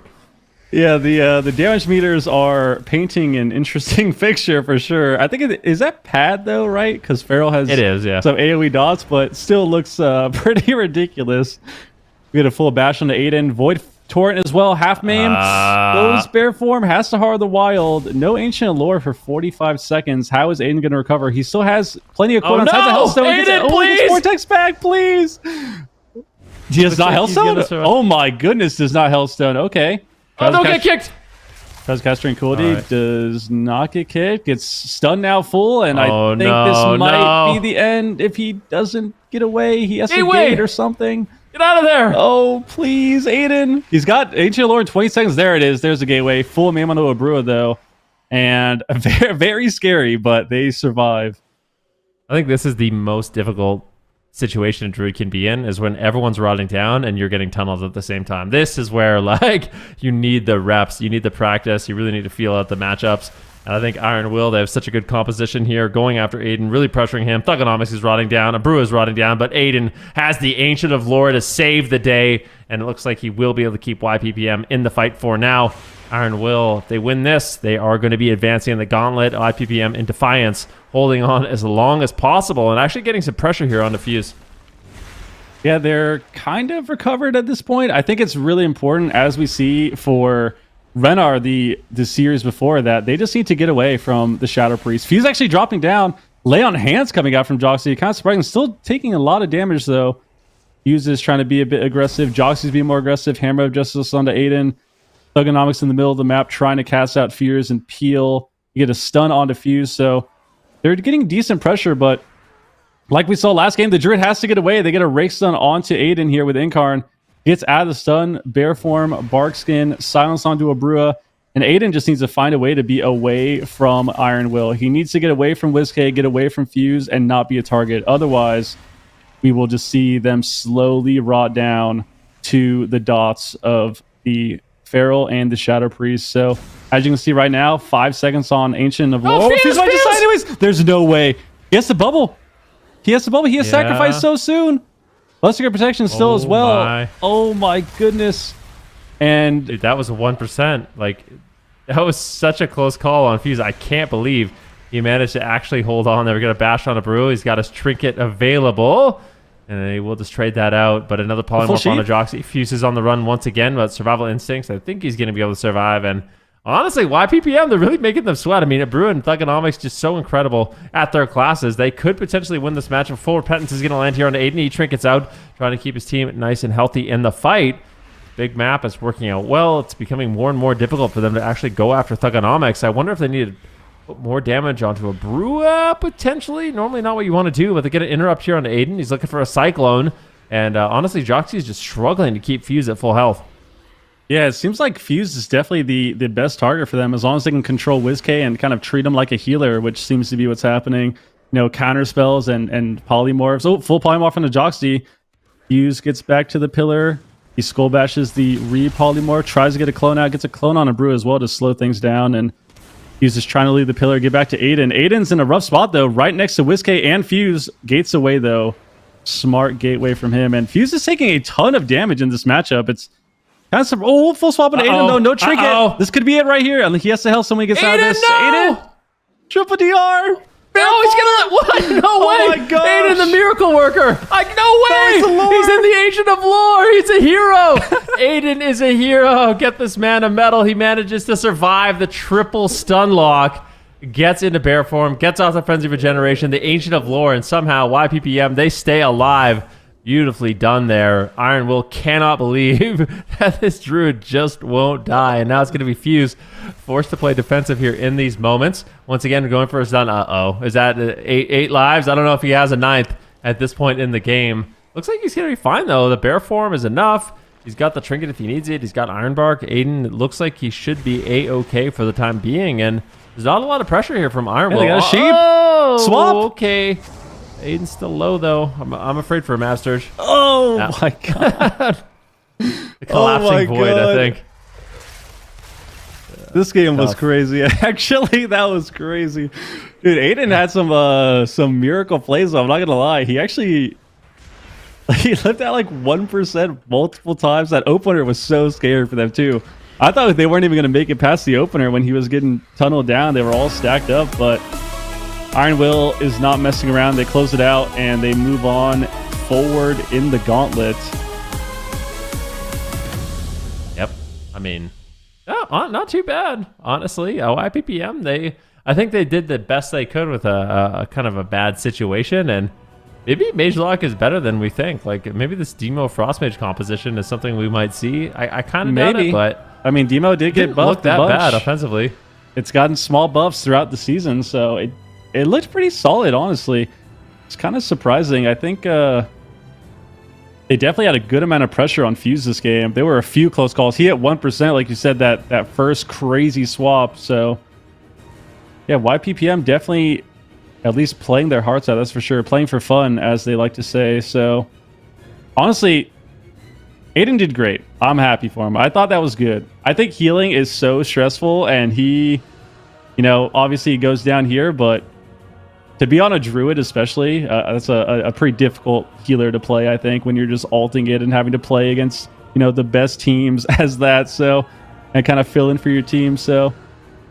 Aiden did his best, but Iron Will moves on, and they are against the... Who is next? Gustbusters, right? Gustbusters, yeah. Oh my goodness, that's going to be a crazy series. I think the last two series of the Gauntlet are going to be very, very intense. Yeah, I think it's going to be a long road for... Well, it's already been kind of a long road for Iron Will. Do you think that they are up for the challenge, Absurge? I think so. I think they have good comps. I think composition-wise, they're pretty set. I think the Shadow Priest Feral has kind of been brought back to the meta, like Super Tease was saying the last series, and I think that, that might be what helps them get to the end, and it's going to be hard, though. I think Gustbusters is going to be a crazy team to fight. You have the duo, one of the more famous duos, I would say, with Chun and Flop, so I think that's going to be a tough matchup, but I think they can do it. All right, well, here is a look at the Gauntlet so far that Iron Will has made it all the way up to round 3, and there's that team Gustbusters that Absurge was just talking about. So the winner of that one moving on to round 4 to face off against Left 4 Dead. Only 2 series left in the day. Which team is going to come out alive from the North American bracket? We're going to head to a break and get to Gustbusters versus Iron Will up next.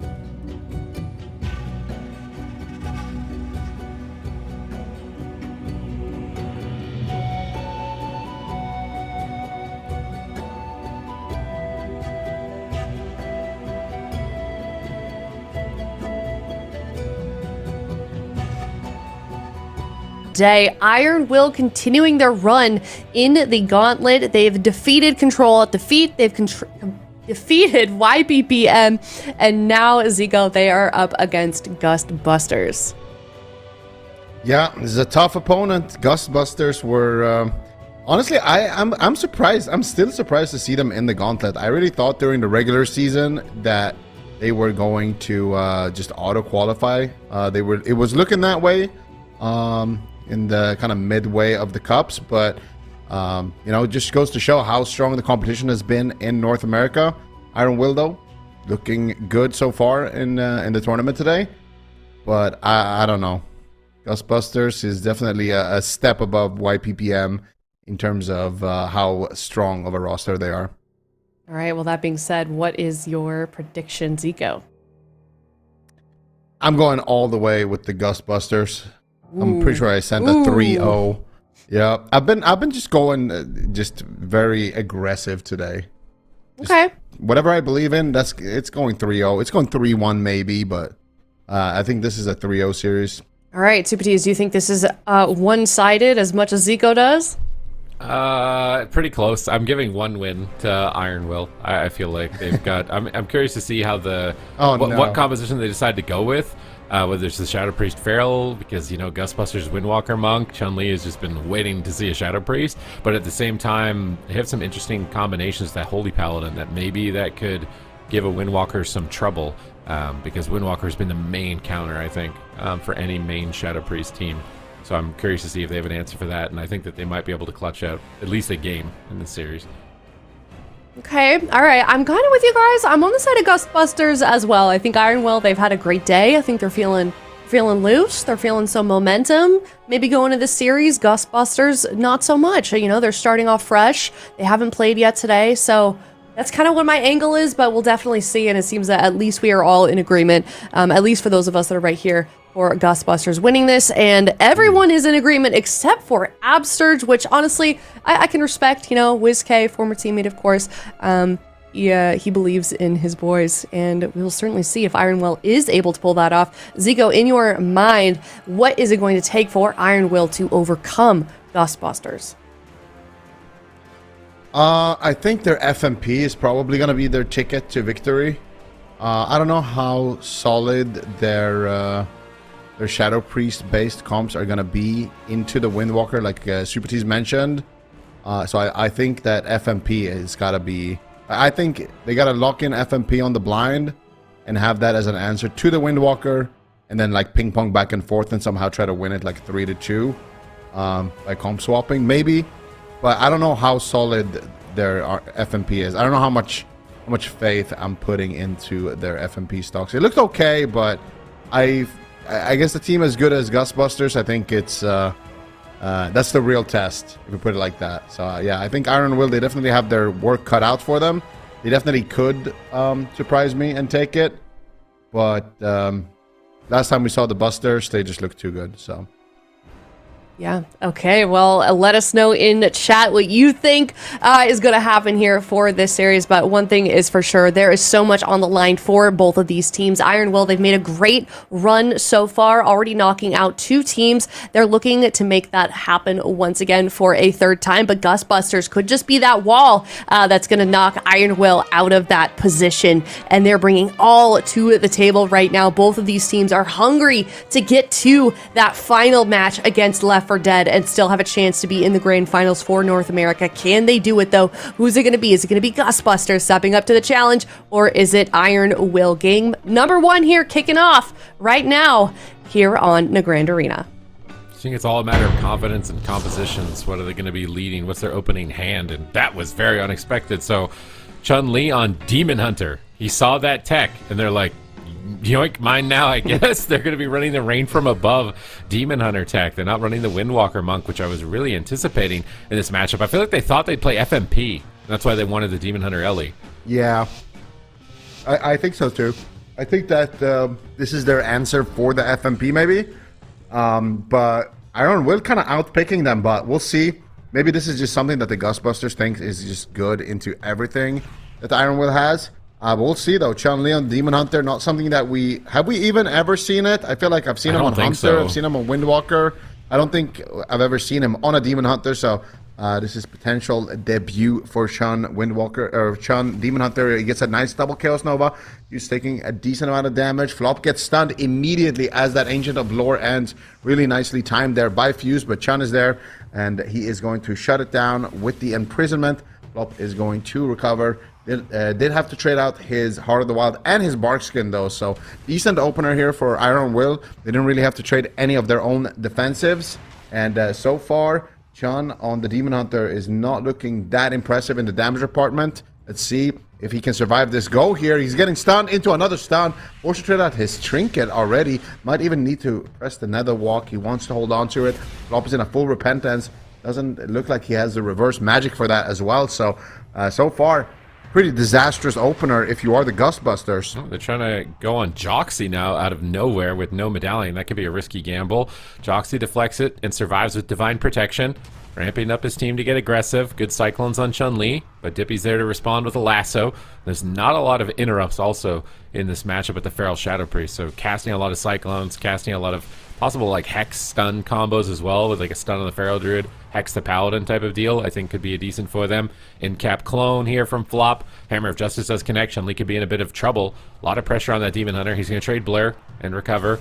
An Ancient of Lore is available, so Flop should be able to activate that at any time that he truly needs in this type of matchup. But when Whiskey is able to ramp and Fuse is able to ramp and build momentum and get a huge damage lead, we've seen Resto Druid struggle in those situations. Yeah, absolutely. Flop so far is able to kind of deal with the pressure. He's got Ancient of Lore coming up as well. Looks like he wants to get aggressive here. Maybe set up a stun. They get a stun onto Joxy. They get a stun onto Fuse. Nice setup here from the Gustbusters. Get a full Cyclone there onto Fuse as well. Taking him out of the game for just a little bit. But where is the pressure? I feel like the win condition has got to be maybe late game against the Paladin with the rest of Druid. But I don't know if they will make it to that point. I feel like Dippy and Chun-Li right now on the damage meter are falling very far behind. I think that they need to do a considerable amount more damage if they want to actually win with a late game strategy like that. Nice Imprisonment onto Fuse, as he did have the last bit of Incarnation. Huge swing of damage there onto Wiz, but Wiz is going to be able to stay alive. Doesn't want to trade out his Dispersion just yet unless any kind of crowd control is committed onto Joxy. Doesn't look like they have any just yet. And so far, Joxy is actually going to be the one pushing forward, and he actually gets caught up in a stun. Has to use his human racial to break out of that stun there. So a small win here for Gustbusters as Joxy pushes forward. They get a nice double fear there as well onto Dippy and Chun. And so far, Iron Will putting up a lot of pressure, actually. Yeah, looking very solid. Building up slow advantages over time as their composition would suggest. I like the stun Hex. This is a really good combo. Stun Feral Druid, Hex the Paladin. There's not a lot of interrupts, so you can get that crowd control off pretty guaranteed, and that can be an opening to swing the game later on. But Fuse knocks Flop out to Whiskey. He's playing Void Elf. He Void Elf's on top of Flop to get maximum damage out. They drop Darkness to recover off of this setup, and it manages to buy them time, but there's a major trade. Now Whiskey gets a fear out of that to try and put Flop even further behind, buying time for the darkness to fade, and they're still keeping the gas pedal down here. Joxy stun, Flop looking for clones, in-cap Roar looking for clone. He gets it on Joxy, but it just seems like the Demon Hunter is not getting the type of pressure. Maybe I spoke too soon, as Whiskey gets hit pretty hard here with Desperate Prayer up. And now he's reloading dots. Joxy recovers. Man, honestly, even, you know, despite finally Chun-Li starting to climb the damage meter a bit here, that's basically just all they need. Gustbusters, this is just coming down to they need more deeps if they want to win this. Yeah, I couldn't agree more. Flop, though, gets caught up in a full Cyclone, actually. Joxy is looking for the Repentance out of that as well. Dippy could be in a lot of trouble here. Can they get the Repentance? They don't stop it. And now, what are they going to do here? Flop's going to have to Trinket and trade out the Ancient of Lore there as well. I think he actually popped the Nature Swiftness to activate it there as well. So a lot of cooldowns being used there from Flop. And now he's got no Trinket and no Bark Skin. They could set up for a KO. They don't have the Darkness either on Chun. So big opportunity to swap onto Flop. He can only really pre-bear form that. Wiz is looking to set it up. He gets a fear onto Flop, and they collapse. Doesn't look like it. He gets tremored there by Dippy. Nicely done. Could have been a really bad moment. They're all kind of dogpiling right now onto Flop. He's dropping quite low. Can they connect with the stun? He's out of form. This is it. Can they take him down? Do they have the damage on the side of Iron Will? Doesn't look like it. Actually, Chun finally doing some counter pressure here, and Flop survives there with the pre-Iron Bark. Really nicely done there by Flop, reading that situation. surely would have gone down if he didn't do that. So good read there, but still, Ghostbusters, they're still struggling here with this composition that Iron Will is bringing. Finally, some pressure onto Wiz. He's dropping quite low, but the sacrifice is there from Joxy, and the sacrifice should be enough defense here for WizKid to stay alive. Flop actually trying to sneak away for a drink. This could be massive. Actually looked like he was able to get a little bit of mana. Fuse is looking for him, but he manages to find him there with the rake stun. He gets 50% of his mana. So Flop with that drink is actually bringing his team back into the fight, but he gets caught up out of form. Trades out the Barkskin once again. Pretty hard on the Wilded there as well, so he's really doing a good job anticipating that attack, mitigating pressure, he's conserving mana, jumping in, stunning WizKid trinkets to try and punish this. This could be a big opportunity. They find Flop. You renewal, Frenzied Regens with Heart of the Wild, gets back behind the pillar. He can chain this into an Ancient of Lore if he needs to. He's got to be careful about the stun diminishing return. He gets caught. He's in bear form. Darkness, not available for 20 seconds, but with Heart Bear, he's fine. Imprisoned on the Feral Druid. I really like the Demon Under crowd control on the Feral Druid, just disrupting either on a go or to enable Dippy to get hexes also at the same time. Chun-Li, no blur, caught in a maim stun. Flop in position to be able to go Ancient of Lore here at any moment if he needs to. He uses Nature Swiftness Regrowth first instead. Tossing in Star Surges to amplify his healing over time effects as we see him positioned at the pillar here. Reloading his Cenarian Ward, getting his team very durable. Hard casting Ancient of Lore as Fuse was running around the corner, so he can save Nature Swiftness for a bigger heal later on. And he's making these tiny, greedy moves for his team that's putting his team ahead. Look at the mana bar. They finally made it to the finish line. Everybody is dead. They're so close to a triple kill right now in game number 1, despite the early aggression from Iron Will. They're in desperation to try and make something happen onto Flop, but Fuse can't stay in aggressively. They drop Darkness to stabilize. Joxy gets an Avenging Crusader, and he's going to pop the Divine Shield as well on top of it to try and stall out damage, but Fuse is imprisoned. He can't assist. Pressure is mounting on WizKid. No dispersion for 2 minutes, and I feel like Ghostbusters are just moments away from victory. Yeah, nice recovery right there. Once again, Flop now, though, in a full fear. Chan gonna have to trade out the Nether Walk. Flop is still in big crowd control chain here. Nice, beautiful fear right there. And Joxy actually was able to recover a lot of mana somehow, but Chun-Li still not out of the woods yet. 50% HP. He's got no cooldowns remaining here. Flop is rotting down. Chun is rotting down. He's got 10 seconds away on that blur, and it doesn't look like Chun is actually... Is he playing that Rain from above? And he gets caught up in the Cyclone. Flop still down to half HP here. Catches a big heal onto himself, but right now, once again, in a full fear, Dippy trades out the Trinket Tremor Totem. Nicely done by Dippy, but he gets caught up in the Cyclone. And right now, Ghostbusters are just falling apart once again. I don't know how Joxy was able to recover so much mana, but Flop is once again completely dry, and they just wasted the Darkness earlier on as well. So Ghostbusters not with a lot of options here. Ancient of Lore gets casted out by Flop, and he's going to be able to recover his team for one more moment, but mana is gonna be a big issue here, and Iron Will, they're just continuing this damage. They're leading on damage time and time again throughout the entire game, and I think that's gonna be it for them. If they can just keep up that pressure, they might just be able to take the entire game. Yeah, we're following WizKid is getting pressured by Chun-Li and still doing decent pressure onto Flop at this point, but big lightning bolts come in from Dippy onto WizKid. He manages to recover with Lay on Hands from his Paladin, and they're going all in. WizKid is all in, ripping Flop apart. Iron Will pull it off. That mana regeneration moment for Joxy was so key. It was over for them if he didn't get that. It puts them back in the game. They can swing it around and put a point on the board. How did he do that? Was this just a drink? I think it had to be. It looked like it had to be a drink, but like I don't know what else could restore that much mana. If we have it on like a details or something for mana restored, if it was something hidden that I've never seen before, it like it's 50% of his mana. So I feel like it had to have been a drink, but it just seemed like it came out of nowhere at that point. I don't even know if we have the drink on replay or not, but it just felt like it came out of nowhere. I thought it was it for them. They just burned Bubble at the same time as Avenging Crusader. They're at 0 mana. Everybody's dying, and then Joxy's like, don't worry, guys, I got 50% more mana. And then they could just keep going for another 2 minutes, so... Is this where he starts regenerating? Yeah, what is that? Why is it going up so much? That's got to be a PvP talent. There's no way. I'm looking at the AWC I'm looking at them right now. I don't know what he did there. Is that... What is this tech that he's Divine running? Plea. Is it? Where is After casting Aura Mastery, you restore 750,000 mana over 20 seconds, but your heals and damage is decreased by 30%. That's way more than that much mana. It's literally 50% of his mana bar. Wait, like, go just watch his mana. I'm gonna go back and just watch his mana bar over and over. I've never seen a mana bar move like that. Yeah, maybe we can see. Did he drink at the same time or mana something? restored. Let's see Joxy. He's in I don't combat. think he was drinking there. Oh, no, this is the end of the game. I think it was just maybe Blessing of Winter as well. I'm not sure. It was just, But yeah, it looks like Yoxi has some Paladin tech for sure. I didn't even think it was possible for a Paladin to out-mana a Resto Druid in a matchup like this, but I feel like, I mean, we got to talk about Chun here on the Demon Hunter, because that's something that we've never really seen before. I don't think he was running. I didn't even see him. Wait, actually, I can see his times right now. Yeah, he wasn't playing Rain from Above at all. And I feel like that was a big thing that we saw over in Europe for Super Duper gamers. So I'm not sure actually.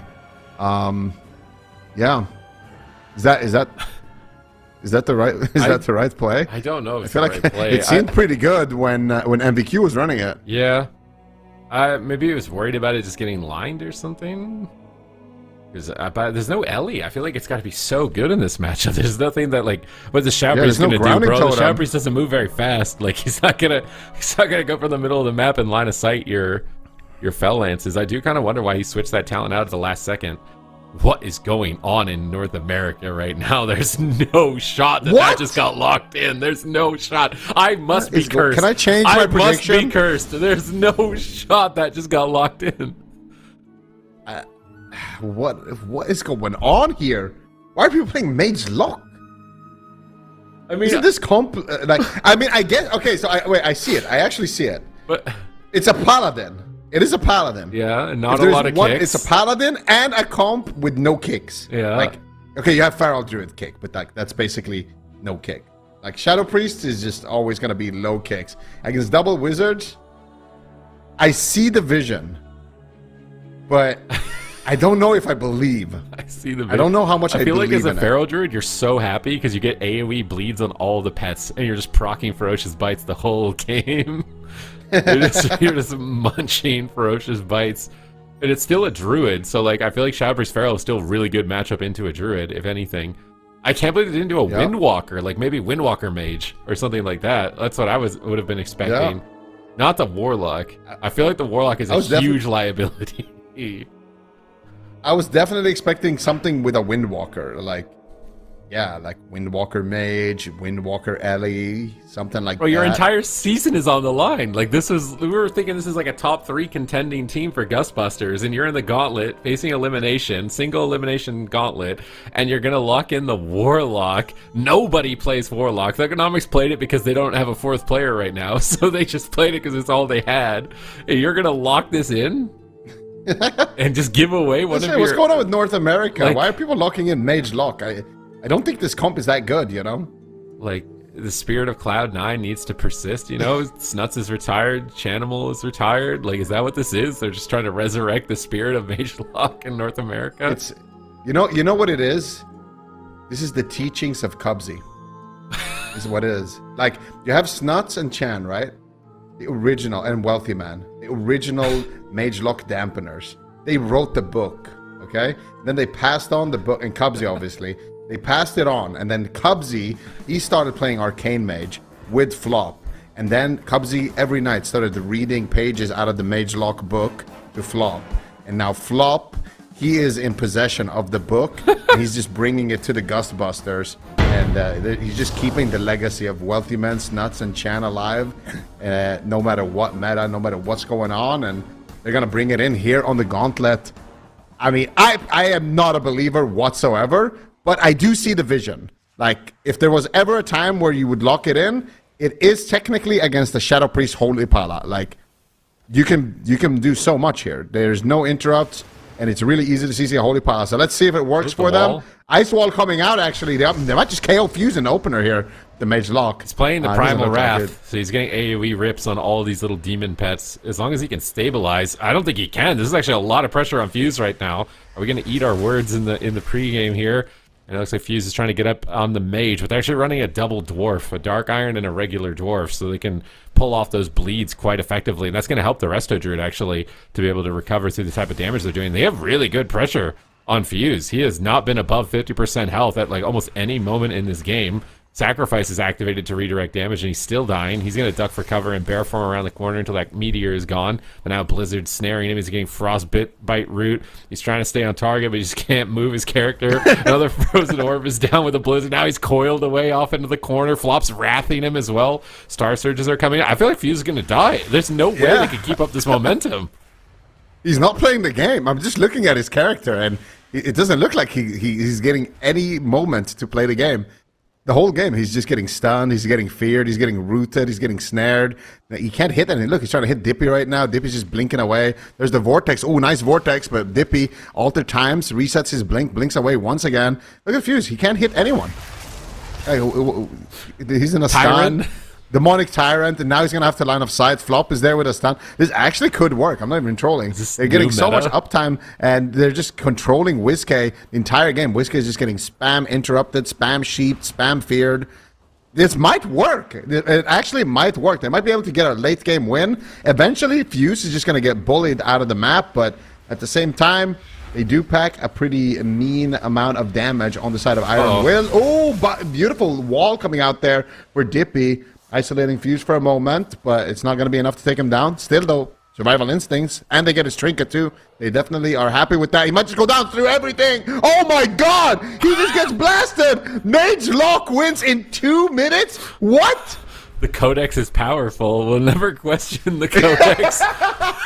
Never question the sacred text, okay, Seiko? Never question it. Never question the hieroglyphics. Warlocks have been riding the bench the entire season. I haven't seen a single one. It's like a rare, like, going extinct species, like a protected species. We've not seen a single Warlock the entire season. He comes in the exact situation, like, this is my time, guys, get me in there, this is my time, this is my time. Holy Paladin, Shadow Priest, they got no kicks, bro. They got no momentum, bro. We can do this. We can win with a Warlock. Get me in there. This is my time. This is why I'm on the roster. And Fuse just has zero fun. He just has zero fun. He just acts coiled and snared in the entire game, dying. This was okay. This was just really heads up. This is just really heads up. We can never question it again. I mean, how? They actually Fuse just couldn't do anything the entire game. Like, sure, he has a lot of damage down on scoreboard, but that's just all on the Demo Warlock's pets. It's all just pad on the imps, you know? This is not real damage. And meanwhile, look at WizK as well. Like, we're talking about Fuse not playing the game, but look at Wiz. The whole game, he's just getting spam feared, spam kicked, spam sheeped. Like, look, there he got feared, then he got counterspelled, then he got sheeped here. Like, Wiz is not playing the game either. No one is playing the game right now on the side of Iron Will. Like, actually, nobody's playing the game at all. It's just the Mage Lock having the most fun ever. Maybe it's back. Maybe it's actually back. Oh my God. The teachings of Chan. Maybe we've gone full circle. Ghostbusters are bringing it back from the grave to reign terror in North America once again. It was banished. It was banished for a millennia. It was rediscovered as the glaciers melted. The texts of dampening have been revealed, and Mage Lock will once again terrorize North America. There's no way they're doing it again. There's no way Iron Will is doing it. Where's the warrior? I thought for sure they'd bring like a warrior, or maybe a resto shaman even. Like, I thought it was going to be Warrior Mage. That's what I was expecting. Like, something Warrior Mage. Like, they just played that against Mage Lock. But they're running it down again with Feral Shadow Priest. All right. I mean, it's hook point, so it's a bit more playable for the melee, but still, I don't know. This actually, it kind of looked good. Like, just, I swear. If Aiden had more reps on Druid, and maybe they practiced that comp a little bit more, maybe they would have won. Maybe Aiden was actually cooking. Aiden was actually cooking. Yeah. Something was discovered. Maybe they saw Aiden play Wrestle Druid, and they were like, wait a second. What if we run that? What if we run some Mage Lock? Maybe they actually got inspired by Thugonomics. But yeah, we're gonna see it. Game number 3 here between Ghostbusters and Iron Will, and once again, WizK is just starting the game by getting kicked. There's an ice wall. No. Fuse is isolated. He's taking a lot of damage here. Icy Veins doing a lot of work. The Vortex and the Coil there as well. And again, it's a pretty solid opener here for Ghostbusters, but on a smaller map, it's going to be annoying. And I want you to pay attention to WizK's character. Look at him. The whole game, he's just getting sheeped, counterspelled. Look, he's getting stunned. He can't do anything. That's why he's trying to hug the pillar and line of sight fear and poly and death it. He's trying to play like he's there's a sheep. Shifting Ring of Frost on the Paladin. Sacrifice, though, is activated, so it's going to break that. That was a good move by Joxy. I feel like the Paladin's got to be a mistake. I feel like this is the one time where maybe a Resto Shaman actually could be a good pick. Like, I feel like a Resto Shaman would be a good pick here into the Mage Lock, and maybe we're to see a whole exploration of the meta. Maybe oh my god, Dippy, lots of damage. They're targeting the Mage this game. That's a big adaptation. They got an Ice Block. They're getting way more control, and it looks like the Mage is a big opening there. Maybe they got baited on the lock thinking the multiple bleeds would give them an advantage. Fuse clones the Trinket on flop. Really good setup here. Into a fear from WizK. We've got great pressure on Dippy. This is looking a lot better for Iron Will. Yeah, great push there with the Repentance as well, but it did cost Joxy his Trinket as well, so wasn't completely free. See what they can do here on the side of Iron Will. WizK gets around the corner. Has some dots here, finally getting a little bit going with his damage, and I do like going after the Mage. Demonic Tyrant is out, though. Fuse could be in trouble. Has no Trinket. He knows that if he gets caught up in a stun there, and he gets isolated, it could be trouble. Ice Wall coming out. They're going after WizK, actually, and Fuse is going to take that opportunity to get aggressive. Nice dispel there on the fear as well. WizK gets coiled, though. WizK's still behind that wall. He's still getting no heals from Joxy here in this position. Nice Vortex coming out there as well. Fuse ducking around the corner. Flop actually getting some nice dispels. Look at this pressure. Full sheep onto Joxy. WizK, he's trying to be greedy with the dispersion. They're going after Fuse, though. Fuse trying to hold on to it as well with the survival instinct. Doesn't want to trade it. The beautiful stun coming out, though, onto Fuse, but Joxy is out of crowd control, and he will be able to recover, but I mean, if they can do that in deep dampening, there is no recovery happening, and that is typically when Mage Lock wins. So I think if they can play a good defensive game, it could work. Flop caught up in a big Repentance here. Nozom might just go down here. What is he going to do? Looks like he traded out a big health stone there, but I don't know if it's going to be enough. Nozom might just go down here. Trades out the Unending Resolve, barely staying alive with that. Flop didn't have the Trinket at least, so at least they have that. They didn't overlap anything, but that was an extremely scary situation. Fuse now also taking a lot of damage. That was his incarnation, though, but still good pressure coming out from Iron Will in this game. This is a nice Shadow Fury from Nazem earlier on into a fear. It got Joxy's Medallion, which is a vital cooldown in this matchup. Crowd control is a major issue. Ice Wall attempts from Dippy. He's trying to fake interrupts. Flop gets put into a bash. That's going to be second block. I think he's dying through a Greater Invis at the moment. He Hellstones on top of it. Buying time. Double Dragon's Breath, disrupting some crowd control here from both Joxy and Fuse. There's the stun incoming, and they get a stun on Joxy. They need a polymorph here. WizK fears it and shuts it down. In which case, doing a good job of shutting the casters down as much as he can as a Shadow Priest. Not a lot of utility there for this type of matchup. They think, look at that mana regen. Joxy's build is crazy. He just goes, he was like, it's the same mana, nice, full mana. I look back at him like, how's mana looking? Oh, it's full mana. Okay, mana's not going to be the issue, but a polymorph could be, as he is locked out of the game here. Fuse is looking for Cyclones. Nazem gets Cycloned at low health. He's still critically low with another polymorph from Dippy. He tries to jump over. Joxy is finally free. Can he recover? Can he deal with the damage? It's a lot. It looks like they will recover in this position. Is he playing Spell Warding? And maybe we're not tracking it. I'm not sure if that was a Spell Warding animation, like the Magic Bop on Fuse there for a moment. But Joxy's build is very interesting. With this mana regeneration tech, he just gets a huge boon of mana back to full. Dippy is down one block still. Nazem is down on any resolve. Flop is critically low on mana. It's very important that they can win a swing match. Can they manage to do it? They got pressure on WizK, but Joxy's just freely healing at the pillar here, just bobbing and weaving at the pillar, using Word of Glory and Judgment, and avoiding crowd control at the same time. Holy Prism. Here comes the Tyrant, but Nazem is getting destroyed. His Hellstone just became available, but Flop gets a huge heal. I feel like Flop needs a drink. I don't see him winning this if he doesn't get a drink, and Fuse knows that. He's just chasing down the Druid. Joxy's there to hit the Druid as well. Dippy blinks in, but he's met by a Hammer of Justice. They do get a fear here on Joxy, and they need to chain this CC on Joxy really well. They can't chain it. Yeah, Flop's into Ancient Allure. He should be able to recover Dippy. Stone forms off the Bleed Steering Incarn. They'll recover here, but mana is a big problem. Ice Wall onto Fuse. Can they take him down? They get the stun follow up there, but Joxy manages to duck around the corner, manages to get in time with the sacrifice there. But still, Fuse had to trade out his survival instincts as well as his bark skin. So Fuse could be an isolated target, but you're absolutely right. Mana is going to be the name of the game.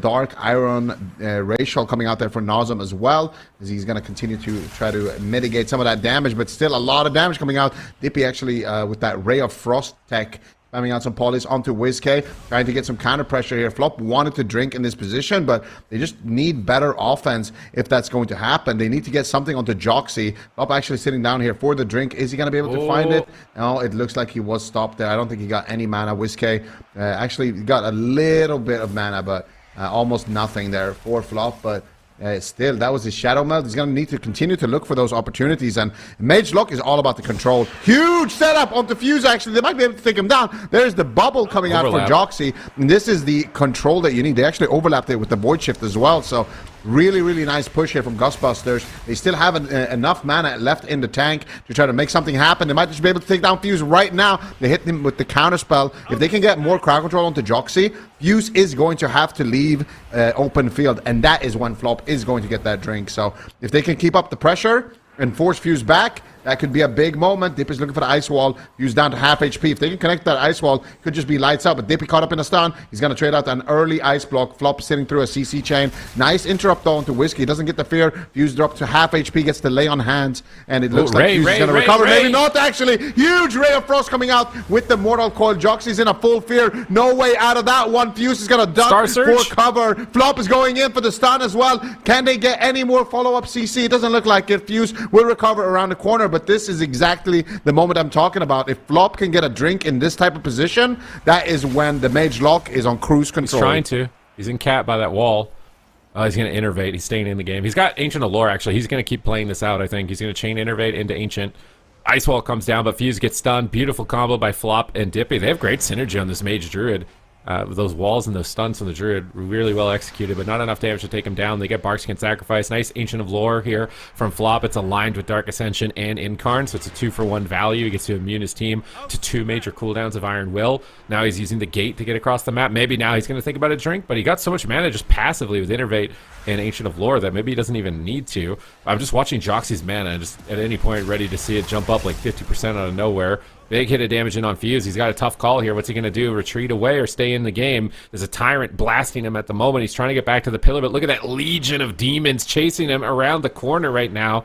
Just pounding away. And he's got to make a move. He's going back into the fight. He bashes Dippy with no trinket. He interrupts Nazem on a Hand of Gul'dan. Looking for a Cyclone, but now getting feared away.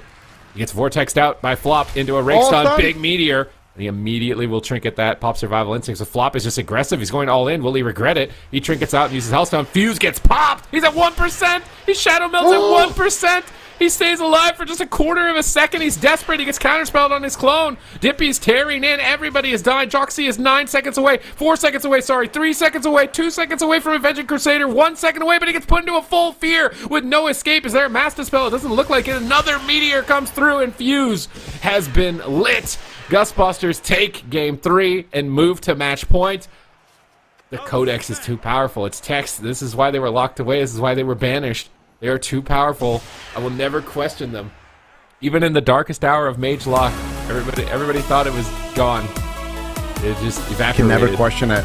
Apparently, Chapter this is 16. Chapter 16 in the Mage Lock book. In the Chapter 16 in the Teachings of Chan.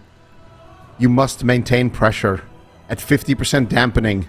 Victory Never let go will of pressure of the enemy. Threaten to drink. Force thy CDs. Push in. Win the game. Look at Flop. He's just having the time of his life. He's like, I could drink and get full mana. I could go back in and stun your whole team. I could do this. I could do that. We've hit critical mass, ladies and gentlemen. It's Mage Lock. We're back. And we can never question it again. If they have a Holy Paladin, they don't have a lot of interrupts. This is looking like a solid composition here. I mean, they can shut down WizK the entire game. They can kite Fuse. They can isolate Fuse. They can punish Fuse. Anytime Joxy tries to get any kind of fancy moves going, CC him forever. Looks really solid, actually. I feel like they just need a mage. Just FMP or Warrior Mage. The Shadow Priest is not looking good now after seeing this twice. It's just not enough. It's just too disruptive. The tankiness of the Shadow Priest is irrelevant. The Feral is the focus target. He's just a CC target. It's so much crowd control. So If I see Whiskey locked in this matchup again, I'm really worried here. It's match point. They just battled it out. I like when the first time they I locked it know, in, we're like, oh my god, I can't believe they locked they this picked in. Mage Lock. What is that? What do they do? You know, it's Oh, dude, if I Warlock the see whole Whiskey in this season. game, Now, obviously, Whiskey, and then he's going to win. get him out of And here. then he's going to win. Yeah. They're banished, but they have returned from the eternal prison. The Mage Lock emerges. For 10,000 years. Oh my god, Iron Will. The forbidden jutsu has returned to the AWC, and it is he, Flop, who will be teaching us the next chapter. Iron Will. What are they gonna do? Do you think FMP is the answer? I mean that, or I mean if Joxy has a Shaman, I feel like Shaman wouldn't be that bad in this matchup. And he's played Shaman in the past. I can't believe it would be that difficult. Like, this is like the one case where I actually think Resto Shaman would be good. There's not like a high burst class. It's a really slow chip damage that Earthen Wall gets huge value on. Grounding Totem's great. You can kind of protect yourself. You don't need your team to do that for you as much. So I actually kind of think Joxy should play a Shaman. As far as DPS, I mean, did they just do Warrior Mage because they were kind of disrespecting Aiden Resto Druid, and that's why they did that? And now they don't want to do it because like they're running it back again. Huh. They're running it back Just running again. it back. Match point. We're in the middle of the gauntlet for North America. They've played it out all season long to try and get a shot into the North American finals, and they're banking it on the Shadow Priest Feral, despite Fuse just getting absolutely cut down every single round. Whiskey crowd controlled the entire time. Joxy, he regens his mana like a boss, but it doesn't matter how much mana you have when you're in a sheep. Yeah. I mean, it's looking pretty good. I'm not gonna lie. Ruins of Lordaeron, that's a map where you can, like, I think Ruins of Lordaeron is infinitely better than Hook Point.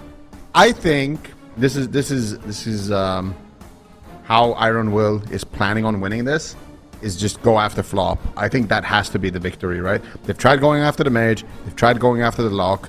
I think going after Flop is the key to victory. The problem is that they decided to lock in a Holy Paladin, and that Holy Paladin will get CC'd. So I think that if they're running at Flop, and Joxy tries to keep up with his team and try to keep them mobile, he's going to get caught up in long CC chains, and when he runs out of, Trinket, Bubble, and just ways to break out of crowd control, I think it's going to look very, very dangerous for Iron Will if they cannot get a kill before then. Or like at least force any significant major defensive cooldowns from Gustbusters. So I think that's the strategy here. But we'll see. Maybe they're going to run down the Mage. Maybe they're going to run down somebody. I do think that Iron Will's offense has to be the key here for them to actually get a win on the board against this Mage Lock. But Ice Wall coming out here for Dippy. Fuse is already stunned. He's isolated. Joxy ducks around the wall. Manages to connect with some heals there onto Fuse. And it looks like a decent opener for Iron Will at least. Match point, Runes of Lordaeron. It would be a fitting final resting place as it is a cemetery. Will Iron Will be sealed beneath the tomb here by Gustbusters' surprise Warlock pick? Nobody has been executing on the Warlock the entire season. Everybody was counting it out. But they seem to have found a situation, a niche situation, where it's actually quite good, and Fuse is taking the punishment of it at the moment, as he is forced to likely retreat back to the tombstone at the center pillar. One thing is that this isn't a great Warlock map. It's kind of tough to get a portal in a great position. Either have it back in the room, and then your team has to kind of like collapse on top, and then you get AoE'd. He's got it off to the side here on the tombstone, so that he can use line of sight with it, which is, I think, honestly, the best positioning for it here for him, so that he's able to gate out in the middle if he needs to after it. And the Feral Druid won't be able to immediately reconnect also. Flop staying really far away from the engagement at the moment, using Heart of the Wild very early, maybe expecting to get 2 of those this game. It just feels so good to look at that. I mean, look at the map right now. You got Nazem on the right, you got Dippy, okay, he just blinked, but he was on the left, and then you got Flop in the back. The patented triangle formation, ladies and gentlemen, on page 2 of the teachings of Chan. You see it right there. Look at that beautiful triangle from Gustbusters. You got the Lock on one side, the Mage on one side, the Healer in the back. And that is the prime formation that you want to be in the entire match when you are playing Mage Lock. You just want to sit back and let the enemy come to you. Ooh. And every time they do, You CC them, you isolate them like there. Beautiful leap of faith by WizK, but Fuse would have gotten isolated if he didn't do that. And that is what you're looking for constantly on the side of Mage Lock. If the enemy runs back, flop drinks. And you're slowly winning the war of attrition. You're winning on cooldowns. You're winning on damage. The mistake that a lot of people can do is that you push in a little bit too far, and that gives the enemy team an opening. So as long as Gustbusters continue to play to this triangle formation, it's going to be very hard for Iron Will to do anything about it. WizK is like, I'm done doing polymorphs. He plays Thought Steal. He takes polymorph away from the mage and polymorphs the warlock. And he's like, here, have a taste of your own medicine. But I don't know if that's enough. It's cheeky, but I don't know if it'll be enough. Big stun on Fuse. Ray of Frost. Flop dispels dots. WizK reloads with the Shadow Crash. Big collapse of damage on Dippy here. Fuse is having a tough time just staying on target. And they've actually stacked up the mage and the lock. This is a good opportunity to get some pressure out. They're going to pop Power Infusion. It might have just been a proc Power Infusion, actually, from the set bonus there for WizK. Droxy caught in a fear. Oh, that is bad. It is match point here. Is Fuse going to... Oh, he gets stunned without walling. Where's the bubble? Bubble comes through, and Void Shift. Another overlap. Another big mistake from Iron Will in this position. And they, this time around, they don't have the advantage of mana or momentum. There's no advantage for them right now here in this matchup. Yeah, there's no advantage when you're playing against the Mage Lock Triangle. I mean, what can you possibly do about this? You have to go in and make one big coordinated push and really make something happen with that. They're going to go after Dippy. Pressure's looking pretty good, but Fuse once again getting spam feared. How is he going to recover? He's down to half HP. Joxy is down to half as well. How is he going to heal through this damage? The damage is absolutely insane, but manages to get through it with the wings there. And it looks like they will recover on the side of Iron Will. But again, they don't have Bubble. They don't have Void Shift. And they haven't forced a single cooldown. Mana is somewhat even between Gustbusters and Iron Will, but I feel like that's still going to be favoring the Druid later on. Just because they seem to be able to deal with the pressure better. Oh, beautiful Ice Wall and Vortex and Coil combo right there coming out from the Busters. And again, they're just going after Fuse, and he's going to be ducking back to the Tombstone. And I feel like this map is not doing that good. But look at Dippy. He's breaking the triangle formation. He's breaking formation right now. Get back in line, soldier.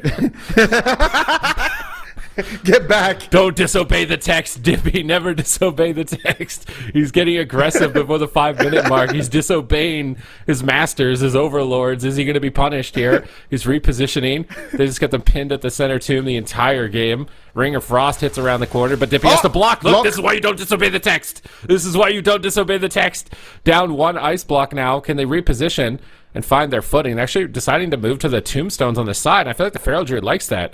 Feral Druid can line aside, get clones maybe around corners as well. Like, look at this. Fuse can just take it. So Nazem uses gate, repositions, and now Flop's going to reposition. I think they realized that left side of the map would be terrible to play at. So now with back in formation. Oh, they're kind of stacking on the left side. Is Fuse going to jump in while they're stacking? Kind of waiting. I feel like he needs Vortex, and Fuse should just play around his Vortex, like a stun Vortex on Mage, do a little setup, try and burst him down, run away, and just rinse, repeat that. I feel like they're not playing it defensive enough right now. Like, just get back in formation and drink. You just drink. That's like, either the enemy comes to you or you drink. That's like, according to the Mage Lock Gospel, page 13, that is the way to win. Let's see what Flop does here. He's in the back line. He's looking. Is he looking for a drink? Is he looking for a re-stealth? Looks like he's trying to drop combat there for a second, but no, he's not going to be able to.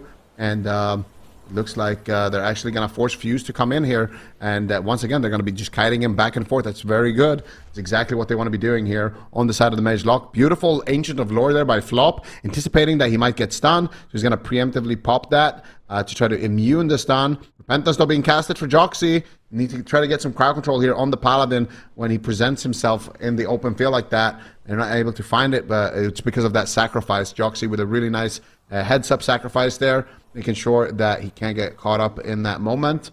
And they're respecting it on the side of the Mage Lock to catch Fuse in a stun. But once again, they're being a little bit aggressive here on the side of the Mage Lock. They do get a poly onto Joxy. Dippy, though, doesn't want to use his second ice block at this point in the game. He's not going to get another ice block, most likely. So he definitely wants to hold on to that. Huge Ray of Frost coming in onto Fuse. That is going to be his survival instinct and Heart of the Wild. So good offense. And now I would love to see them just get back into formation and threaten with the drinks and force the enemy back out in the open field. Because anytime they're playing at this pillar, that is what Fuse wants. That is what Iron Will actually wants. All right, get Whiskey's doing what he can to try and carry the damage here while Fuse is pinned at the center tomb. Frozen Orb Blizzard really snaring Whiskey at the moment. Fuse jumps in on the mage with a rake. This is what I wanted to see. Just make moves during stuns. And now he's swapping over to Flop. He finds a maim. He needs a clone. Fuse going to go for it. He's looking for it. Does he get it? He doesn't. Flop kicks him a little bit late on the clone. That could have been great. I think with no trinket, that could have been a block. Maybe they get it anyways. Ice Wall comes down defensively almost, but offensive and defensively, but Fuse just jumps immediately past it after it gets mass dispelled. I feel like Fuse is navigating this really well. He's picking his moments. He's not staying in too long. He's not staying out too long. And it's kind of like that story, the children's story with the porridge, you know, not too hot, not too cold type of deal. So Fuse has to find the perfect porridge temperature, basically, if he wants to win this for his team. Yeah, but look at Joxy's mana. I think the reason why they pushed in like that is because Joxy had his Divine Plea active. They wanted to try to punish that kind of Mortal Strike effect.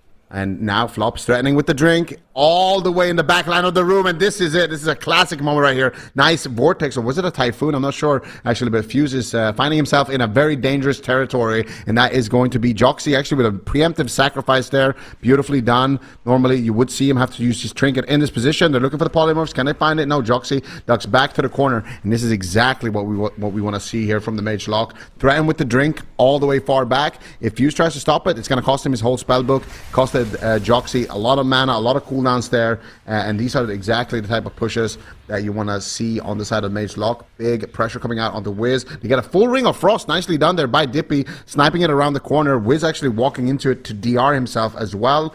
Just a cheeky little play there to allow him to get some more uptime, but Fuse is just permanently stuck now on 50% HP. He charges in to try to get aggressive, but I don't know, we might be hitting critical mass. Nice Ice Wall coming out from Dippy, but Joxy is able to get around the corner. Oh, no. Fuse is just rotting down. There's so much pressure onto him. How is he going to stay alive? He's line of sighting. Joxy bubbles They there overlap and again. uses his human racial as well. They overlap it with the Void Shift. So that's Trinket for Joxy, Bubble, and Void Shift all in one go. Gust Busters has got them exactly where they want them. This is so bad. They're trying to get something going on Dippy. Maybe they can get a block here, but the Cold Snap just comes up in 12 seconds. Fuse has to get out of there. It's so much pressure. 9 minutes in. There's no turning back. An entire season on the line right now. Can Iron Will manage to pull this off and take it to a game 5? Flop is in defiance with that Ancient of Lore. Massive heals come through. He should be able to recover his team. Fuse repositions off to the side. He's on the Warlock port, so if Nazem ports, he can just immediately swap, but he gets knocked away into a Ray of Frost. He's going to Shadow Meld to interrupt it, jump back in on top of Dippy,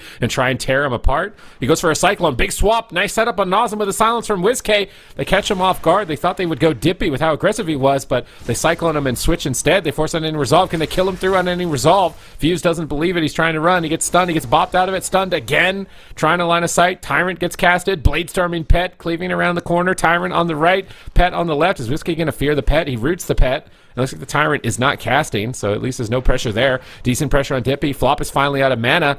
Maybe Iron Will can actually still pull this off, but here comes Icy Veins. Fuse needs to get ready. He gets Vortex in the middle of the map. They're still pressuring Dippy. He might have to block on his own Veins. That would be really disappointing for him. He has to block. Nazem is rotting down. They're fighting against all odds right now to pull this off, but they might actually do it. 10.5 minutes in. Flop is completely out of mana. His Ancient of Lore is 10 seconds away. Can Nazem and Dippy stay alive? 9 seconds away, 8 seconds away. Flop is desperately dispelling dots, trying to put WizK behind. WizK gets coiled. Fuse is going for the kill. He's trying to pick his moment, but Flop is drinking in cap form. He has Ancient of Lore. He's got to send it. He cannot be greedy here. He has to NS and use Ancient of Lore right now. How is he? He didn't immune the silence. He's trying to be greedy. Why is he being greedy? Why is he not just going into tree? He's so greedy. Iron will pull it off. I can't believe it. I thought for sure he was going to send the tree there, recover, and they'd actually turn that around, but just refusing to. I think he actually got interrupted by WizK. I think he got Psychic Horror, and he got silenced. I think he got stunned. Yeah, I think he got Psychic Horror on his trinket stealth, there at the end. Yeah, I mean, I don't know. We'll see it. We'll see exactly what happened there. So, like right here, he's drinking, isn't he? Just NS tree from stealth. We'll see what he does. It's a lot of time here. Yeah, and then he gets silenced. He trinkets it, and then he Iron Barks, and then he gets stunned on his trinket after he Iron Barks, and then he casts it. So yeah, I guess he just needed to send it right away there to buy himself that CC immunity, but. This was good by Iron Will. It looked really dire, honestly, but they just played it really patient, sat back, and Joxy was just able to recover a lot of mana, and then at the end here was actually, despite not getting any drinks, was still able to keep his team alive in the fight. That looked really, really bad earlier when they overlapped like Bubble and Void Shift and his human racial as well, about a minute or so before this. It looked really, really bad, but they were able to pull through, and I think a lot of it was just whiz carry. Whiz carry or whiz scary. Or both. It's probably both. 500 million damage despite Spam Fear and Poly. That's a lot of damage to do. 11-minute game here. Taking it to game 5. Now it's a big map though. What are you going to do on a big map? Where you don't have this giant tomb to hug the whole game and just kiss and say thank you tomb for existing. Like, what are you going to do here? It's Ashamane's fault. They just lock it in again. They don't even wait. They don't even wait. No one is waiting. No one is thinking at this point. There are no thoughts. It's just play. Yeah. I mean, I don't mind it, but Ashamane's Fall, is it the best map that they have available? I feel like... oh yeah, they already played Domain, right? Yeah. Yeah, so it's either Ashamane's Fall or Tolvir. I feel like Tolvir is a bit double-edged. It might like almost be too big of a map. Maldraxxus would have been, I guess, the other option. I kind of like Maldraxxus more than Ashamane's. I kind of like. I feel like the pillars aren't as huge on Maldraxxus, but am I weird? I like Robodrome. Robodrome For Warlocks. Robodrome Circle Tech? Yeah. And it could work, with the actually. ramp. Yeah, it's not bad. But it's definitely not bad. I don't think any of them are like particular. I don't think it's like a huge difference. Like if there is any advantage at all, it's like less than a 5% of an edge. But both teams are keeping their compositions. They're not backing down. Just guns blazing. Game 5, entire season on the line. Iron will survive in Runes of Lordaeron to 11 minutes against the ancient text and strategies. And I feel like Flop just had a little bit of a flop at the end of the game. It had some options. Could have maybe closed it out. Maybe it comes back to bite them. Can they keep it together for one more game? And then they still have to play against Left 4 Dead after this. This is a brutal gauntlet, bro. Yeah, this is a brutal gauntlet, but I like what they're bringing here, actually. I don't know. I've kind of missed watching Mage Lock just dampen teams. It's been a while since... that. I mean, I don't mind. I really don't. I like it. Well, let's see. Ghostbusters. Game number 5. Loser will be knocked out. Winner will advance to face the boss of the gauntlet with a chance to qualify for the finals tomorrow. And we'll see if it's going to be Ghostbusters or Iron Will who advance further in the last round in the gauntlet here. And again, Mage Lock. I feel like it's all about the formation. If we see the formation, when the formation got broken, that is when things started going Iron Will's favor. I want to see them be a bit more disciplined. I think their offense is looking good. They just need to be a bit more disciplined with the offense. Page 4 in the teachings of Chan. Is that even true, though? I actually wonder if they played aggressively and just CC'd the Paladin, if they could just win fat. Like, their first game was like a 2-minute game.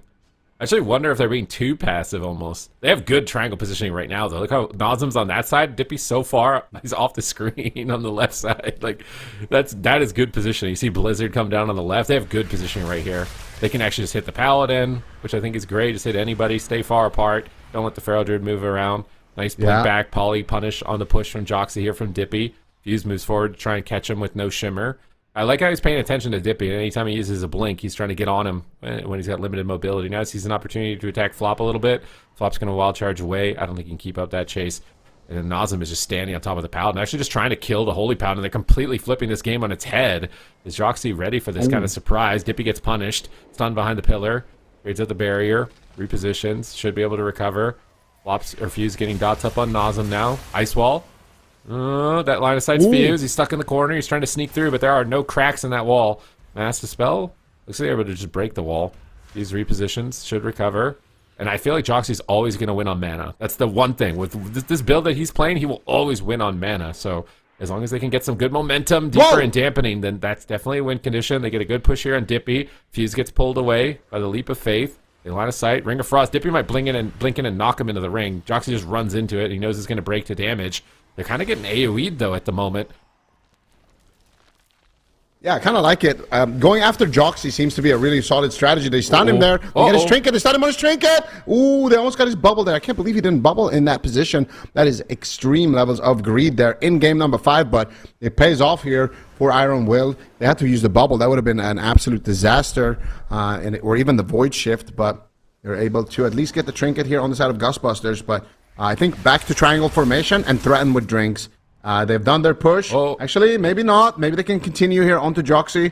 I feel like if they have a stun, that is prime position there. But if they don't have anything, I think just spamming out CC and going for drinks is not a bad idea either, because the way Iron Will did win the previous game was on mana. So early drinks is kind of a good way to shut that down, to get a nice sheep onto Whiskey. He gets dispelled into a fear, so he's not playing the game. Fuse gets caught up in a Ring of Frost there momentarily as he ducks back on the corner, and Flop just sitting down in the middle of the map there for a quick little sip. I don't know how much mana, if he got any mana at all, but it's heads-up plays like that from Flop that will help them get to the late game. Swap onto Joxy, though. Dragon's Breath. Oh, they would have loved to have a stun there instead of that Dragon's Breath, but still good pressure there, forcing out the wings of Joxy.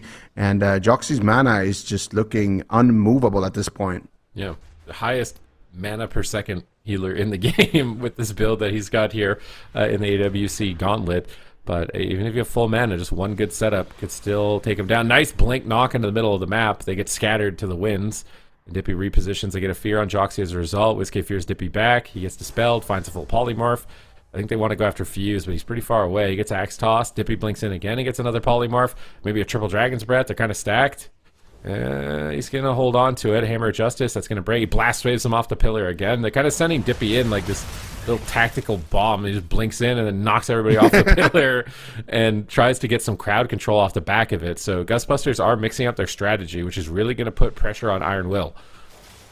Ooh, Ice Wall coming out here for Dippy. Nice fake cast there. Isolating Fuse to get the Ray of Frost. And Fuse actually not taking too much damage there in that position. Trading out the Barkskin. Does have the Incarnation here, but he's kind of having to run on his Incarnation. Flop also was able to recover a substantial amount of mana in that push as well. So they are playing a little bit more defensive in this position, which I do like. And we'll see. I really like the swaps onto Joxy as well. So anytime Joxy leaves that pillar, I want to see them try to punish that. But they have them pinned at the corner. This is a classic situation. Orb is down. Blizzard's down. Pinned at the corner. Flop's in the back line. I want to see Flop actually go for drinks in these type of positions. Or at least threaten with them. But his mana is still looking good right now at least. Double Dragon's Breath coming out actually has to do a lot of healing here onto Nazem as well as DP. Look at Fuse though. He's dropping very low in that position, and that's going to be Joxy trading out his trinket as well as the lay on hand. So another successful push coming out from Gustbusters. Flop in the back line, getting a dispel there onto his teammates as well. And anytime they're running at the pillar like this, Flop is just trying to drop combat there. I think he did get a re-stealth now, and I think he is trying to find a drink, but they pressure Nazem, and that's going to force Flop to come out and start healing. Oh, nice sacrifice on the polymorph, but being down that lay on hands, like, yeah, I don't think he's going to see another one. Big Icy Veins here. Tyrant is available for Nazem if he can get that off. Massive Comet Storm hits the whole team. Fuse gets coiled away. Here comes the Tyrant. They're ducking for cover. Cycloning the Mage and line of sighting to avoid that Tyrant. Nazem gates in aggressively. Gustbusters are disobeying the text. They're burning the pages of the ancient book right now, offensively gating in to try and close out this game. They don't want it to go to a 10-minute round. Can Iron Will manage to stay alive to that point in dampening where they hit critical mass and ran them over? Fuse gets stunned up. Dragon's Breath on Joxy. Double Shadow Fury into a polymorph. Beautiful setup. Fuse in trouble. Void Shift comes through. Overlapped, though, with the survival instincts, and these overlaps could cost Iron Will, but they get a block at least in response from Dippy, as Gustbusters are also making mistakes in overlapping cooldowns, and you can tell that there is a lot on the line between these teams, and it is getting tense. Gustbusters are unrelenting. Nazem once again playing aggressively on the left side here, pushing towards Joxy, bladestorming with his Fel Guards onto the entire team. Dippy on the right side, spam fears, disrupting. Nazem gets stunned up. Fuse is trying to make a push, but he's getting destroyed. He barskins at low health. Ooh. Joxy has to Divine Shield, and if Gustbusters can maintain this aggressive stance... Oh, but he sneaks in a Repentance with Divine Shield. There's a little cheeky play from Joxy during this into a Cyclone. unfortunately, there's just no damage. That was a good crowd control chain on flop, but there's no damage. They don't find any. They're so far behind now. Hammer of Justice on Nazem. That gets dispelled right away. He's got Dark Pact. He should be A-okay. Flops in cat form, jumping in. Full Maim Stun. Full Polymorph. Fuse in trouble. Nice. Match point. Game 5 in Iron Will. How do you survive? Massive crash of damage. Forces dispersion right away from WizKid as he's wrapping around the corner, and they are just cowering. I think the entire season could be over for Iron Will at any moment. Yeah, really, really solid offensive pushes here coming in from Ghostbusters. And right now, they have them exactly where they want them. They have no defensive cooldowns on the side of Iron Will. They need to get aggressive right now on Ghostbusters. They're doing a lot of work here onto Fuse. Big pressure coming in here with the Icy Veins. There's the stun coming in from Flop as well. Fuse is dropping very low. Joxy with no cooldowns left here, trading out the Blessing of Protection. But that's not going to do too much against these Wizards. At least it's just going to free Fuse from that one stun. Flop, meanwhile, in the backline, looking for a Dispel into a drink potentially, or a restealth, so he can get aggressive. Once again, Joxy has the wings available, or has the wings active rather right now, so he's able to get some healing done with that. And Flop is sitting down for a good drink right now, manages to recover about half his mana with that, so really nicely timed drink, but you don't want to drink for too long as well. Page 7 in the book, and now Flop has a lot of healing to catch up on. Nazem dropping quite low. I think that was his health stone actually coming out there, and now Fuse could be in trouble. Joxy's got no cooldowns left, just the trinket. That is going to be the last ice block though from Dippy, and this game is spiraling out of control. 45% dampening. Anybody could still take it, but still I am not feeling too confident here for Ghostbusters. Dippy could be the one saving grace here. If they can get pressure on the side of Iron Will onto Dippy, they could be able to take him down, but here comes the triple stun. Big damage coming in on Dippy. Finds the polymorph onto Joxy as well. There's the vortex coming out onto Joxy as well as the Dragon's Breath. Can they get the blast wave? Doesn't look like it, but if Dippy's playing aggressive with no blocks, he might get punished for that, Sid. Full fear on Nazem. He's out of the game. This is a critical moment. Flop tries to dispel, but it's so much damage. Fuse is chasing Flop at the corner. Full bash. Is Joxy going to go for the win here? He can't get Repents. He's in Bear. Flop Tricket's cloned to Nature Swiftness. He's not fooling around, but Dippy is getting crushed, and I can't believe it. WizKid is tearing them apart right now. Massive damage coming through. Can WizKid carry the game here? Look how many tendies he's got. It's so many tentacles from WizKid right now, just destroying Dippy, and they've done it. Iron will stay alive in the Gauntlet. Unbelievable performance from Iron Will. I'm so impressed by their defense here on the side of Iron Will. They just continue to wait for those wings, continue to rotate those pleas, and they're able to finally make that one big push. But I do think that Dippy definitely made a big mistake there on the mage, playing that aggressively when you don't have any ice blocks left. At that point, you have to let the Warlock take over the offense, and you just have to sit back and hit whatever he delivers you. And you can see definitely came back to bite him. Fuse definitely going to be happy with that. Dippy also with those triple tendies proccing there for WizKid. But WizKid's been a big player for Iron Will. It's nice to actually see him tagged in and have a composition that works for him. And this Mage Lock looked really solid in the first 2 games that they locked it in. But Iron Will, they found a way, and at this point, they're able to close out the series. So, kind of outlasting Mage Lock. Really, really solid stuff. And, yeah, Feral Shadow Priest, Holy Paladin. The longevity of this comp is honestly very impressive. The fact that Joxy has found the build that can just outlast or out-mana Druids who are spam drinking without even drinking is actually crazy. And it definitely paid dividends in the series. Oh, certainly did. Go ahead.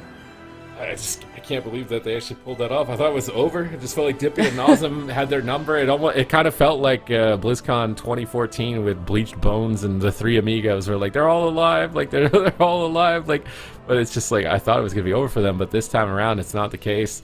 The spirit of the move lives on in WizKid, and there's only one team remaining in the Gauntlet. Are they about to pull off the Cinderella story and come all the way from the bottom and get into the top 4?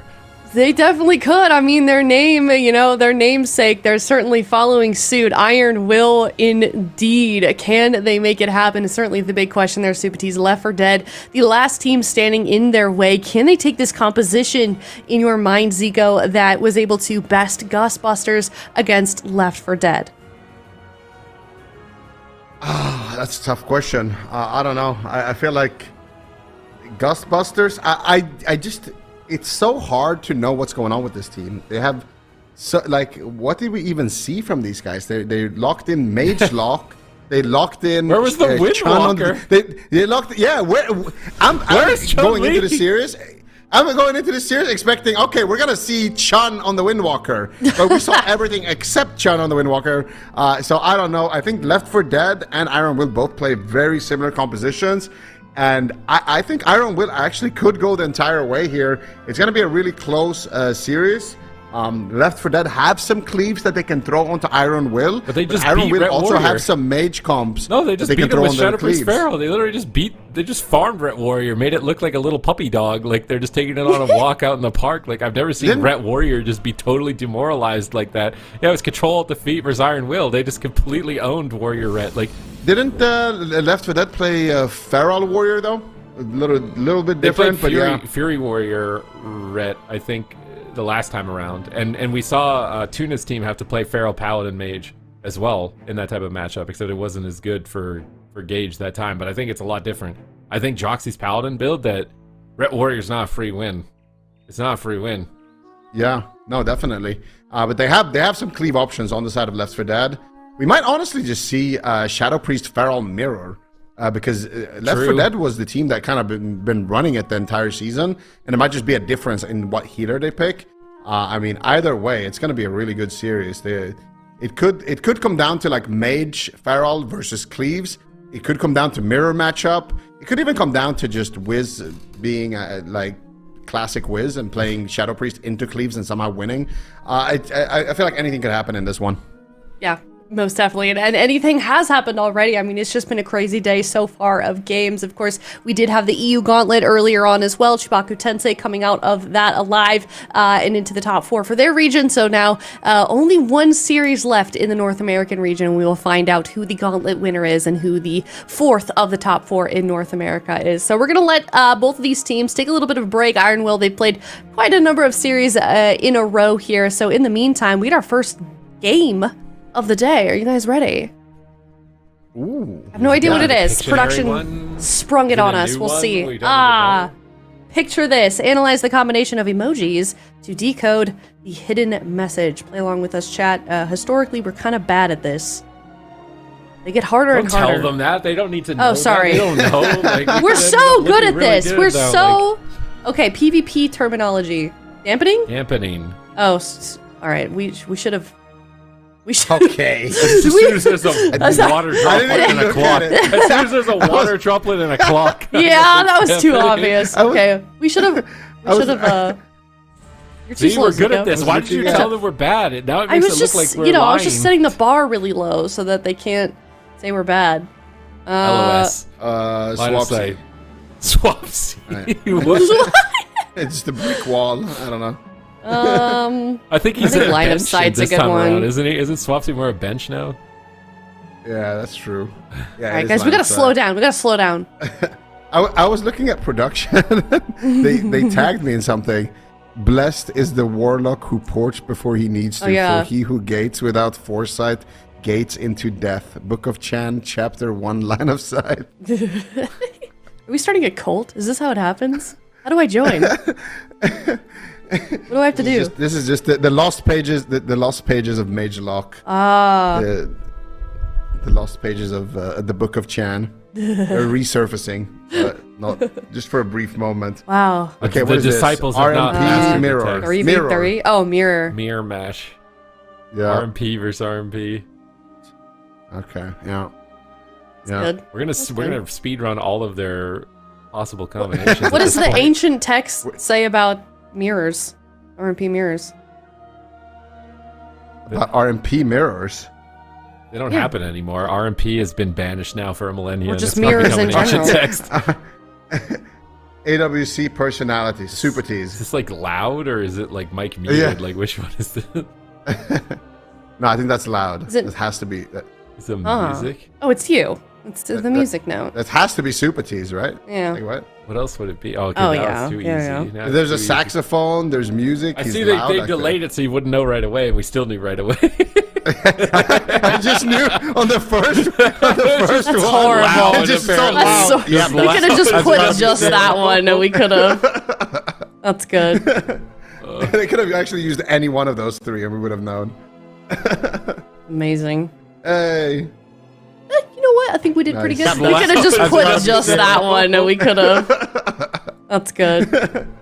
They could have actually used any one of those three, and we would have known. Amazing. Hey. You know what? I think we did pretty Nice. good there. I feel good. Yeah, why Yeah, did I you say think- we're bad? Like, you gotta... Yeah, we're actually. Like, owning I was this. trying to make it so the chat didn't expect too much Or- out of us. Was Can it you guys were just trying to, like... Can you let me do my job? I'm trying to make us look good up here.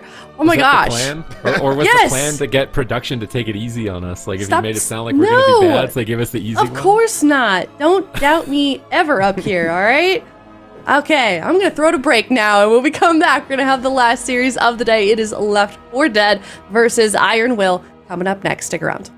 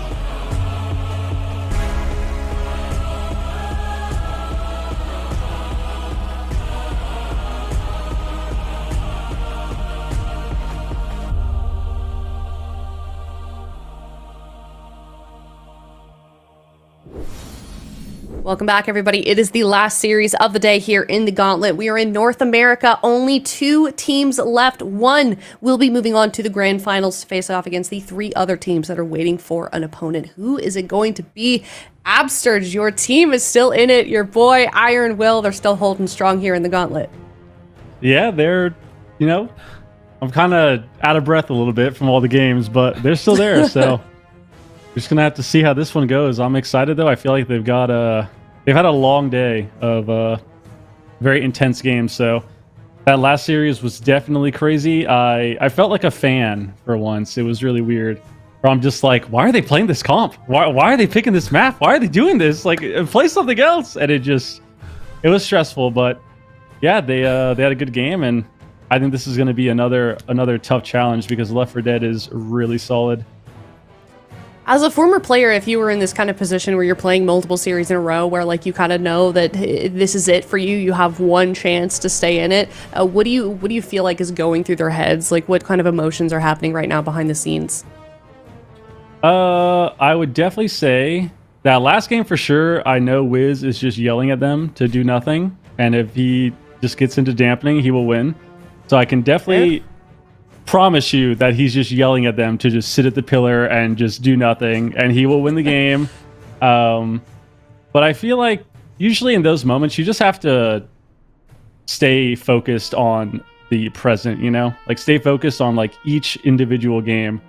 I would assume that that's how they are right now. They're just only focused on the one game and the one series and not try to think too far ahead. Right.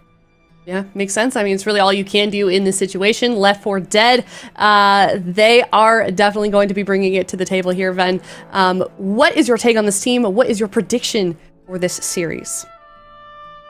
Well, Left 4 Dead, I feel like in the cup stages, they needed to run a little bit of cleave setups. So they're running a lot of like Fury Warrior, Feral Druid, but their bread and butter composition has always been the Shadow Priest, Feral Paladin. That's what they practiced the most for years. I feel like these guys have been playing together. So finally, that composition is meta, and it might end up winning them, this Gauntlet. I do expect to see some mirror matchups here, and I feel like Left 4 Dead, they're really solid. They've been playing together for such a long time. I'm actually going to give them a slight edge for this final game. Okay. 3-2. Left 4 Dead, Super T's, what's your prediction? I mean, I might have cursed somebody here because I think I've been wrong on almost every prediction. So we'll have to see. I think I might have got one, and it was the one everyone got, right? Like I think it was the YPPM or something. I have like a 0 for how many games are there today? 0 for 8 or something. 1 for 8. Yeah. On my prediction. So Iron Will, is this a curse or a blessing? I don't know. I went with them. I think that Joxy, unless Tuna has the same type of build, I feel like Joxy is looking really good on Paladin.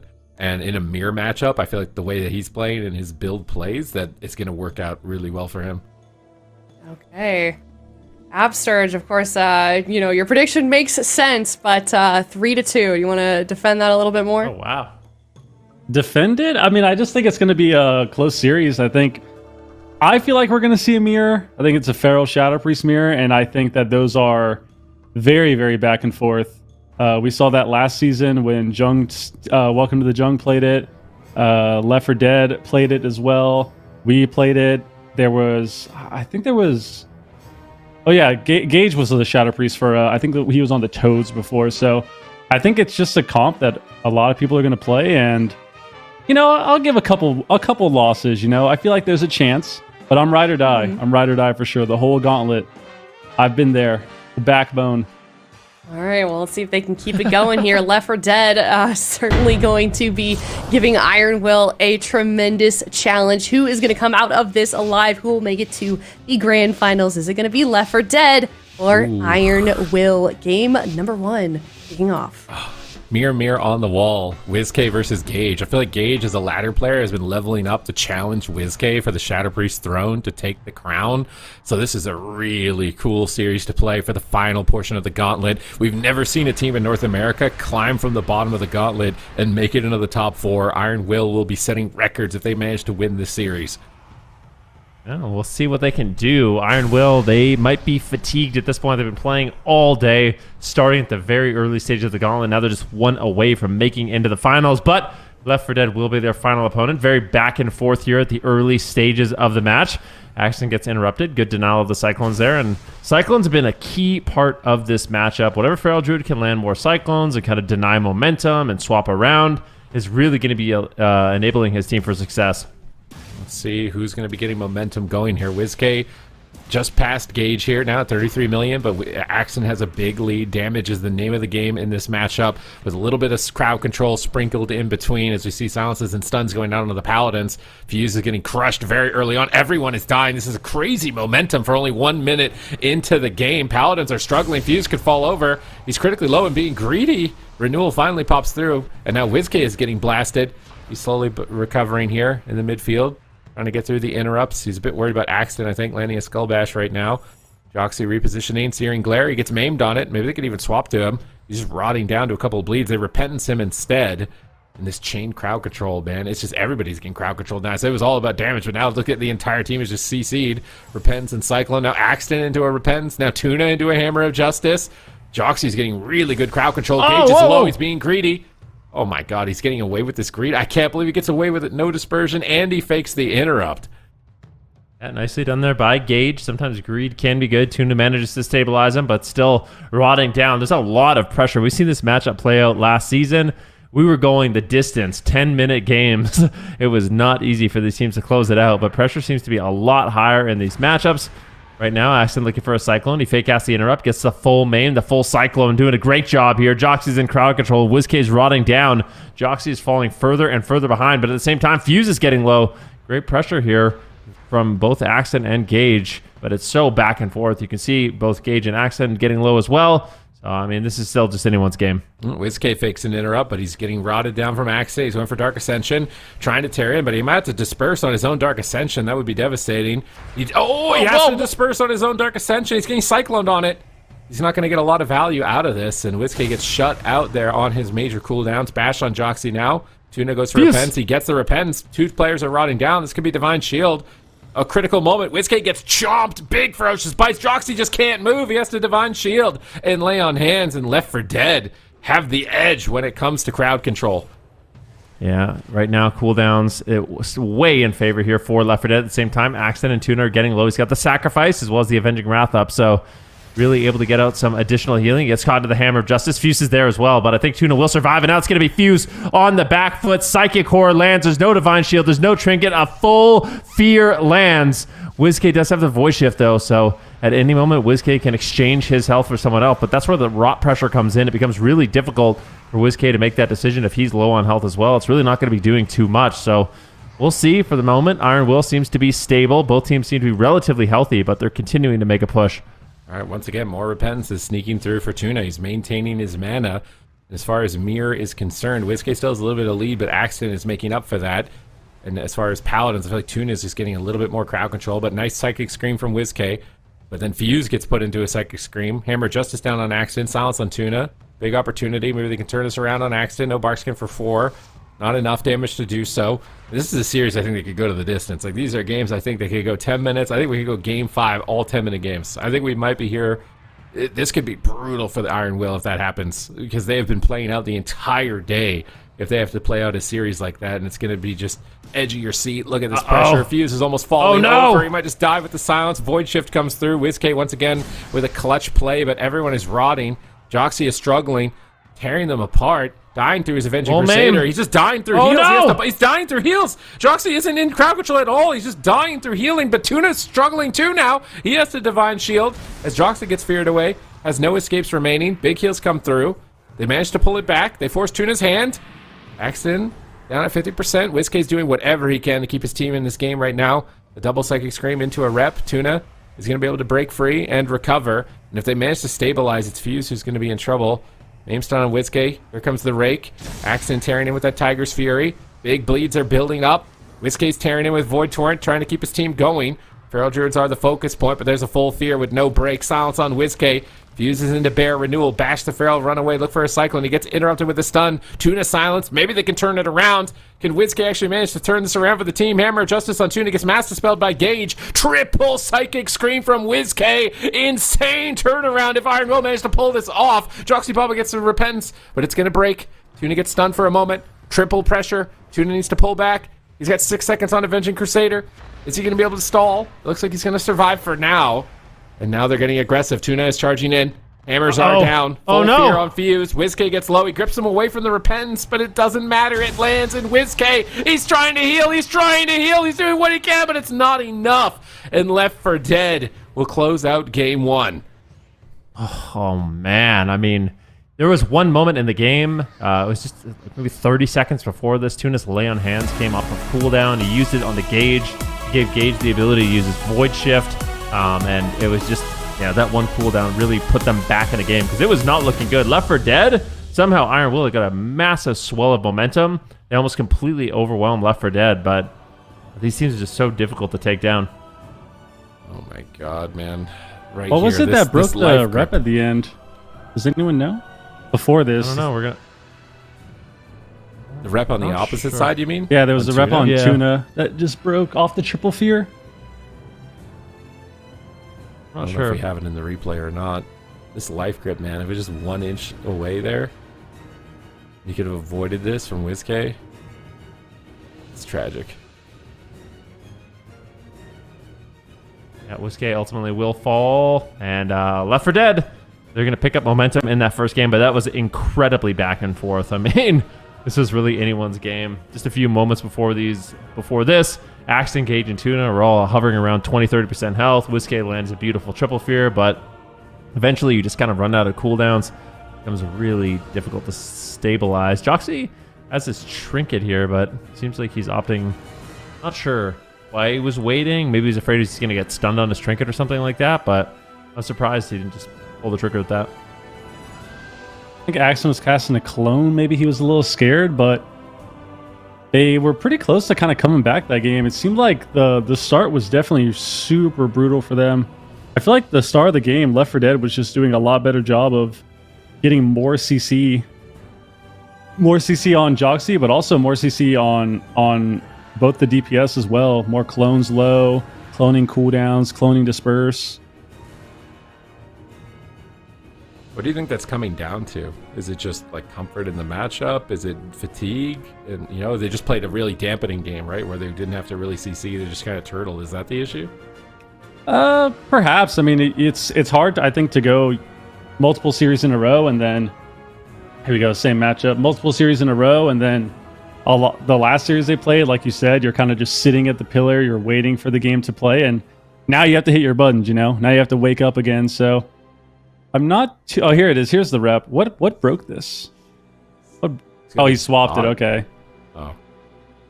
Oh, he swapped it. That was a nice swap then. I was confused as to what that was. Okay, cool. Yeah. Nice. Nice. That was good. I mean, that was nice. I think overall, they just got to get more CC. I think once Iron Will started getting some CC as well and kind of combating the clones, they did a lot better. I mean, this is kind of... I feel like this is partially history repeating itself almost from exactly what happened in Europe. The Super Duper Gamers, they're going on the dream run. They win their first, second, third series. Then they go into a mirror match in the finals, and the other team is fresh. And they've been, really going through it. So we're going to see Iron Will. They're definitely going to have an Iron Will here. They're going to have to dig deep if they want to win this one because, fatigue might be setting in, and Left 4 Dead is definitely fresh. Galaran Sewers here in the mirror. Very aggressive map. Joxy already caught in a Repentance. Looks like it's going to get mass dispelled by WizK. WizK's doing everything that he can to try and carry the team. Nice Vortex comes down, collapsing the whole team from Fuse. Gage is going to reposition off into the back corner and maybe try and bait the Feral Druid into a fear out of line of sight. Joxy just can't move. He's rooted up here on the side. He can't get to his teammates at all in the back line. He's trying to get to Fuse now. Tuna into a bash. They're playing a lot more aggressive on Tuna. Gage takes a huge hit, a damage, big chomps from Fuse, but WizK is rotting down in exchange. And if both teams play all-out aggression, this could be fast. Yeah, we'll have to wait. Oh, Gage getting really low. That's going to be the early lay on hands. I don't mind it, though, because it does often rotate back off of cooldown. So trading that cooldown early, I think it'd be a very smart decision. It ended up paying off for Tuna in the last game. But yeah, I think it's just all the cooldowns, the Berserk, the Power Infusion. These teams both getting very aggressive in the early stages. But once those initial cooldowns fade, seems like pressure slows down just a little bit at about the minute and 20-second mark here Dampening not really set in just yet. Mame's done coming in. Hammer of Justice here on the fuse. Left 4 Dead looking to get aggressive with a double stunlock combo, but at the same time, Left 4 Dead, they are rotting down. Tuna has a lot of work ahead of him. I mean, the pressure for both these teams is just so incredibly high. Gage and Tuna are just with Fuse at the pillar right now. It's kind of 1v2ing. Fuse is actually getting a lot of damage, though, with them stacked up like that. They might regret it. Whereas Joxy and WizK are spread out. They can't get dots on 2 targets this way, but they can get Cyclones, so maybe that's enough to win. WizK isolated, spamming flash heals, able to recover, get Cyclone. Axton's going to switch targets. Snared by that Consecration for a moment as he repositions back onto Fuse. Fuse seems okay, though, for now. Void Torrent out from Gage. Massive Spell gets kicked on it. He's trying to get that Repentance from Tuna. Fuse is shutting it down. Can they chain the Repentance? They can't chain it. WizK takes a huge hit just when Joxy dispelled into a Hammer of Justice, and WizK has Dispersion available to trade. He's trying to be greedy. He's interrupted. Oh, no! Things are falling apart for Iron Will in this game. Oh no, just so many cooldowns you have. I mean, it's lay on hands, sacrifice. Joxy basically does everything. That was just a little bit of a fumble there for Iron Will. Left 4 Dead, they're going to be happy to walk away with a Game 2 win, but Iron Will, they really need to just refocus because that was a very unfortunate Game 2 for them. You got to step outside. Step outside, come back. Just step away for a second and kind of wake up. I feel like they had a good CC chain here too, and then they just got the Blessing of Protection on the Gage, but you just have to press the cooldown here. Have to press something, even to disperse. And early lay on hands, I think, is okay. Like you said, Tuna had. I think that's fine. You get good mana back, and it's a cooldown that you will get back later in the game as well. So just got to press something. It's the best cooldown to get back later in the game as well. You know, it feels so good to get that second lay on hands off. But yeah, that's just so brutal. It just what would you do? Like if you were Iron Will's coach right now, like what would you tell him to do? Really just go outside, just shake it off? Yeah, I think it's just step away. Everyone needs to. I think you take the time that you have in between the series. You have several minutes. You can use delay. Just focus again. You know, you've played a long game, and I think, you know, that's always been the question with stuff like the Gauntlet or, you know, lower bracket climbs, where how much is fatigue a factor? And I think it could be, but I do think the momentum kind of outweighs that. So I would say if I was in a coach position, as you said, just step away, take a few minutes, and try to come back, get some energy back, you know? Yeah. I mean, especially coming off like a game 1 where it's just so evenly matched, it's so back and forth, everyone's using every cooldown, going into a game 2 like that.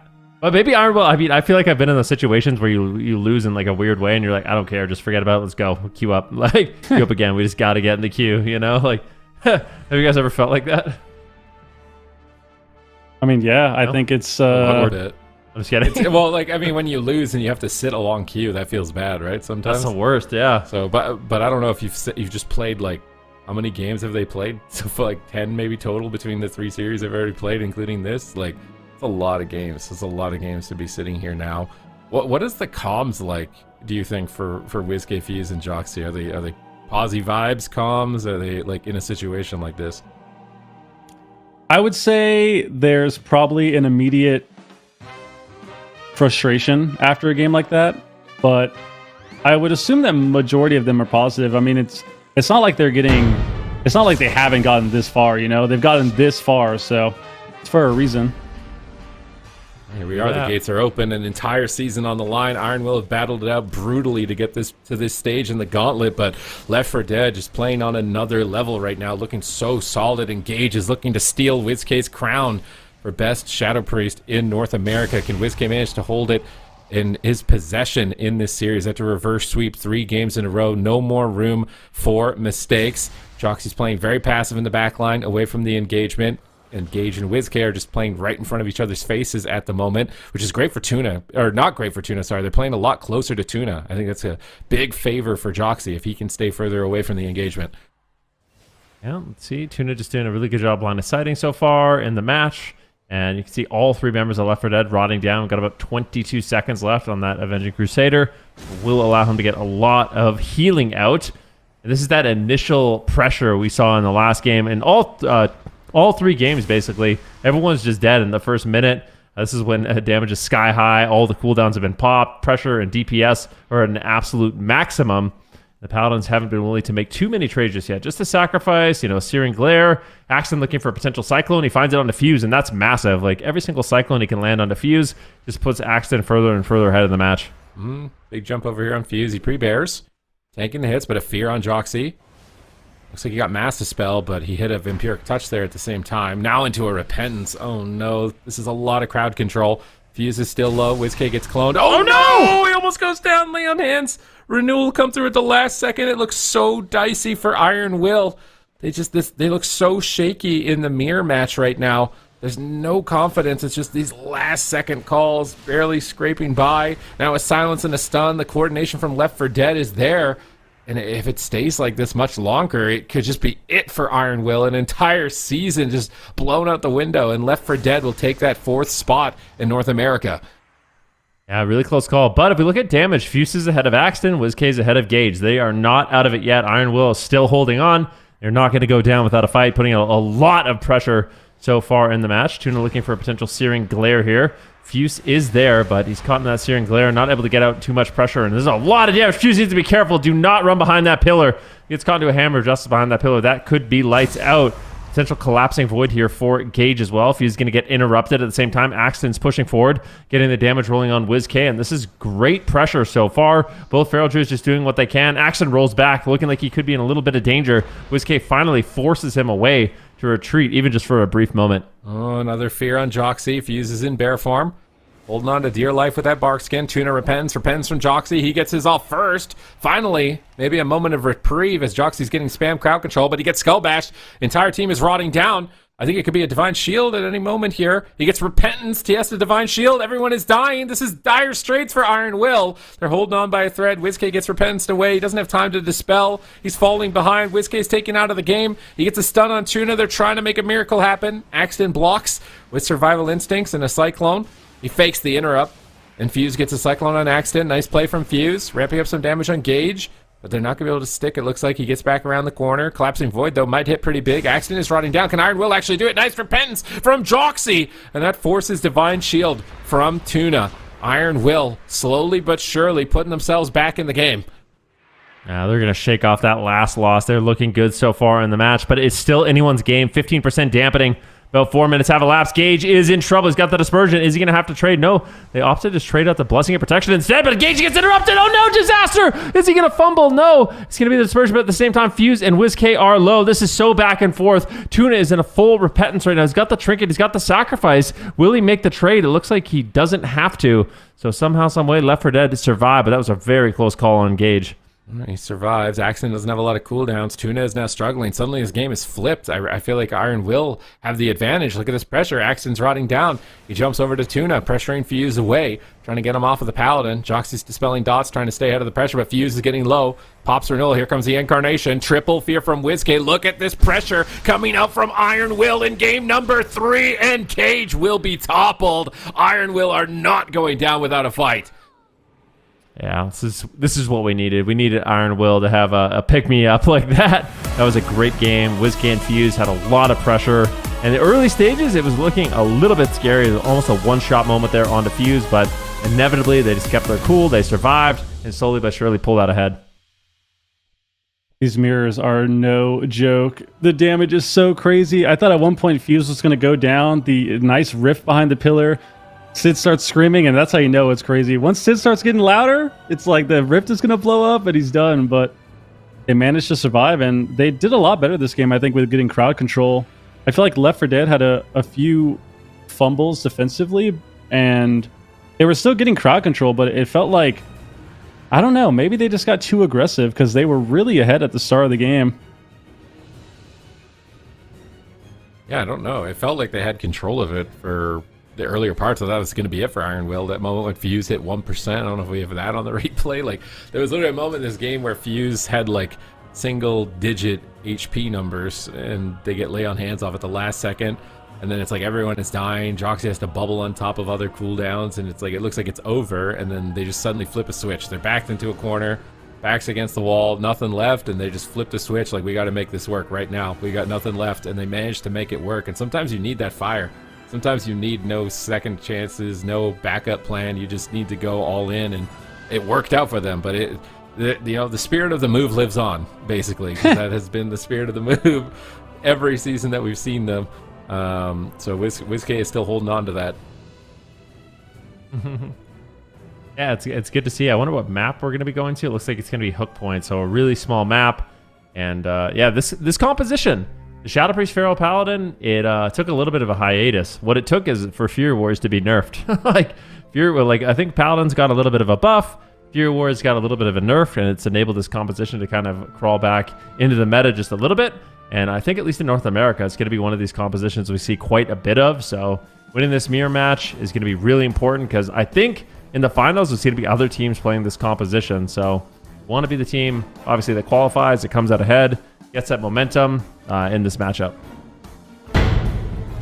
Point, small map, no second chances. Iron will need to keep it clean here if they want to stay alive in the tournament and take that 4th position in the North American Grand Finals. Can they manage to do it? Reverse sweep not only the Gauntlet, but this series now. They have to win 2 games in a row, no second chances. Psychic screams onto the Feral Druids. Axton trinkets aggressively. They stun him and maybe punish into another stun.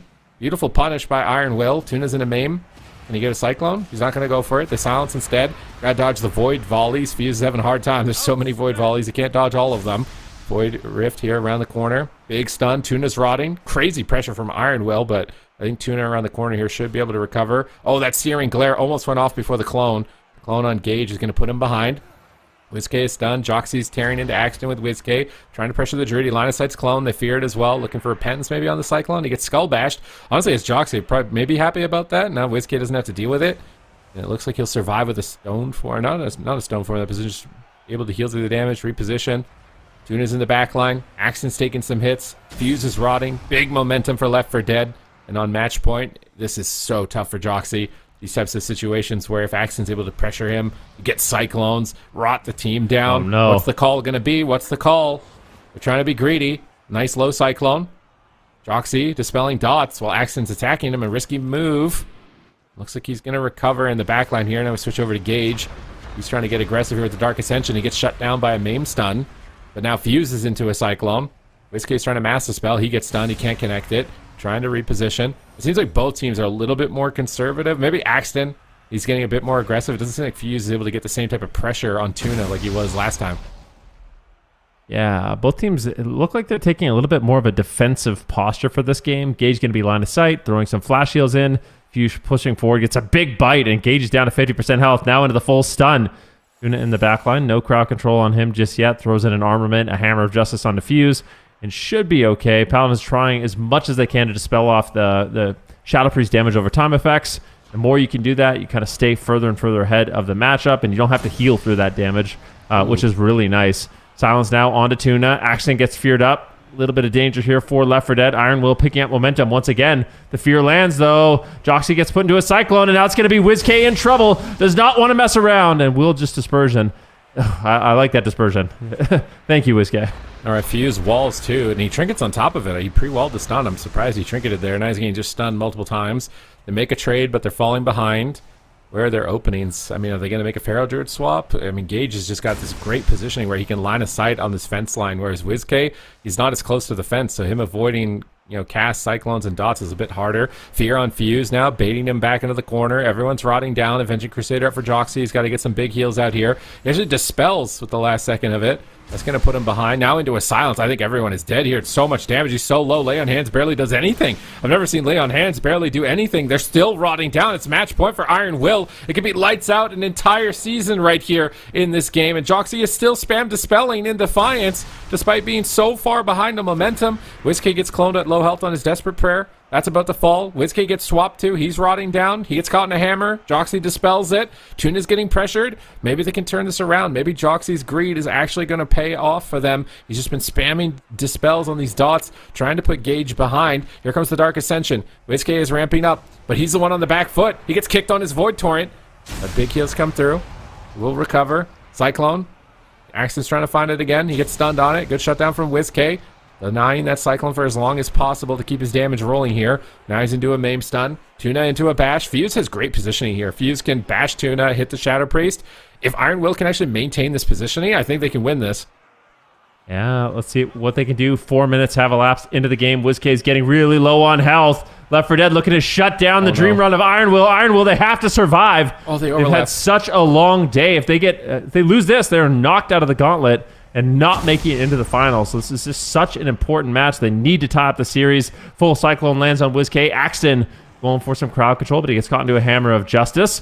Has the Power Infusion up right now. Has a lot of damage rolling at the same time. Gage is rotting down. Both teams struggling at this point in the game, but Iron Will is just so far behind. Joxy has his work cut out for him. Oh, nice Psychic Core. WizK's doing a good job using his utility and crowd control to stop Axton from landing Cyclones. That could have been devastating, but they get a silence anyways from Gage. It's massive damage. Look at this crunch. Everybody is melting on the side of Iron Will. It could be a triple kill at any moment. Joxy holding on, trying to recover with the Avenging Crusader, bringing Fuse back up from the brink, dispelling dots. Even at this critically low of health, he Divine Shields out of the Psychic Core. He stuns up Tuna. Can they turn it around? Joxy, how are you going to do this? Everybody is dying. He pulls away from the engagement. He's restabilized himself, but still his teammates are low. Hammer Justice on Fuse. He's going to break out of that right away. WizK looking for dots, but Axton gets a full Cyclone. There's no dispersion. Who is he going to Void Shift? Fuse is low health at this point. Vampiric Embrace just came off cooldown. He's trying to off-heal. He's likely going to have to pop Vampiric Embrace at any moment here to try and recover. There's a Vampiric Embrace. Joxy walls. He goes for a Hodge. Can he get Repentance? He needs to get this Repentance. He can't. He's silenced. Tuna gets silenced as well. They're mirroring exactly the same here. And Axton gets low. He pops his Survival Instincts. They're just going to bop WizK, get the bleeds off, and try and recover, but this purged instantly. Fuse fakes a kick, gets a clone, kicks Tuna. Maybe they can swap out back on Axton here if they get a Repentance. Axton gets a clone on WizK, slowing down his aggression. He jumps back on Fuse, looking to punish him. Fuse charges forward to Gage to prevent him from getting to Joxy, but he's still chasing him down. It's Joxy versus Gage. Psychic Horror connects, but they maim Gage to deny the Psychic Scream. Joxy moves in, but he walks into a Hodge. Gage is going to come out of the stun, but Tuna out of nowhere. What is going on with Tuna? Tuna is just dying on this push. I can't believe it. Iron Will, can they manage to do this? Everybody is rotting down. I thought it was over for them, but Fuse is still low. Lay on Hands comes off cooldown. He actually recovers, but WizK disappears in 1 second. It was 1 second away for Iron Will. And Left 4 Dead are your 4th North American finalist. The final boss of the Gauntlet will prevail. Left 4 Dead locking in the Paladin, Feral Shadowpriest. This team is looking very scary, but I mean, hats off to Iron Will. What a day they had. They almost made it all the way. If they had won this series, they would have been the first team in the history of North America to make it through the Gauntlet in that starter position. So really well fought. Unfortunately, it's just not their day. Yeah, just crazy back and forth, and unfortunately they can't get the button off. He got kicked, I think. I think he was skull bashed, so he couldn't disperse, and I think Joxy uses the Lay on Hands onto Fuse, so super close game. Tuna was actually rotting down here, super close to dying. If this Divine Protection was over and they survived a little longer, they could have maybe killed Tuna, but Left 4 Dead pulls it out 3-1, and they move on to the finals. Skull bash. It was so Nightmare close. situation. He had gotten that He had dispersion to off, Void yeah. Shift Fuse to buy time. Fuse bark-skinned here. Did he bark-skin? Because they had to Void Shift, and that put WizK low, I think, is what happened. Is this even further before? Oh, he Void Shifted, saved himself, and then Lay on Hands came through, so they overlapped. That was just overlap, I feel like. Like, Fuse had so many cooldowns. It should have been Fuse just trading personals, I think. Oh, man. All right. And even then, Go ahead. I was going to say, even then, I feel like it's better to use the Lay on Hands. Like, if Fuse had got the bar skin off earlier, they use the Lay on Hands on WizK, then WizK, there's the option that he can Void Shift, and disperse if he needs to, but I think it was just Trinket. Batteries. Trinket on the Fear. That was that big CC that let him rot at the end. It's also, like, so nice to be in our position. Yeah, of course. I'm not in the game. It's so nice to be in our position, just You looking at didn't the play the whole cooldowns. day. Yeah. It's also like being a Holy Paladin, being in that situation, you're fighting a Shadow Priest, a Feral Druid, everyone's 20% health, 50% dampening. Like, it'd be hard to make those calls for sure. Most definitely You have the would. benefit of slow motion in hindsight. Yeah. All right, well, let's take a look at the Gauntlet. Of course, we saw Iron Will make it all the way from round 1 to round 4. Unfortunately, did not make it quite over that finish line. Left 4 Dead knocking them out of the Gauntlet, and Left 4 Dead will be the team taking that 4th and final spot in the North American region. And that means that we have our final top 4 for and they will be facing off against Welcome to the Jung tomorrow on Saturday's game. So, this may have been sort of a proving ground for them, but this is going to be, the final test of their strength. Absturge here for Left 4 Dead against Welcome to the Jung, a team that has proven to be very difficult here in the North American region. Yeah, and they just ended up playing a potential preview of what they're going to play tomorrow. So they might end up playing another Feral Shadow Priest Mirror, which, that is definitely possible. I don't know if Welcome to the Jung is going to want to play the Elemental Shaman instead, but if they decide to play the Mirror, I mean, you have a good preview that we just witnessed. So I think that's going to be a great series, and congrats to Left 4 Dead again. I think they did well. They brought it back. The games are super back and forth, but they held it down, so.